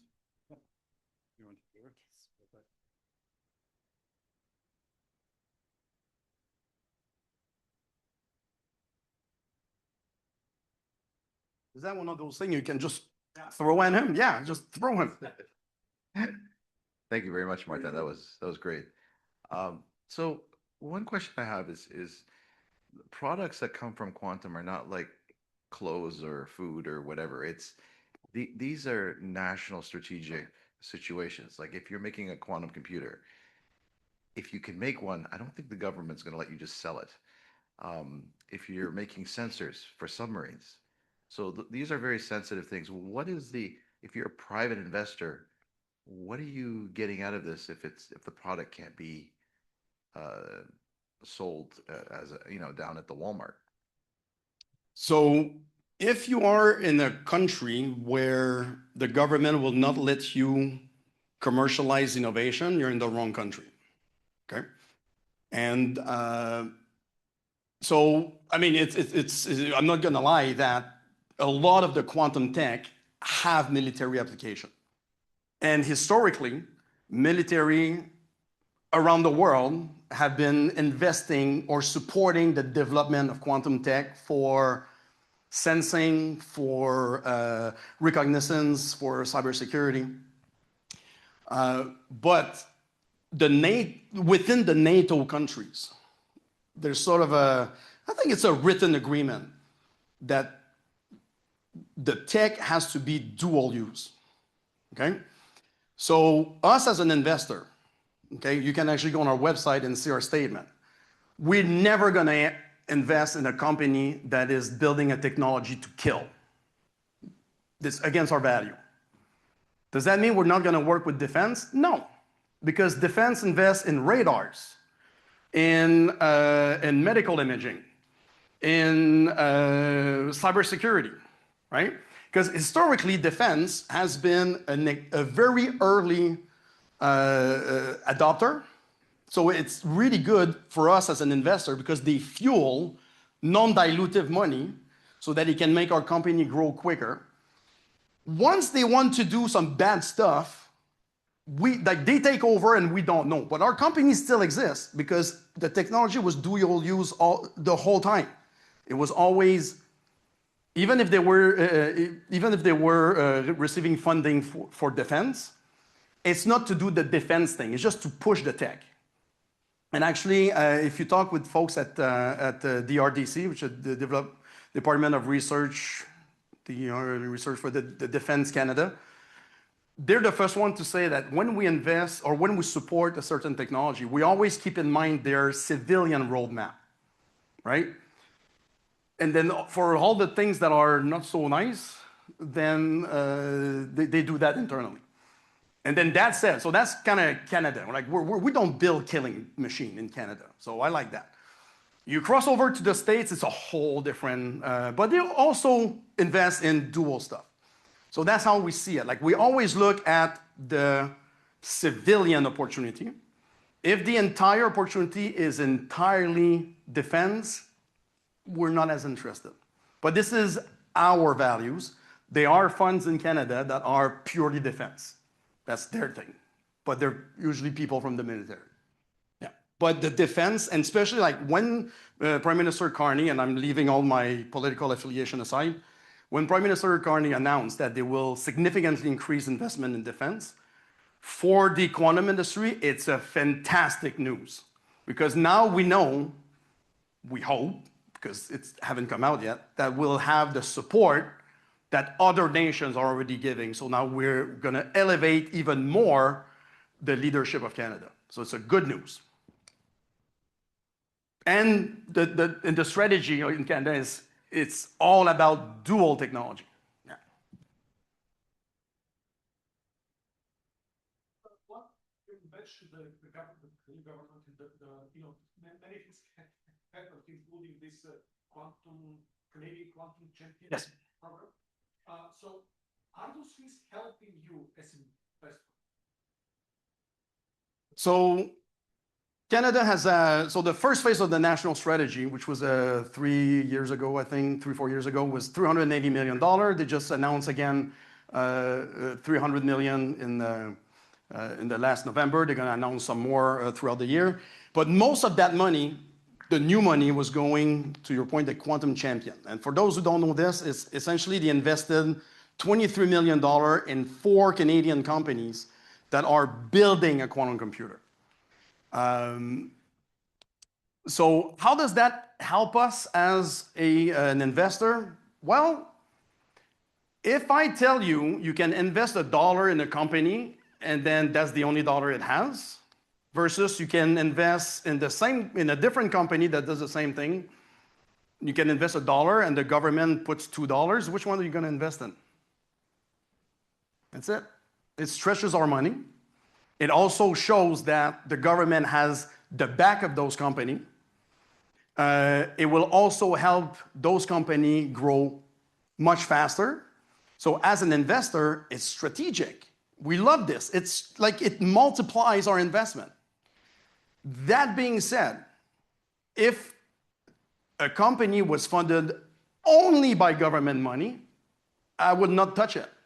It has to be private and public capital, because eventually it's the private capital that will make it grow and make it go around the world.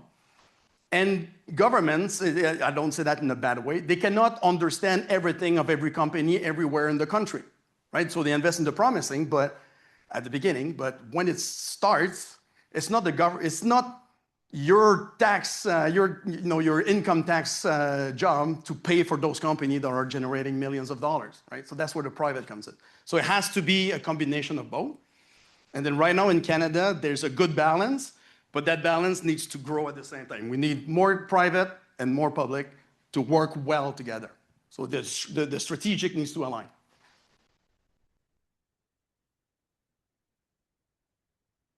Can I catch it? Great. Martin, my strategy is to get you to talk longer than Bruno. My pleasure. So thanks very much. Very vigorously delivered, which is appreciated after lunch. I was really surprised by the statistics, the trending you showed in terms of the number of startups. I really don't understand with all of the momentum, that we're seeing in the market and the growth, like, what do you attribute that to? Well, okay, there's a lot of factor, and then there's a lot of theories. So this is entirely my lecture, okay? So it's not, so take it with a grain of salt, okay? It's just, I'm not a data analyst. I'm on the field and I see what's going on. I could be way off, but here's a couple of things that I think will explain. So there's a generational gap. And here I'm not the old guy who's going to shit on the new generation. That's not the goal. But we observe, because we work very closely with young students in business school, in engineering school, and we observe that what we call the sweat equity and the grind, there's less and less people that want to do it. And what I mean by this is like, when you start a company, the first 6 months, year, 2 years, 3 years, 4 years, often is what, and more, right? Bruno is like, yeah, more than that, is the sweat equity, meaning like, you don't pay yourself. You sleep on your mom's couch. You eat 50 cents ramen, and you just grind and grind and grind, hoping that something will do. That is less and less, more people step away. Which means, which also is kind of fueled by, because now there's lots of company, you don't need to be employee number 1 anymore, or employee number 5. You can be employee number 20 in a company that already secured, some investment, so it's a bit less risky, yet you still have some equity in the company. So if the company goes bang, you can still do a pretty good thing. So now there's more people that hire, so you don't need to start your company anymore. Also, I think there's a bit of the fault of the private capital also, right? At the beginning, I was mentioning that there was very few, actually, it was extremely hard to raise money for starting a company because people would not understand, right? They thought quantum was a science project, so nobody would invest in it. And often the companies that were successful at raising money early on is because they were telling lies and telling things that make a ridiculous statement. They were full of crap. So there's probably a little bit of that too, because there's more companies now that are successful, that are growing. So now the investors, the regular investor, feel more comfortable because now they're getting approached by companies that has a bit of revenue, they have a roadmap, it looks more like their usual thing, so they'll put their money there. So I think it's a combination of all this.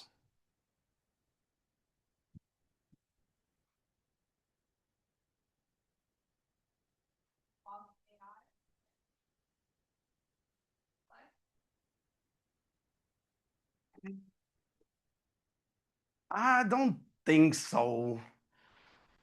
Well, we're in the bubble of AI, so I think everybody can agree on that. We can argue on the size of the bubble, but I think we all agree it's a bubble. And we're in the quantum bubble as well. Does it play? For sure, something that does not help quantum is it gets talked about too often in the lens of AI. Oh, quantum's going to help AI because it's a better computer. Well, here's the truth. It will not help AI, as far as we know, so far. So that line that the quantum AI and the quantum computer is going to help AI, so I cannot say it will not. We don't know, okay? And all of the claim that quantum help machine learning or whatever, they're very weak claim at best. And unlike, let's say, a Shor algorithm or a Grover algorithm, there's no mathematical proof that quantum can help AI. Actually, the only mathematical proof we have is there's a handful of algorithms, but you will need a quantum computer the size like of 500 logical, actually more than that, like thousands of logical qubits. So in the medium term, we don't even know. We need to investigate. We still need to look into this. But people that just think that quantum will help AI is diminutive to both AI and quantum. You're completely missing the boat. So that's my opinion for today. Thank you for coming to my TED Talk. One more? One more? Oh, 10 more, please. 1 minute or less IP. IP? We lose a lot of our intellectual property Yes. that our companies, our people. Yeah. What are your thoughts on that? Well, let's not lose it. Well, it's simple. And I was speaking with Rajat. Why do we lose IP? Because the Canadian investors are too chicken shit to give the fuel for the people to build the companies around it, right? So we're extremely good at starting a company, but when the company is really taking off, and then now they need to raise large amount of capital, all of a sudden the VCs are not there anymore. So there's a culture shift that we need to do. And you don't change a culture, an investment culture overnight. So we need to come up with ways to incentivize that culture shift. What are the ways? I don't know. That's what we're having those discussions with the government to try to find ways so that Canadian takes a bit more risk or a bit less cheap, a bit less risk averse. So that way, company like Xanadu, for example, who swore their life that they will try to stay Canadian as long as possible, couldn't do it with Canadian capital. They had to go, well, thankfully they were able to go to the stock market first, which is dual listed, but they tried for so long to raise their $200 million round in Canada and they couldn't. So at the end of the day, it's a question of cash because we have everything else. We have no one to, in terms of infrastructure, in terms of talent, we have it all.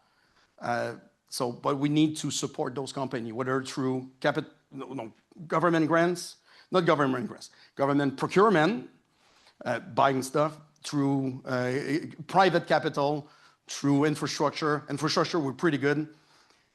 It's not an easy answer. We've been trying to solve that problem for, I think, 40 years. And it's not just in quantum, right? It's across the board.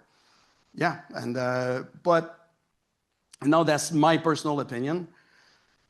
When I talk with government folks, there are some people that I find, and here I'm doing a very gross generalization, okay? But you have the camp that are like you, let's do something and then fix that. And then there's the other camp that says, well, it's never gonna work anyway, it's gonna go too big, so why do you even start? So just the fact that there are people like this that make decisions pisses me off. The other side, I hope they take more place because we need to be ambitious, right? So we're not, and now that's what I like with the orange cone that we have at the South. He kind of set fire under our butt and now all of a sudden I'm like, all right, okay, we're not, in French we say we're not born for a little piece of bread, you know? We can be Canadian, we can be good, we are good. Well, let's go out and do it. Thank you. Very much. Well, it will be hard to have a talk after Martin's excitement. But we'll continue with the two last shorter talks driven by some of the things that we found in the Technology Innovation Management Program. And the speaker is David Hudson. I didn't mention in the beginning, he's a joint professor with the Technology Innovation Management Program, former executive manager at several companies in town. He did a PhD in the Sprott School of Business and one of the faculty members that teaches the quantum within the courses that he's teaching. Okay, David, please. All right. So this is being recorded, right? I am pissed off with you. First, I thought I was the wise man getting consulted on the agenda, number one. Number two, why the hell did you put me after Martin? We'll talk. Okay. So I'm not a quantum guy by any stretch. My interest in both private sector and at the school here is in how do non-technology builders, companies that aren't technology builders, they're just technology users, deal with technology change. That's my interest. That's what we're going to talk about. And so the prompt that I was given was, what do companies do today? Do they need to start now? And I'm talking specifically about non-quantum technology building companies. So apologies to those of you that are doing this. However, as you face your marketplace, the 24% that Martin said aren't doing anything yet in the Fortune 500 and in the Fortune 5000, which are fairly large companies, those are the ones I'm interested in, especially the ones that attend seminars like this or see stuff like this. And this is all pretty recent stuff from Gartner, McKinsey, and so on about, wow, amazing. And of course, quantum computing has a hype problem. What are those companies to do? That's what I'm interested in, okay? And all right, so the kind of questions that they're grappling with are, well, quantum, what is it? When is it? To be fair to one of the questions here, is it actually that real? What will the impact be to my business? Because at the end of the day, these businesses, they don't care about quantum per se, they just don't want to be put out of business. They don't want quantum done to them if they should be doing it in some way. And how do I start? Especially if I don't understand the language, right? Okay. So we've had a few different examples of before and after presented. This is the one I like to use because it's got some local content. So the pop quiz earlier was mathematics. We're now in the history category. What are we looking at here? Rideau Canal, in particular. So this is Parliament Hill is up here. The Ottawa River's to your back, and that's just on the lower left. That's, I think, the third lock as you come up from the Ottawa River and you're headed towards Kingston. Rideau Canal was built basically as a consequence of the War of 1812. It was built really quickly, and this is a drawing that was done just about the time it was completed. Okay. What else do I want? Oh. You giving this talk or am I? That is piss off number 3 right there. Okay, so that's today. That's today. And when I do this in class, the question, the discussion is, what are the differences between them? And we won't quite go to all that, but the big difference, of course, is that lovely building, the Chateau Laurier, originally built as a railway hotel. Because the difference I want you to see between before and after is, where's the railway? The Rideau Canal was finished like really fast, it was built really fast, and it was never used for military purposes, but even for trade, it was only used for a few years because that's when the railway arrived in Ottawa. And at that point, the Rideau Canal was obsolete. So think about it. When it was opened, it was state-of-the-art critical infrastructure. And in just a few years, it was obsolete. So we're going to imagine here. Part of the reason I like this image is I believe that's the artist in the blue coat and the red pants. So we're going to imagine the guy behind the artist. I'm going to propose to you, this is made up, but that it's Charles Babbage. And where's my computer scientist? Who's Charles Babbage? Who's Babbage? Come on, you got to know this, man. It's going to be on the exam. Anybody? Who's Babbage? Inventor of the computer. Shout out to Ada Lovelace. They were the first sort of high-tech power couple, Babbage and Lovelace, invented digital computation. But in addition, in about this time frame, just a little bit before, Babbage was writing about the Industrial Revolution. Okay, of course, he didn't call it that, but he's writing about the Industrial Revolution. So we're going to imagine here, I don't think Babbage was there in Ottawa, but that's Babbage behind the guy drawing the picture. Guy drawing the picture says, cool, state-of-the-art critical infrastructure. Babbage's going, yeah, I'm not so sure. I think it's obsolete. And the guy's going, what do you mean? So then where does Babbage go with that, right? How does Babbage describe to this guy that this stuff, this new technology here, is going to be made obsolete by something which even Babbage didn't fully understand yet?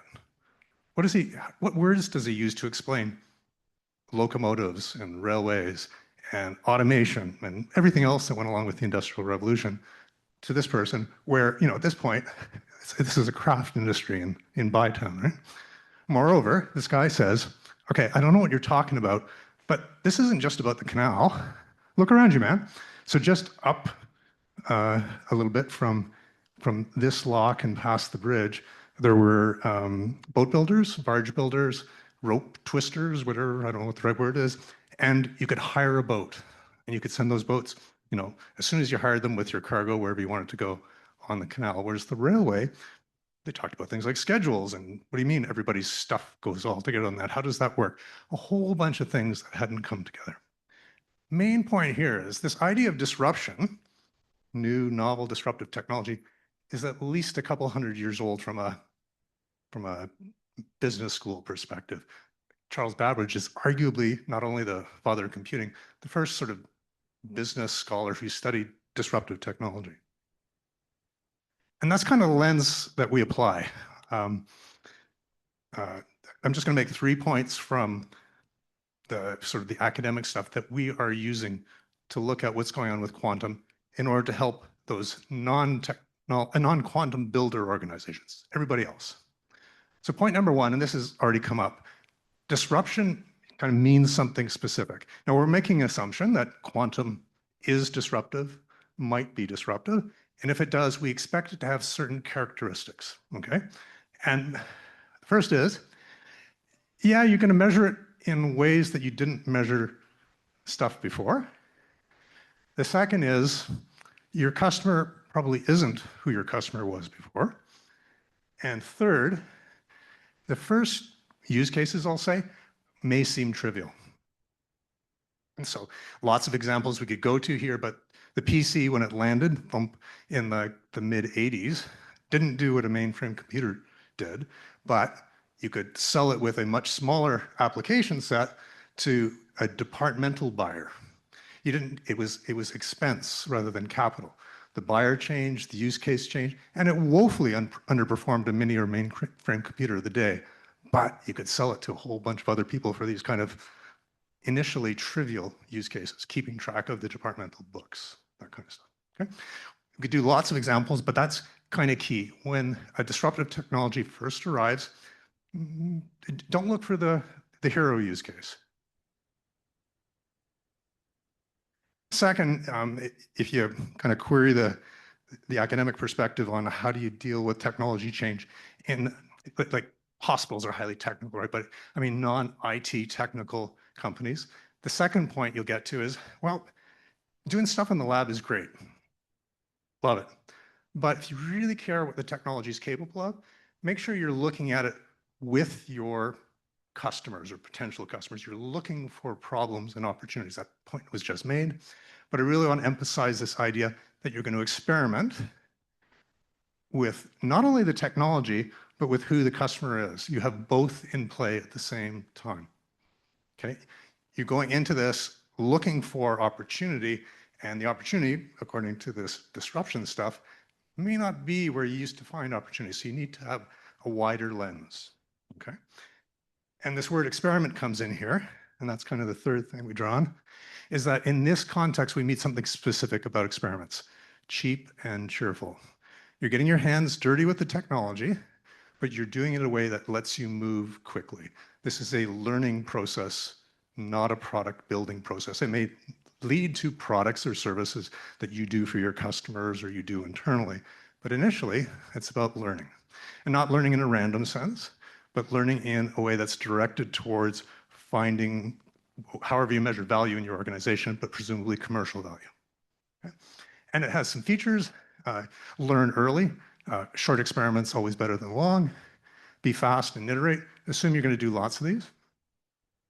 Fall in love with the problem, not the solution. And this is a really interesting one when you look at building teams to do this kind of stuff, is you want naturally curious people, not people that are necessarily wedded to a particular technology. You may prompt them, hey, let's go look at something, and the word quantum might appear there somewhere, but you are open, if you're leading an organization like this, to have them follow their nose, and have the customers you deal with do that as well. Get credible feedback. That's the argument that doing stuff in the lab is great. Doing stuff with potential customers, way better. Measure what matters now. So this is a big one. So let's say you're playing around with this quantum stuff, and initially you only have access to simulators or quantum as a service or something like that. You're not going to expect performance, right? You're looking for some kind of proof point, some kind of demonstration. Or flip it around. We've done a ton of projects here internally, and I'll talk about a couple actually with large language models, where they're not particularly high performance, but the experiment demonstrates capability. You can solve for performance later, or whatever the other attributes are that you're looking for. So measure what matters now. Test your assumptions. So you want to be very conscious in the discipline you apply to experimentation to state, well, I'm assuming something. What is it? And as you go through the experiment, particularly with the experiments that fail, question whether it was the implementation of the experiment, or did we make an incorrect assumption either about the users or the technology, or both. And then finally, fail smart. What did we learn? There's always a temptation when you kind of try something out, particularly with a user group or a proxy for a user group, and it doesn't work, to say, well, they just didn't get it. Well, it's possible. That is possible. But perhaps, you didn't get it, or something else was wrong. What did you learn? How do you quickly pivot and move on?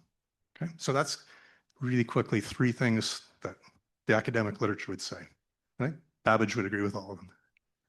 All right, so To that end, leading up to the conference last May, we kind of started down this path. How can we contribute meaningfully to a conversation on post-quantum cryptography, the cyber-safe world, when we don't know anything really about quantum computing? We'll know a fair amount about networking, not really crypto geniuses or anything like that. Where can we add some value? And I know that this is quantum adjacent, but it's kind of where we sort of got into the conversation. We basically set ourselves up with two goals. Can we understand enough about the space based on public material? In other words, we may not have the expertise, but can we learn enough from what's been published? And they're leaning primarily on academic material, not because it's guaranteed to be superior, but it's at least peer-reviewed and structured, and certainly a lot of what we would call gray material, sort of industry material that gets published. And can we do this with our TIM students? So students that are not domain experts by any stretch, but are highly capable with disciplined process and state-of-the-art tools, analytics tools. Okay. And so a year ago, well, sorry, last May, 10 months ago, we presented sort of the outcome of this. And then just briefly, I'll recap what those two projects are. If you want to know more about these, happy to share that, but we talked about these a year ago. The process is what you should really take away from this. The first one was, can we build, I think we said typology. Think of it a map of the post-quantum cybersecurity space based on the academic literature. And so we did that. The pattern is often kind of three steps. First step is search. What can we find using a variety of tools and a structure, in this case, PCC, participant context, which is a disciplined way of searching, and settle on a corpus, articles that appear to provide information that answer the question around what is the structure of this opportunity space. From there, we take the corpus, we drive it through an analysis process, in this case with just a couple of tools, and it's prompt-driven. Right? So we have a disciplined way of going from the corpus to the high-level structure to what really differentiates the different parts of the typology and what are the features of each part of the typology. And out of that comes something like what's shown on the right. And the other thing that we did at the same time, or well, in parallel, was a competitive analysis. Who are the players and how do their offers differ? And it was a similar search, build out a model, a structure, and then report. What are the takeaways? And the response we got last May was very favorable. We were actually quite encouraged by what we heard back from some of the people in this room and a couple of people that aren't in this room as well, that the quality of the insight was high. And so our basic takeaway from that was, yeah, you can take, let's call it quantum naive, but tool-capable people, tool and process-capable people, and throw them at questions like this and get meaningful results. And if you've got experience with LLMs, you'll understand this. But we were pleased. So from there, we decided with Nokia primarily to go further on this thread. So we're still quantum adjacent, but trying to dig deeper. And the first project was focused on looking at, so the prompt to us was what's been discussed here a little bit. So we have this potential quantum threat, we have solutions, but relatively low uptake of those solutions. What's going on? Lots of potential answers to that. But one of the things we said we could poke at is, okay, you're making an offer in the marketplace. In academic terms, that's a value proposition. And customers respond to that value proposition. We could look at that. In particular, if it's a disruptive space, and we're arguing that there's a level of disruption here, value propositions they usually have certain features when there's a disruption in the marketplace. So we basically, Pasca built out a capability to look at the adoption of a specific quantum security offer in the marketplace using public information, so academic and market information, and demonstrated that, first of all, just looking at the information that's published, you could first of all construct a prototypical value proposition, something that is in some sense the idealized value proposition for the space. And then you could take a vendor's value proposition and do the, if you like, before and after, compare and contrast. And from there, suck in a bunch of competitors and not only compare it to our idealized value proposition, look at what the competitors are saying and come up with some interesting comparisons, geographical, sectoral, and others of the offer that's being made in the marketplace, and use that to drive insights, back to the vendor of the offer. Okay, that's the first step, and very favorable feedback on this one. It's a shame Martin's not here, but he can't contradict me. Anyway. And so think of that as an AI-driven, large language model-driven value proposition co-pilot. I know that's a brand, but you get the picture, right? Something that could work with you in refining an offer for the marketplace.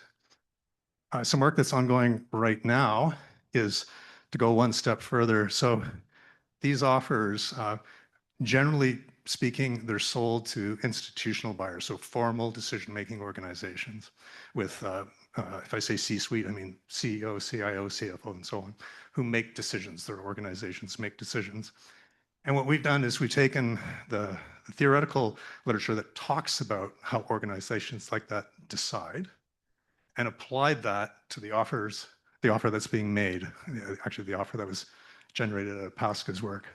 And so what Ellen's built out is basically a multi-agent model of a C-suite, CXO organization. And the offer is made to them. Each C-level executive looks at the offer, responds to it, and then the agents interrogate each other. They have a conversation, and some change their mind, and we're asked questions, and then a consensus decision is reached, at which point we can inject additional questions from outside, which may stimulate a positive or negative decision on the offer. The pipeline includes the ability to, if you like, say who has more influence in the organization, who has less, so who's more salience, and is the organization as a whole more, say, technology forward or conservative. And the coolest bit, which I don't want to over-rotate on this, is we've pulled in public information from certain potential buyers of these types of offers. So imagine like an annual report and the About Us, here's our team page, and use that to color what the C-suite is and how they make decisions. We haven't gone beyond that. We haven't gone any deeper, but essentially tried to build as faithful a model of the decision-making organization as possible. And kind of like the value proposition work, this is not about what's the answer and did we win. This is about where does the value proposition seek to drive agreement, and where does it cause confusion or disagreement? So in other words, what appear to be the strengths of the offer, and what are the parts of the offer that appear to be controversial, okay?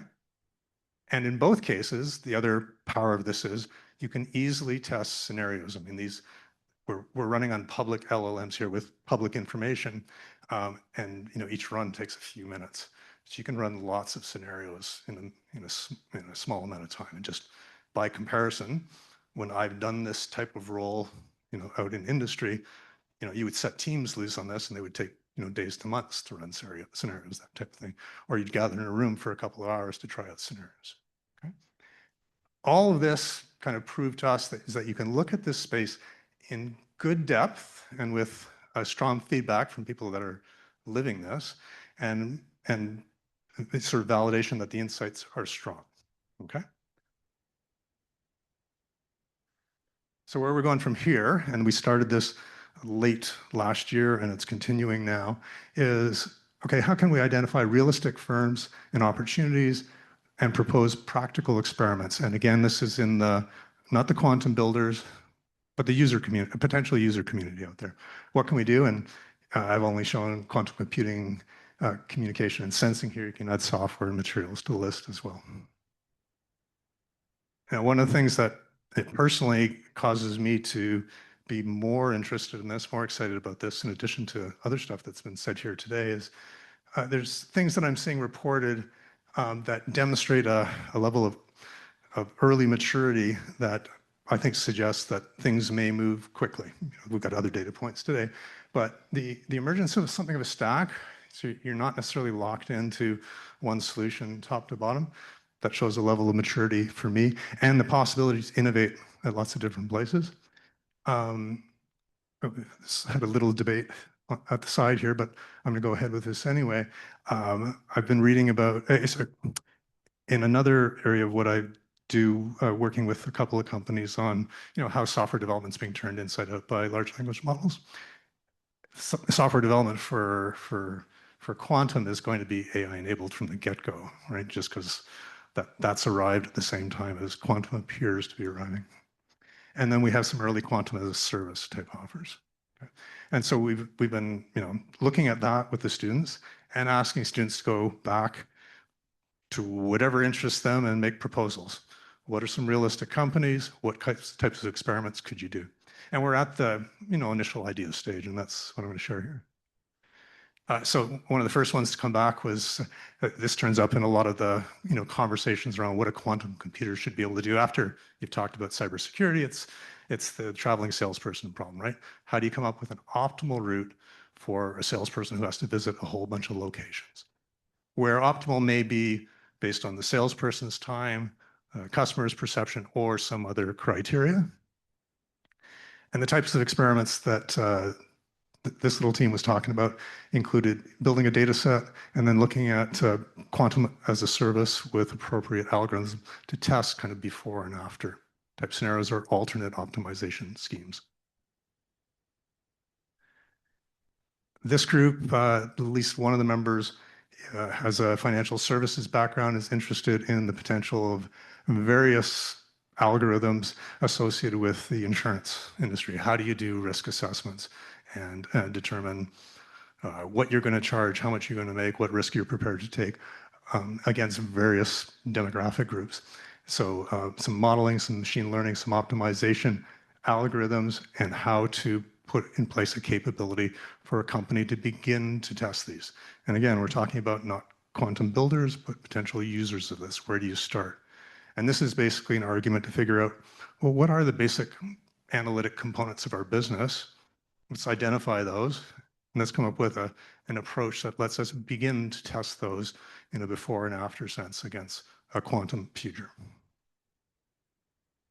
And then last but not least, this group, a couple of people here have an earth sciences background, and they're interested in how this could be applied in geosciences. And here, the thing that they've picked up on is, this I don't know, but they tell me that in geosciences, there's been a lot of resistance around, so issue number one is there's a lot of isolated data sets. People tend to protect their data rather than share. So that's maybe a cultural, I don't know, intellectual property thing. But also that there's a distrust of analytics in this space, because analytics tend to be kind of, at best, gray box, often black box. Why did you get this answer? Don't know, the machine told me this. And so they wanted to tackle that particular aspect of it. If quantum is of value here, how can you do it or approach it in a way that you have some level of trust in the results that came out? And so that's what these folks are looking at, which includes building a data set, coming up with a dashboard that is focused on explainability, results back to data set, and readiness. How do you build some benchmarking capability in here? And again, the starting point would be a simple analytics task associated with a large data set with some level of visibility into what the results mean. Okay. And so my bottom line here is, based on our experience over the last year, if I was brought in to a consulting gig and asked, should we be doing something in this space? I would say, yes, you can start today with highly motivated, highly skillful people who are not necessarily domain experts. You can do that. It always begins with an understanding what your business is and what, if you like, value add you have in that business. But then discovering, and I want to emphasize the word discovery, this isn't a planned process in that sense, discovering what the art of the possible is between technology and opportunity. And the keys to it is an approach to experimentation that is cheap and cheerful, rapid, efficient, rinse and repeat, and for what it's worth, relatively small teams as well. Yeah, and we're convinced that average companies can start down this path now if they're willing to make a small commitment of resources to do it. And for what it's worth, if this is of interest, this is an ideal thing to do with the university of your choice, right? With students that are similarly skilled. But of course, our doors are always open. Thank you. Any questions?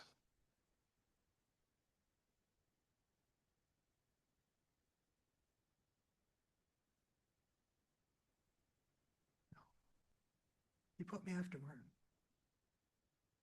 All right. Thank you very much.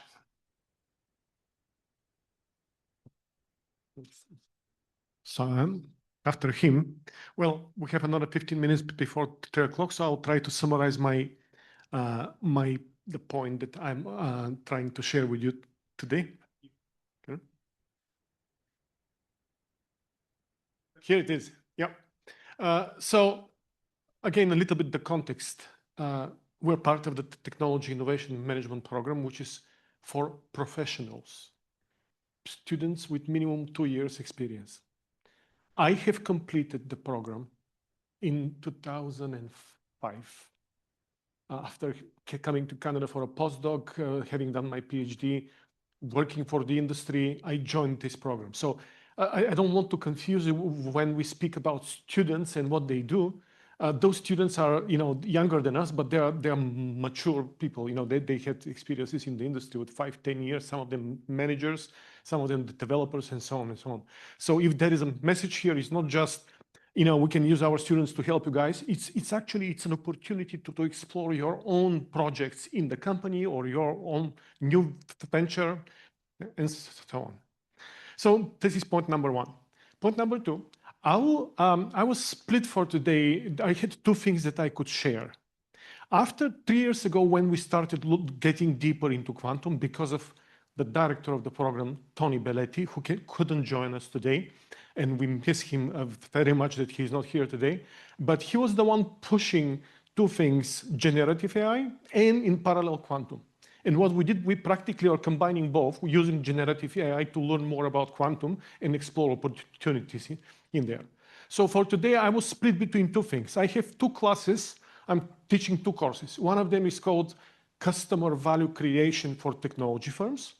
And the other is called Using Machine Learning Tools to Generate Entrepreneurial Insights. What I'll talk today is from the first course, one of the cases of the groups that they were exploring. And the second one I wanted to share, but there'll be no time today, and I can share it afterwards. But what we did is to consider all the publications in the Quantum Insider platform in 2025. And then just using topic modeling and text analytics tools to identify what are the emerging themes, what people identify as opportunities, what the issues are for investors, for entrepreneurs, and so on and so on. I will not be talking about this today. Today, I'll be talking about disruptive innovation. And this is related to the topic today because we talk about opportunities. And we kind of got used to the language, disruptive innovation, disruptive technology, disruption.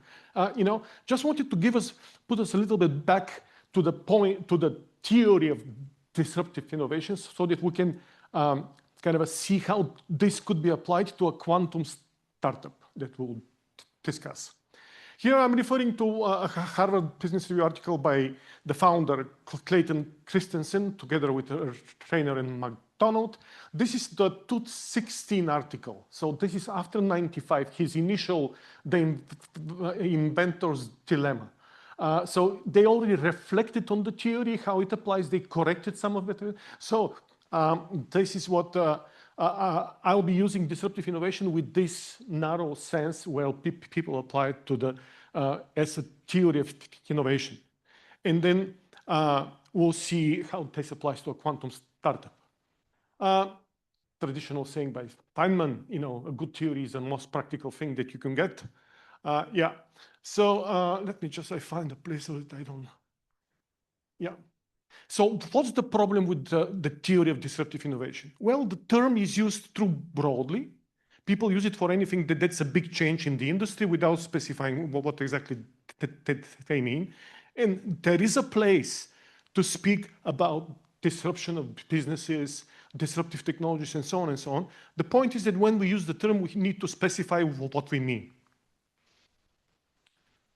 Yeah, so let me brief summary.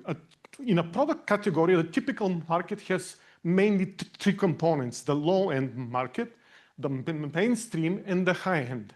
And the difference between the three is that they have a different purchase capacity. The upper side are more demanding and they could pay more. The lower side are less demanding and they pay less.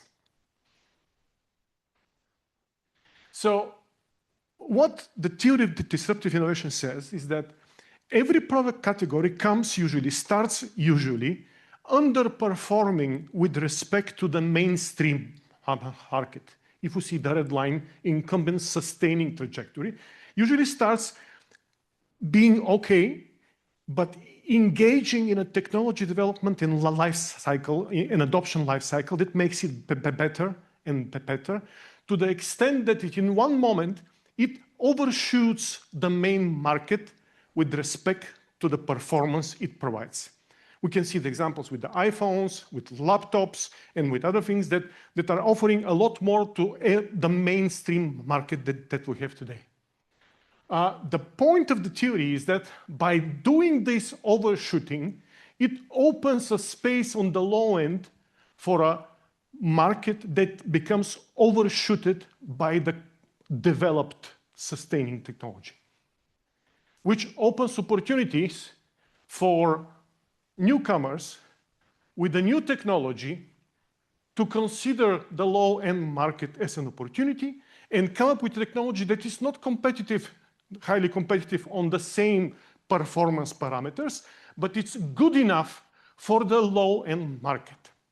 And the point here is not that they just found a market that they'll be happy with. The point is that this new product starts its own technology development and technology adoption life cycle, which enables it to grow over time and to become better and better.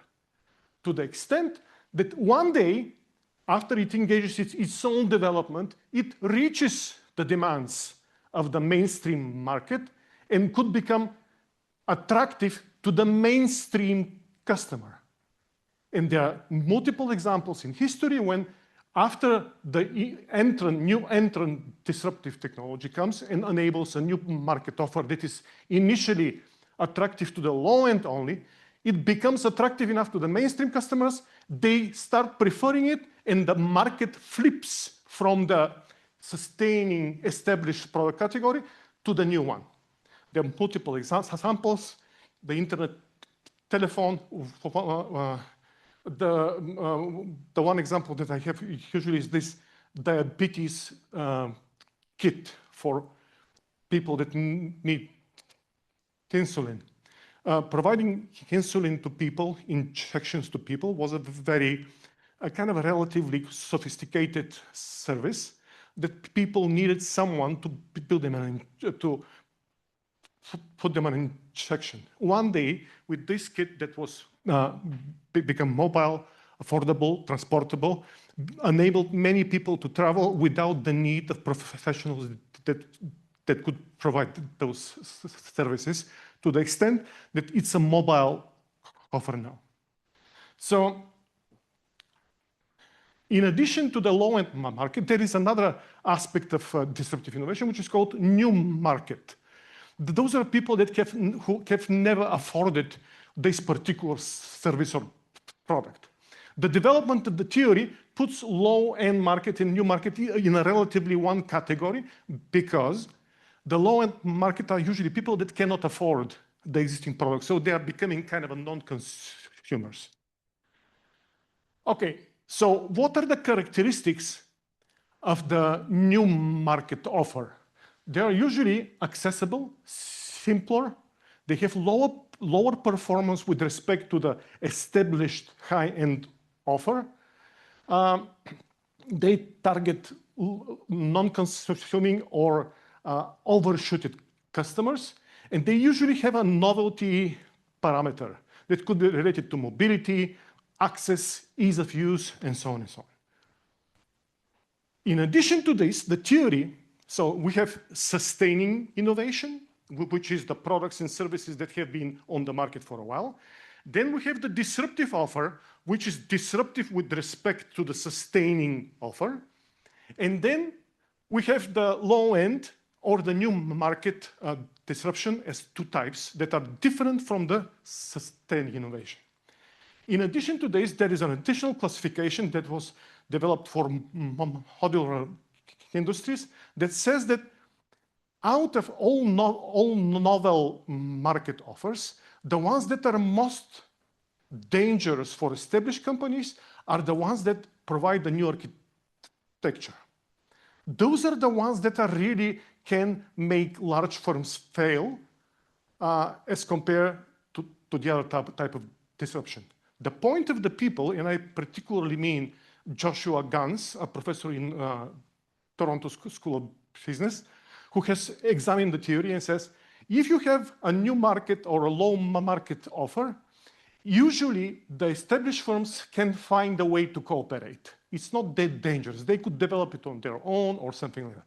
But if somebody comes with a new architecture which has novelty on the modular level and the architectural level, companies may not be able to react to this and they could lose ground compared to newcomers. Okay, and here this also talks about radical and incremental and so on. The point here is that sustaining innovation could still be radical, could be highly innovative technologically, but may not be disruptive. Okay, so the case. The company that I consider is not Quantic. I know it happened to be one of the companies funded by or the partnering with Quantacet. Disclaimer, I don't know anyone in the company.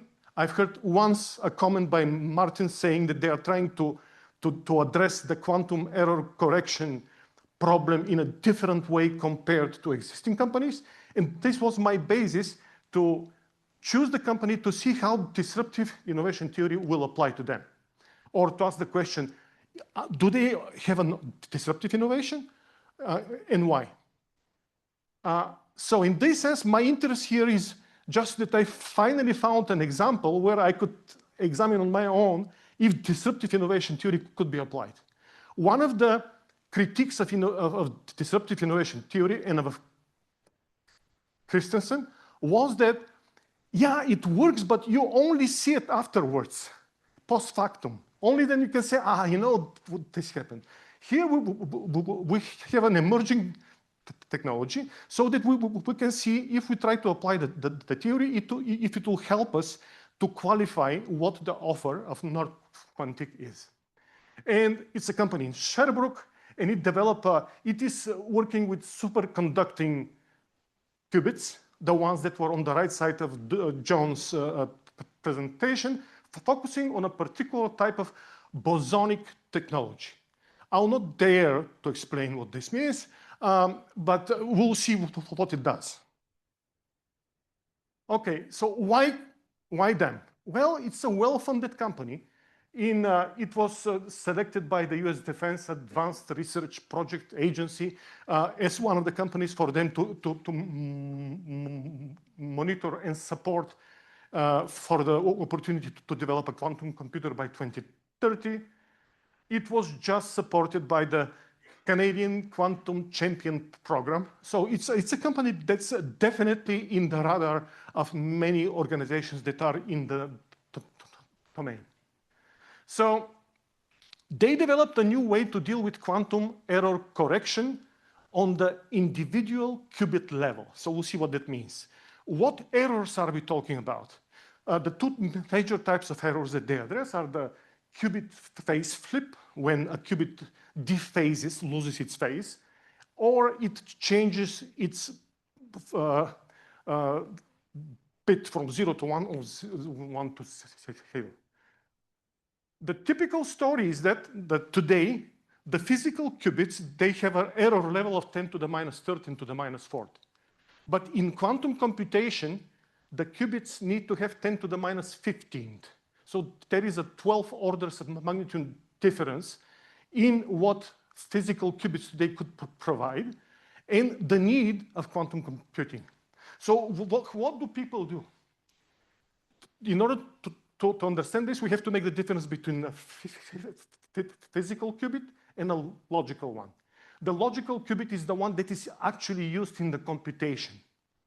The physical qubits are the physics, the actual physical entities that are being used.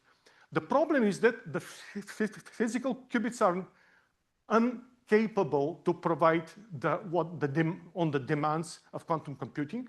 And people try to, what the quantum industry is trying to do, is to try to generate highly less error level on the logical qubits by using real life, less error based logical qubits by using actual physical qubits. How do they do this? There is something called the surface codes. They use an array of physical qubits to encode one logical qubit. What does that mean? In order to use one qubit in computation, you have to use many, many physical qubits to actualize this logical one. And this is the overall logic of the industry, of the companies like IBM, Microsoft, Google, and so on. They create a redundancy of qubits so that they could have enough logical qubits for the computation. So how many qubits are needed to create one logical qubit? The answer is 100 to 1,000 today. So you can imagine, if you want a 100-qubit quantum computer, you need to have 5,000 physical ones. Those physical qubits have to be cooled. They have to be controlled by electronics. So the real challenge with today's quantum computers is that they require a lot of energy. They cost a lot because you use a lot more qubits than actually you need in the computation. And here comes Quantic. They came up with this technology, which is the bosonic qubit technology, which helps to improve the error rate on a single physical qubit. The technology allows to design such special qubits that are different from the other ones. They're a bit larger. However, their error rate is a lot better on the individual level. So because of this means that if they want, they could almost use a one-to-one correspondence between the logical qubits and the physical qubits, which requires low energy that could make them competitive with the existing high-performance computers, with other quantum computers, and so on. I provided the link here with more details. So they're modular. You can actually grow them. The architecture of the qubits is such that if you start with a 100-qubit quantum computer, you can easily scale afterwards in terms of maintenance, in terms of computational capacity, in terms of money you need to this. It requires less infrastructure. In the Quantic case, you may need one room, one of the IT servers room, compared to IBM and Microsoft, who may need a warehouse. So in this makes it a lot more convenient, adoptable, and manageable. Some of the other pluses are streamlining operations. It's faster setup, lower cost of use, and user experience of someone who wants quantum on top, which means you have it on the side instead of counting on cloud computing services where you need to really realign your resources with the cloud computing infrastructure. So the offer clearly shows the signs of a disruptive technology. How? Well, the target of Quantic is to have 100-qubit quantum computer by 2030. By this time, IBM and the others will have a lot larger numbers of qubits, and one of the key performance parameters in quantum computing is the number of qubits. However, they'll have 100, but less cheaper, convenient, affordable, accessible, which will allow to a lower end of customers, such as universities, smaller data centers, smaller R&D groups of private companies and so to afford to having a quantum computer compared to larger organizations that may require the services of IBM and the other giants in the domain.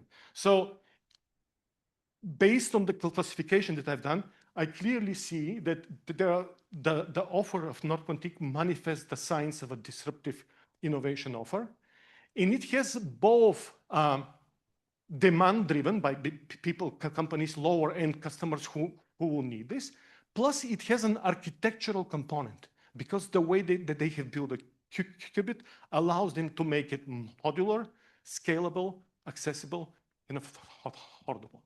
So this is my kind of a reading. This is my personal opinion. And the reason I told you I'm happy, first of all, because we have a company of this caliber, scientific and technological caliber in Canada. And second, because I can see a case where actually disruptive innovation theory could help to articulate why is this company actually innovative.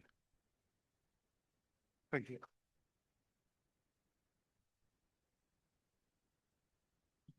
All questions about technology, you can address to Martin. Well, he put money in the company, so he should know exactly. It's not my money. Okay. Yeah. Okay, so it was a long day. I suggest we slowly move to the panel discussion, and I think I'll piss off David again by asking him to moderate the panel. So please, all panelists come. Michel, Barbeau, please join the panel.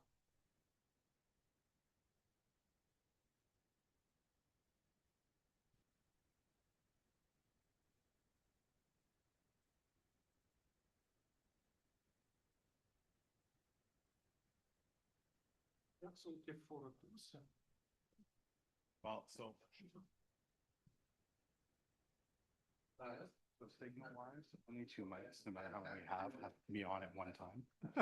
Because that's why when I turned on the cube. Oh, it steals the receiver. Steals the receiver. Got it. We'll have to just pass it down. Okay. I think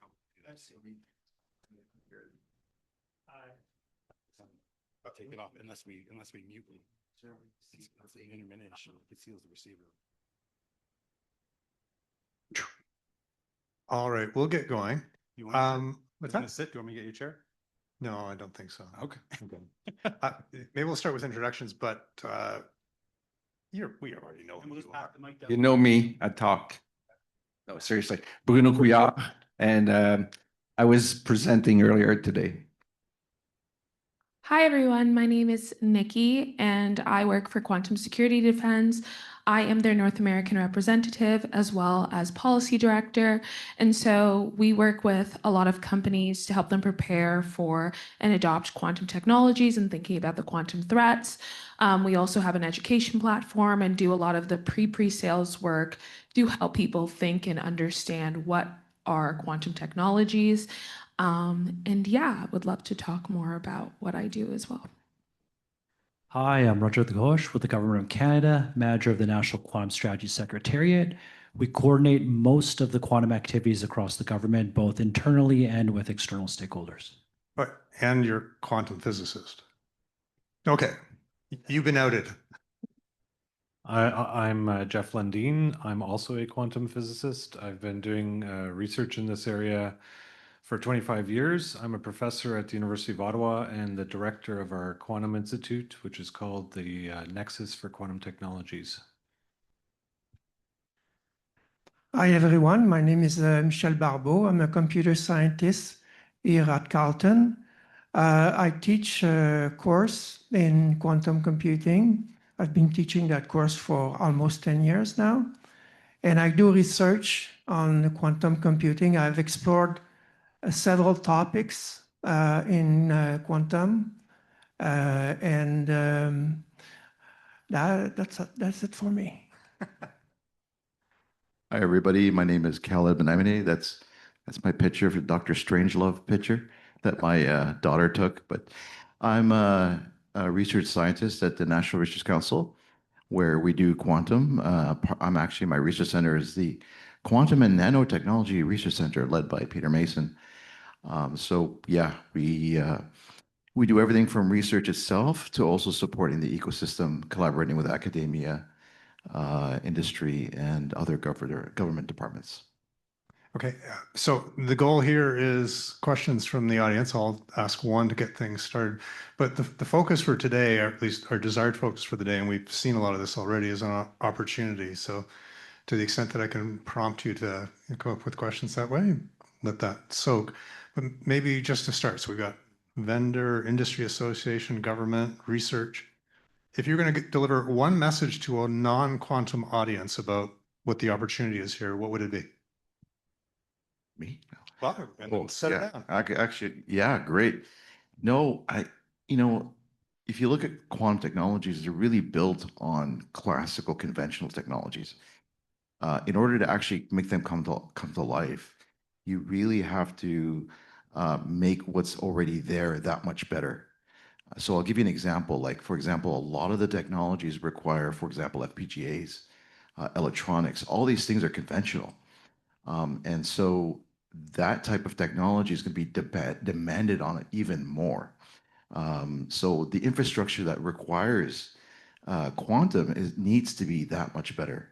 So there's actually room for quantum adjacent, whether it's whatever technology you bring is going to be very useful for actually making quantum come to life. In our particular case, for example, we're working on silicon germanium qubits, for example, but that demands very high, fast electronics, very conventional stuff. So, microwaves, all that kind of stuff that's already been around for decades is going to be needed much more in the quantum world. So that's my message. Okay. My message is I've explored all the mainstreams in quantum computing, quantum communication and networking, quantum sensing, quantum AI, and quantum optimization. And I can say a few words about each of them. So first of all, for a lot of people, quantum means quantum computing. And my opinion, it's a very promising area, but it's very unclear right now when quantum computers will be mature enough to be able to solve real problems. We had examples today. So the quantum computers, so the main unit of performance is the number of qubits. So they are in the order of hundreds or thousands of qubits right now, okay? Which is not enough for solving real problems. We need millions, at least, of qubits. Another parameter that is very important is the number of gates. Okay, but it's nice to have qubits, but to implement logic, we need gates. Okay, so that's a challenge also. The other area, unfortunately, we didn't have a talk. There was a talk planned on that, on quantum communication and networking. Okay, so this is happening right now. Okay, there are quantum networks being deployed. So it's one of the most mature technology in the field of quantum. Another area that is very promising, it's quantum sensing. So we heard a little bit about that today. So why is quantum sensing something interesting with opportunities? We do sensing because we want to sense something. We want to measure something. So with quantum sensing, we have higher sensitivity. Maybe 100, maybe 1,000, maybe even more sensitive. We have technology that is that degree of more sensitivity, and it opens the door to many, many applications. in communication, in health, among other things, in agriculture, in environment. Another important area in quantum is quantum AI, okay? A few words have been said about that. I tend to agree. I think it's Philip, yeah. I agree with Philip, okay? So a lot of, Martin, sorry. Yeah. So if I use your words, there's a lot of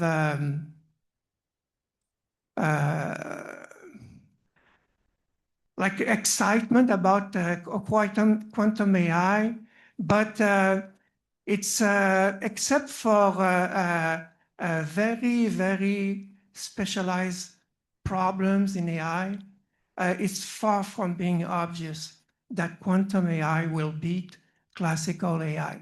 Why? Because there are so many resources invested right now in classical AI. It will take a long time before quantum AI catch up. Now, another topic in quantum that has that I think is extremely promising, that has received very little attention today, is quantum optimization. Okay, solving, I think we had maybe one slide about that. It's an area where I think quantum technology, if it's not to the point where it can solve real problems, it's very close to that point. Okay, because it's a slightly different technology. It's a little bit simpler, but it's limited. So some people think it's limited. Me, I don't think I like that. If you take the classical computer, everything you can do on a classical computer, you can do it on a machine as simple as the Turing machine. Okay, so the quantum computers that solve optimization problems are that simple right now. But I think there's a great potential there. Okay. Thanks. So the problems that quantum technologies address are very select. And so these are not going to be very, at least at this point in time, they do not seem like they'll be very broad technologies that take the place of a computer, for instance. So, I mean, that doesn't sound like an opportunity. But what I do see as an opportunity is the fact that once we have these technologies, in particular quantum computers, they will give us insights into nature, into things that we just really do not understand at all right now, that are at the base of a lot of phenomena in the world. And so even just having a quantum computer might open up a whole new era of human understanding and capabilities. So that's what I think is the most exciting opportunity. Okay, so I could give you the cop-out answer and tell you that there's applications in defense, in finance, and healthcare. But I'm going to give you what I really think. I think that we don't fully understand the capabilities yet. I think it's imagination that's what's limiting us. I'll give you a great example. If you look at sensors, we think of sensors for navigation, timing, position, determination. I think quantum will create new verticals and new capabilities that we haven't really thought about. Let's look at autonomous cars. We don't have them now. What's one reason why? Well, you can't use Waze because as soon as your cell phone signal cuts out, you could crash. But if you were to have a quantum gyroscope or something that could help position you in GPS-denied environments, there you go. That now, all of a sudden, that's a completely new capability, a completely new vertical that we didn't even think about. So I think we haven't fully realized or figured out or imagined how we can use these new capabilities. I think we know they're there. We know the last time this happened in the 60s and 70s with the development of the silicon chip, we couldn't really foresee how digital technologies would grow to today. I think we're at that similar nexus right now where we know there's something useful. We know some of the low-hanging fruits, some of the basic applications, but we haven't figured out the full potential yet. Thank you. I guess I'm going to think about it in a slightly different way because I think a lot of the things have already been touched on. But when thinking about it in the business environment, I would say because the ecosystem is so fragmented, there's a lot of opportunity, I think, for business students, but innovation managers and people like that to really coordinate the ecosystem and get people thinking about what the technology could be and get everyone on the same page. And that's largely what we do at QSEC Def, is just helping to educate the C-suite, helping people to really understand what the quantum threat is, even though the quantum threat isn't necessarily a positive opportunity. But I think that there is an opportunity when it comes to cybersecurity and helping us to better secure our information and our data. And so if you're a company that is thinking about that, and building out those applications, I think that there's a really big opportunity in the market to be that service provider, and then also acting as an integrator sometimes, helping companies to really understand what the threat is and start to apply that and see how they can apply that, as opposed to just like going direct to market or something like that. And so Martin mentioned this earlier, but I think it goes beyond just those that are thinking about these things technically or scientifically, but we need to start integrating more of like communications people, design people that are really trying to think about how we can commercialize the sector and take it beyond just the research lab. Thank you. Well, being last, I have to come up with something new. I tend to look at quantum from a very different lens. Humanity typically has always found new technology. Usually, the first usage of these advances were probably to compete and outcompete for a resource, the other clan, the other group. We've used that multiple times, and I think David would probably, historically, that's been the way we've built technology. We use it first to smack the other guys. I don't think it's going to be any different with quantum computing.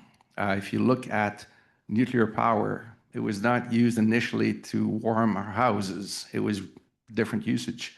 If you look at stealth technology, space technology, there's a lot of reasons when we find something, we tend to use it as an advantage to outcompete. I think quantum computing today is probably being designed out there by some advanced civilizations that may ultimately want to use it first to outcompete others. And there's a phenomenal power that the first that will arrive to a quantum computing capability that can break digital trust. I've mentioned that in my earlier talk. And if you can do that, it basically collapses an entire civilization, if you want, without firing any bullets. Now, you may be thinking, we'll find out soon. We'll know in advance. And I'll only do the second example here. And I probably would suspect you've seen that movie, but there was a great movie about during the Second World War. It's called Imitation Game. During the Second World War, there was this advance on how to break cryptography, and a group, the Allies, broke the cryptography of Germany called the Enigma, and we used it to figure out what their military plans were, and it gave the Allies an advantage. The neat question that you need to ask yourselves typically is, how long did we keep it secret from them? I mean, we used it during the war. It's known in the movie. When you find out that it was not released until 1974, that's a long time. Well after the war ended, we kept on using it. So typically we find something very powerful. If we can use it to effectively be better at competing against or for resources, we tend to do that. I think quantum computing technology will probably have some of that too. So yes, it can do phenomenal, cool things, advance our medication, advance our materials, get us better optimization, improve our compute, blah, blah, blah. But we should keep in mind that it could also be used to destroy the digital environment that we've built for the last 30 years. Obviously, this is why I'm in that game, trying to build the absolute most secure digital landscape so we can continue advancing. So I'd say that's also an opportunity. If you look at that side of it, there's a lot to be done. I've mentioned it. I still feel if you're not too much into quantum, but you're more into the math, that's a cool place to be. So that'd be my, from all of the things you've heard, there are positive aspects. There are also possible usages that might not be so great if you happen to be on the wrong side of the tool. Okay, but eyes wide open, we are where we are and we have to deal with it, right? So interesting spectrum there. So questions from the audience. Oh, come on. When are you going to get a chance like this?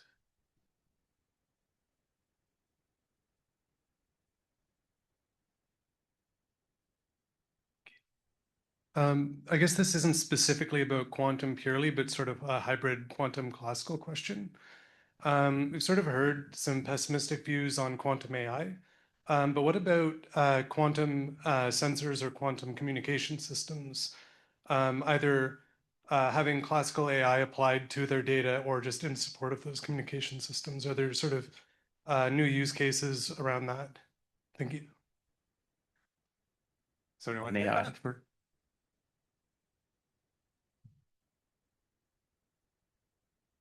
So that's actually a very relevant question. How do we exploit classical methods to bring out the quantumness of things? And so I think that's actually what people are looking at in terms of what is going to bring you the fastest route to quantum is enabling using classical methods. So Stoyan was talking about quantum error correction. That is actually a significant problem, in fact, even daunting. But with the help of perhaps AI, classical methods, things like this can actually be relieved. And so we can get to those, the quantum advantage, where you're doing logical operations across histories. It's not easy to do that. But when you're doing that, you're going to be prone to a lot of errors. And if you're going to be checking all those errors, you're never going to get anywhere. It's going to be very intensive through energy, clock cycles. So exploiting what we know already in classical information theory, classical communications, using that to the nth degree to help us get what we need, it's critical. I think your question is extremely important and it's very, very relevant. Quantum isn't going to be replacing classical. I think classical is what's going to make quantum quantum. And so having that knowledge and exploiting it as much as we can is really, really important. So I would say if you think of quantum technologies as an iceberg, the top 1% is the quantum stuff. The one under the ocean is all classical. When it comes to NRC is very good at that. We have a challenge program, national challenge program that's actually addressing quantum sensing program. It's called the Quantum Sensing Program. And also we have a brand new one that just came out, which is the quantum interconnecting, which is exploiting communication. How, now that we have the sensors or try to get the sensors, how do we string them together? How do we bring them all together? And so NRC is leading a national challenge program to work with industry and government, other government agencies and defense and academia to answer those very, very tough questions.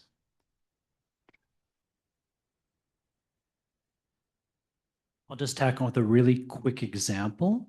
I think you're absolutely right. I think quantum systems are always integrated with classical systems. If you look at sensors, which is the second part of your question, sensors are often flown on drones.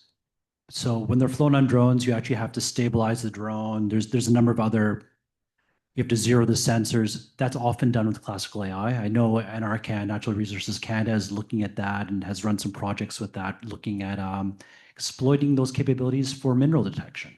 So yeah, I think they're intertwined.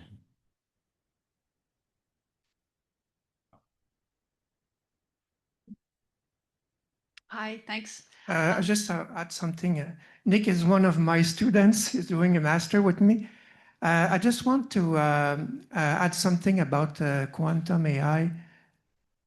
So I'm talking about research, one of the areas where quantum AI could shine is taking advantage of quantum concepts not available in classical computing. And one of these concepts is entanglement. Okay, how can we make better AI using entanglement? That's a research question right now. Yeah, so my question is for, okay. Yeah, my question is for you, Rajat, and I apologize if I'm putting you on the spot, but what other occasion will I have? You know, my self-imposed mandate and interest for the last year and a half is to close the awareness to action gap that exists currently in a lot of industries, even in the financial industry, but across, you know, large Canadian corporations, to start really getting quantum ready, which means, you know, making sure that they make their infrastructures quantum secure and so on. Even in the financial sector, which should be, you know, the most motivated and certainly has the most resources available to them to attack this question, is extremely difficult to get traction. So meanwhile, I've been canvassing different government agencies to try and understand which agency in the Canadian government is going to take some sort of leadership around this and start communicating. I mean, I know that we do have the Center for Cyber Security that has issued dates and roadmaps for Canadian corporations, but what about the rest of the industry? Like, what can we expect from the government in terms of messaging to help mobilize the nation towards this quantum safe space? Okay, so it's a great question. It's a complex question, so I'll just try to break it down the simplest way I probably can. So there's two ways to do it. There's the carrot and the stick, right? So the carrot, obviously, there's opportunities for businesses that are first adopters. With something that's so tied to risk, I guess that relates to their own business lines. So the stick, on the other hand, is regulation. Regulation is often heavy-handed. It's something that's always considered and is usually considered more urgently when things are more close to fruition, right? You wouldn't necessarily regulate based on technology that hasn't reached the level of maturity to pose a threat, or at least not until you've had adequate intelligence to get a firm timeline of when that could happen. Now, the carrot, private industry doesn't necessarily know which technology to adopt. They don't necessarily know, as you've just all raised, there's an awareness gap. So one possible solution is signaling. So the way in which the government's approached this to date has been to signal our own transition to being PQC ready. You've also given some general timelines to indicate to private industry, to signal to them that if we're taking this seriously, it's likely important for you to take this seriously as well. Now, as other initiatives within the government start to increase and mature, like the Quantum Champions program, and publicly there's more awareness of quantum computing, not necessarily as hype, but as the actual technical capabilities, because the performance in these computers right now, that's almost proprietary knowledge. It's not really it's not in the public domain. Once that becomes a little bit more clear and transparent, I think industry will have all they need to act on the carrot. And then once government understands the situation a little better, they can eventually start considering the stick. I hope that helps a little bit.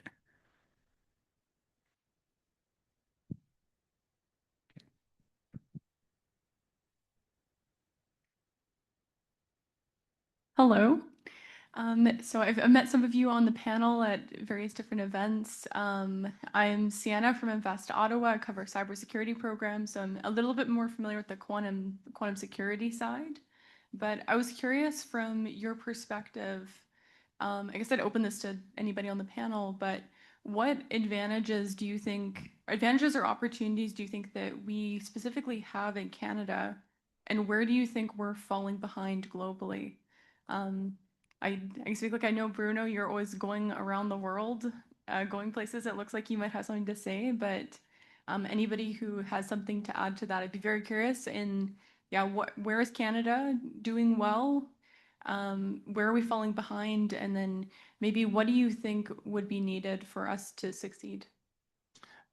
I think this is a great question. I even think that Canada is probably the world leader in this space, in the sense that since 1994, we've been at the edge of that advances that deals with cybersecurity, creating an environment where you can actually achieve digital trust and so on. In the space of cyber, when you think a cyber stack, there's always a bottom layer that's called cryptography. That's just a reality. You can't achieve good, solid cyber unless somewhere you're using some techniques and methods that have a lock, and the lock keeps others away and so on. Canada has bizarrely built a phenomenal amount of that know-how, because in Canada, we never built our cryptography for national security. So the knowledge was all invested in commercial cryptography and cybersecurity.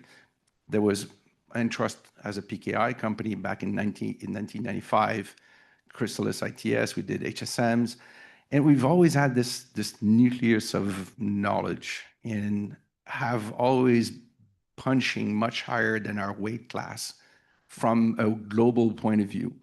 To this day, even in the world, the #1 products that deal with cybersecurity tend to be, they're still built here in Ottawa by teams of people that have been here for 30+ years.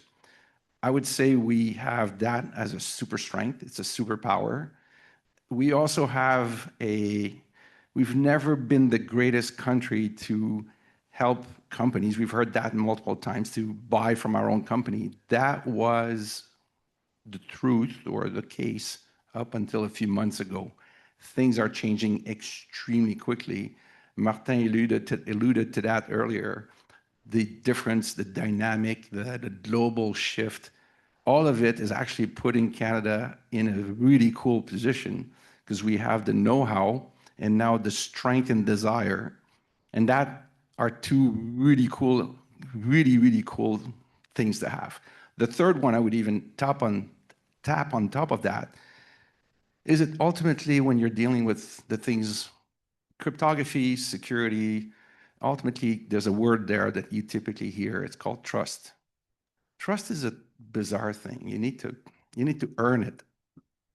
And when you look at most rankings country-wide around the world, Canadians tend to have top ranking, sometimes being the first out there in terms of being trusted by other nations. So being up there on the podium, having the tech and having now the strength and the appetite, the desire, however you call it, the momentum is building. So I'd say today, being in that space is really cool. There's a lot of energy, lots of momentum. You can feel it. You talk to people. So I would place Canada at a very advantageous point, and it's on multiple fronts. So we do own the tech, we know the tech, but we also have the political coverage. So the list is really long of why it's the right place, right time, and a cool place to be in that space. So that'd be my answer on that one. Okay.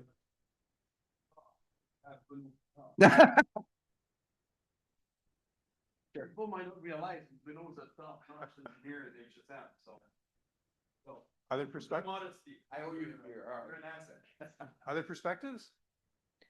I guess I could contribute to this a bit as well. Completely agree with everything that Bruno shared. I suppose maybe some of the challenges that we face and what I hear from Canadian companies is largely our market size. So wanting to be abroad being able to access other markets is really important just because obviously we have a smaller population. I would also say that SMEs tend not to be maybe as supported or have the same opportunity to grow as large as they do in other countries, perhaps. And so in order to survive, and I think particularly in this geopolitical moment where we would typically go south for a lot of opportunities, that's no longer the same. So trying to find European markets, Asian markets, other places where we can play seems to be something that's really important. And I guess that's something I would highlight that we have to focus a little bit more on now. Thanks. There's one more perspective up there. Yep. Okay, very good question, Sienna. What are the strengths in Canada? I saw the birth and the growth of quantum in Canada. When I was a master's student when Gilles Brassard presented QKD at University of Montreal for the first time. And like, it was entirely new ideas, new concepts. And Canada worldwide is extremely well seen from the point of view of quantum. Like QKD was co-invented by a Canadian. Teleportation, a very important concept in quantum networks, was invented by a Canadian, the same guy. So we have strong people creating quantum algorithms. What we are not good at in Canada, we are very good generating ideas, developing concept, and we are very good also sharing ideas with the world. Okay, Canadians are like that. But I think what we need to develop right now, we need to develop solutions. We need to develop products with the science, okay? And I don't think we are very good at doing that right now. To enable that, we need not only millions in investment, we need hundreds of millions because it's very advanced technology. It needs advanced tools and it needs people with skills also. And all of this is expensive.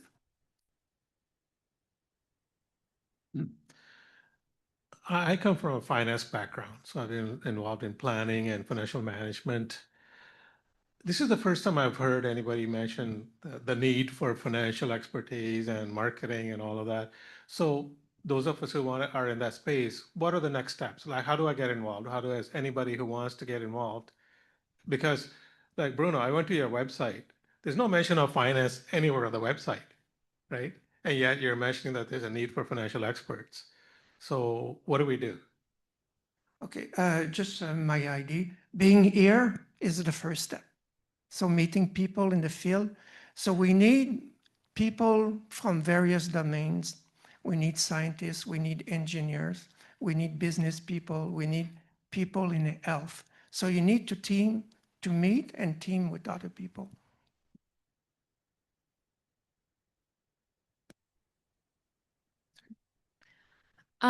Great question. I think this is kind of like the Wild West. So you kind of have to chart your own course and your own path a little bit.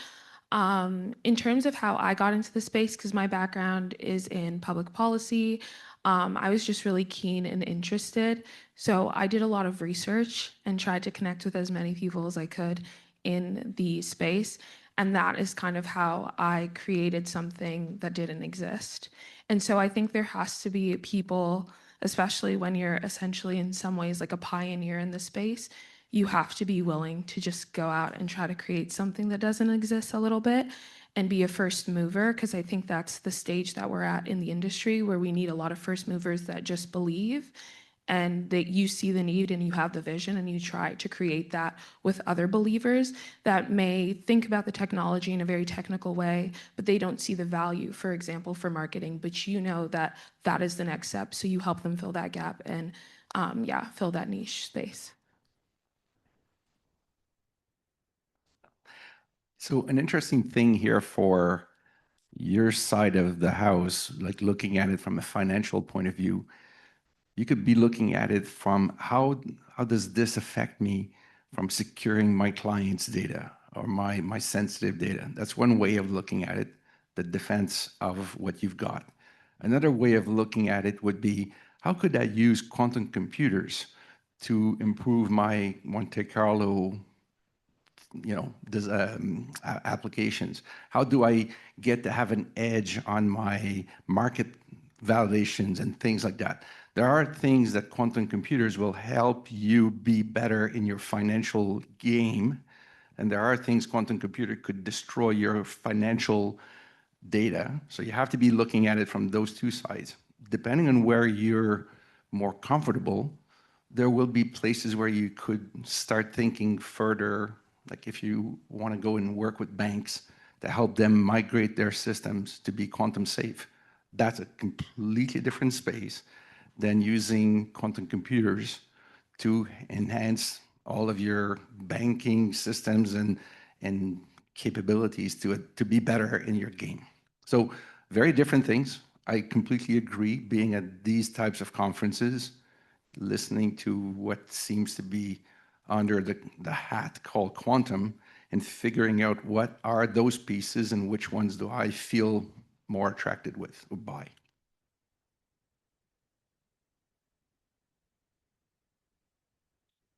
Actually, quantum physicists, we love money. Money is very important to us. And to have somebody in finance interested, I think is really, really good. The point here is that when we're working with non-experts, and they're forcing us to try to, like as Martin was saying, we got cool ideas, but we have no idea what value means to people. And the financier is the one who understands value and understands strategic positioning in the market. That's what we need. That's what's keeping us stuck in the laboratory. So, and at the same time, when we're forced to explain our ideas in simpler terms, if we can't do it, that means we don't know what we're doing either. So I remember the quote for Richard Feynman. I remember listening to one of his lectures where he apologized so much because he couldn't explain it in simple terms. And he basically said, that's basically because we probably don't know what's going on. So by working with the business people, it forces us to, try to be more clear into what we're trying to do. And so when there is interest to work with us, that's just going to make everything better. And so that's the way I see. I'm very, very encouraged and very happy that this is actually going on in the School of Business, because it's been going on for a lot in technology, but we're just stuck in the laboratories.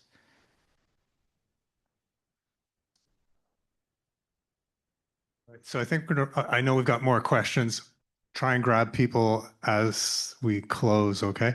I want to say thank you to our panelists. That was a lot of fun.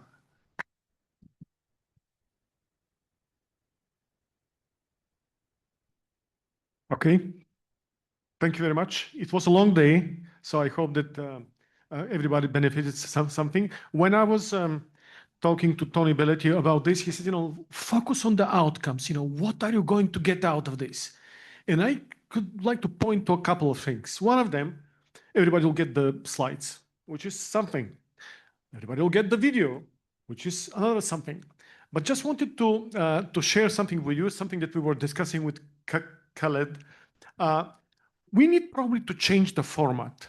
We've done 3 of those things. We can do those things that are one day long and focus on those things. But we need a little bit something less formal, more informal. So we discussed that it's time to create a foundational concepts of quantum technology seminar. Could be once monthly, morning 9 to 10:30, having coffee together and having people speaking on a particular topic. Khaled agreed to be the first one to speak a little bit about the history of the concepts, and then we can focus, keeping in mind an audience that is not fully quantum hosted or quantum driven, just sharing those ideas that, for example, inviting people to talk about quantum in finance, inviting people to talk about what's so special about Nord Quantic's qubit that we can expect it to be disruptive with respect to the existing things? We don't need to, this is not a research seminar. However, it's a seminar about finding the right language to talk about opportunities and to understand them. I was just reading a paper in Physics World, which was called, what was it? Let's talk about Quantum 2.0, why we need to sharpen our language. And philosophers come and say, guys, you physicists, you never found the language to talk about what you do, guys. Try to, it's not easy. No, it's not easy at all. How? Yeah, okay. No, Matt, find the language. So, but the point is that, now we're in the very funny situation that two of the most controversial concepts in quantum physics, superposition and entanglement, are the basis of everything that we speak about. And still people argue about this. Not, well, we don't fully understand, yes, we don't, but probably it's worth talking about it and finding the right examples or inviting people that could challenge breaking the wall in doing this. I believe that this will be a nice kind of engagement. Think very different format, coffee-based 9 to 11, let's say. We already have a date, 24th of March. We have Kanata North, the Carleton University business office in Kanata. We'll send an email to invite everyone. We'll start small. We'll see how many people come. There are multiple kind of opportunities there. We can provide it online. Nothing stops us from having Zoom and just initiating the discussion and so on. So I think that this could be one of the outcomes for today, and it's coming relatively soon, in a month kind of a time, yeah. And then let's try it out, and then create kind of a groups of a kind of an interest group that could shape the next topics, identify speakers. The beauty is that you can invite somebody from Boston to talk about on this. He doesn't need to come here. We know people that are in the quantum information domain that could easily share. We can invite somebody from Japan speaking on this, on a particular things. It's a nice opportunity to capitalize on people that are interesting to share. And the good news is that people in the domain experts, are willing to share. They care and they are willing to share. So I think this is a positive note to finish. Thank you everyone for your participation. I think this was the apotheosis of participation of all of our events. We have 80 people in the room, 30 people online, and there was such a live discussion. Thank you very much all. Just want to say two things. So there were questions online. I've just told those individuals that obviously to reach out to the panelists that they'd like to on their own, if they want to come to me, and I can field those questions to them off to you as well. Another thing I just want to plug, so the Cybersecurity and Identity Summit 2026 is happening. It was happening at the end of April. I heard it's moving to beginning of May, so stay tuned for that. It's Beyond Trust, Securing the AI Era. Topics are cybersecurity, AI security, quantum computing, and digital ID. There is a promo code for everyone who attended today and everyone online. There's some on the registration table as you leave, so please pick one up. But of course, we'll send this out in an email with, again, all the slides and everything like that we had from today. I want to thank Stoyan, Tanev. I want to thank David Hudson and everybody who was involved, all the panelists and all the speakers today, and everyone online and in the room. So thank you very much for coming. Appreciate it.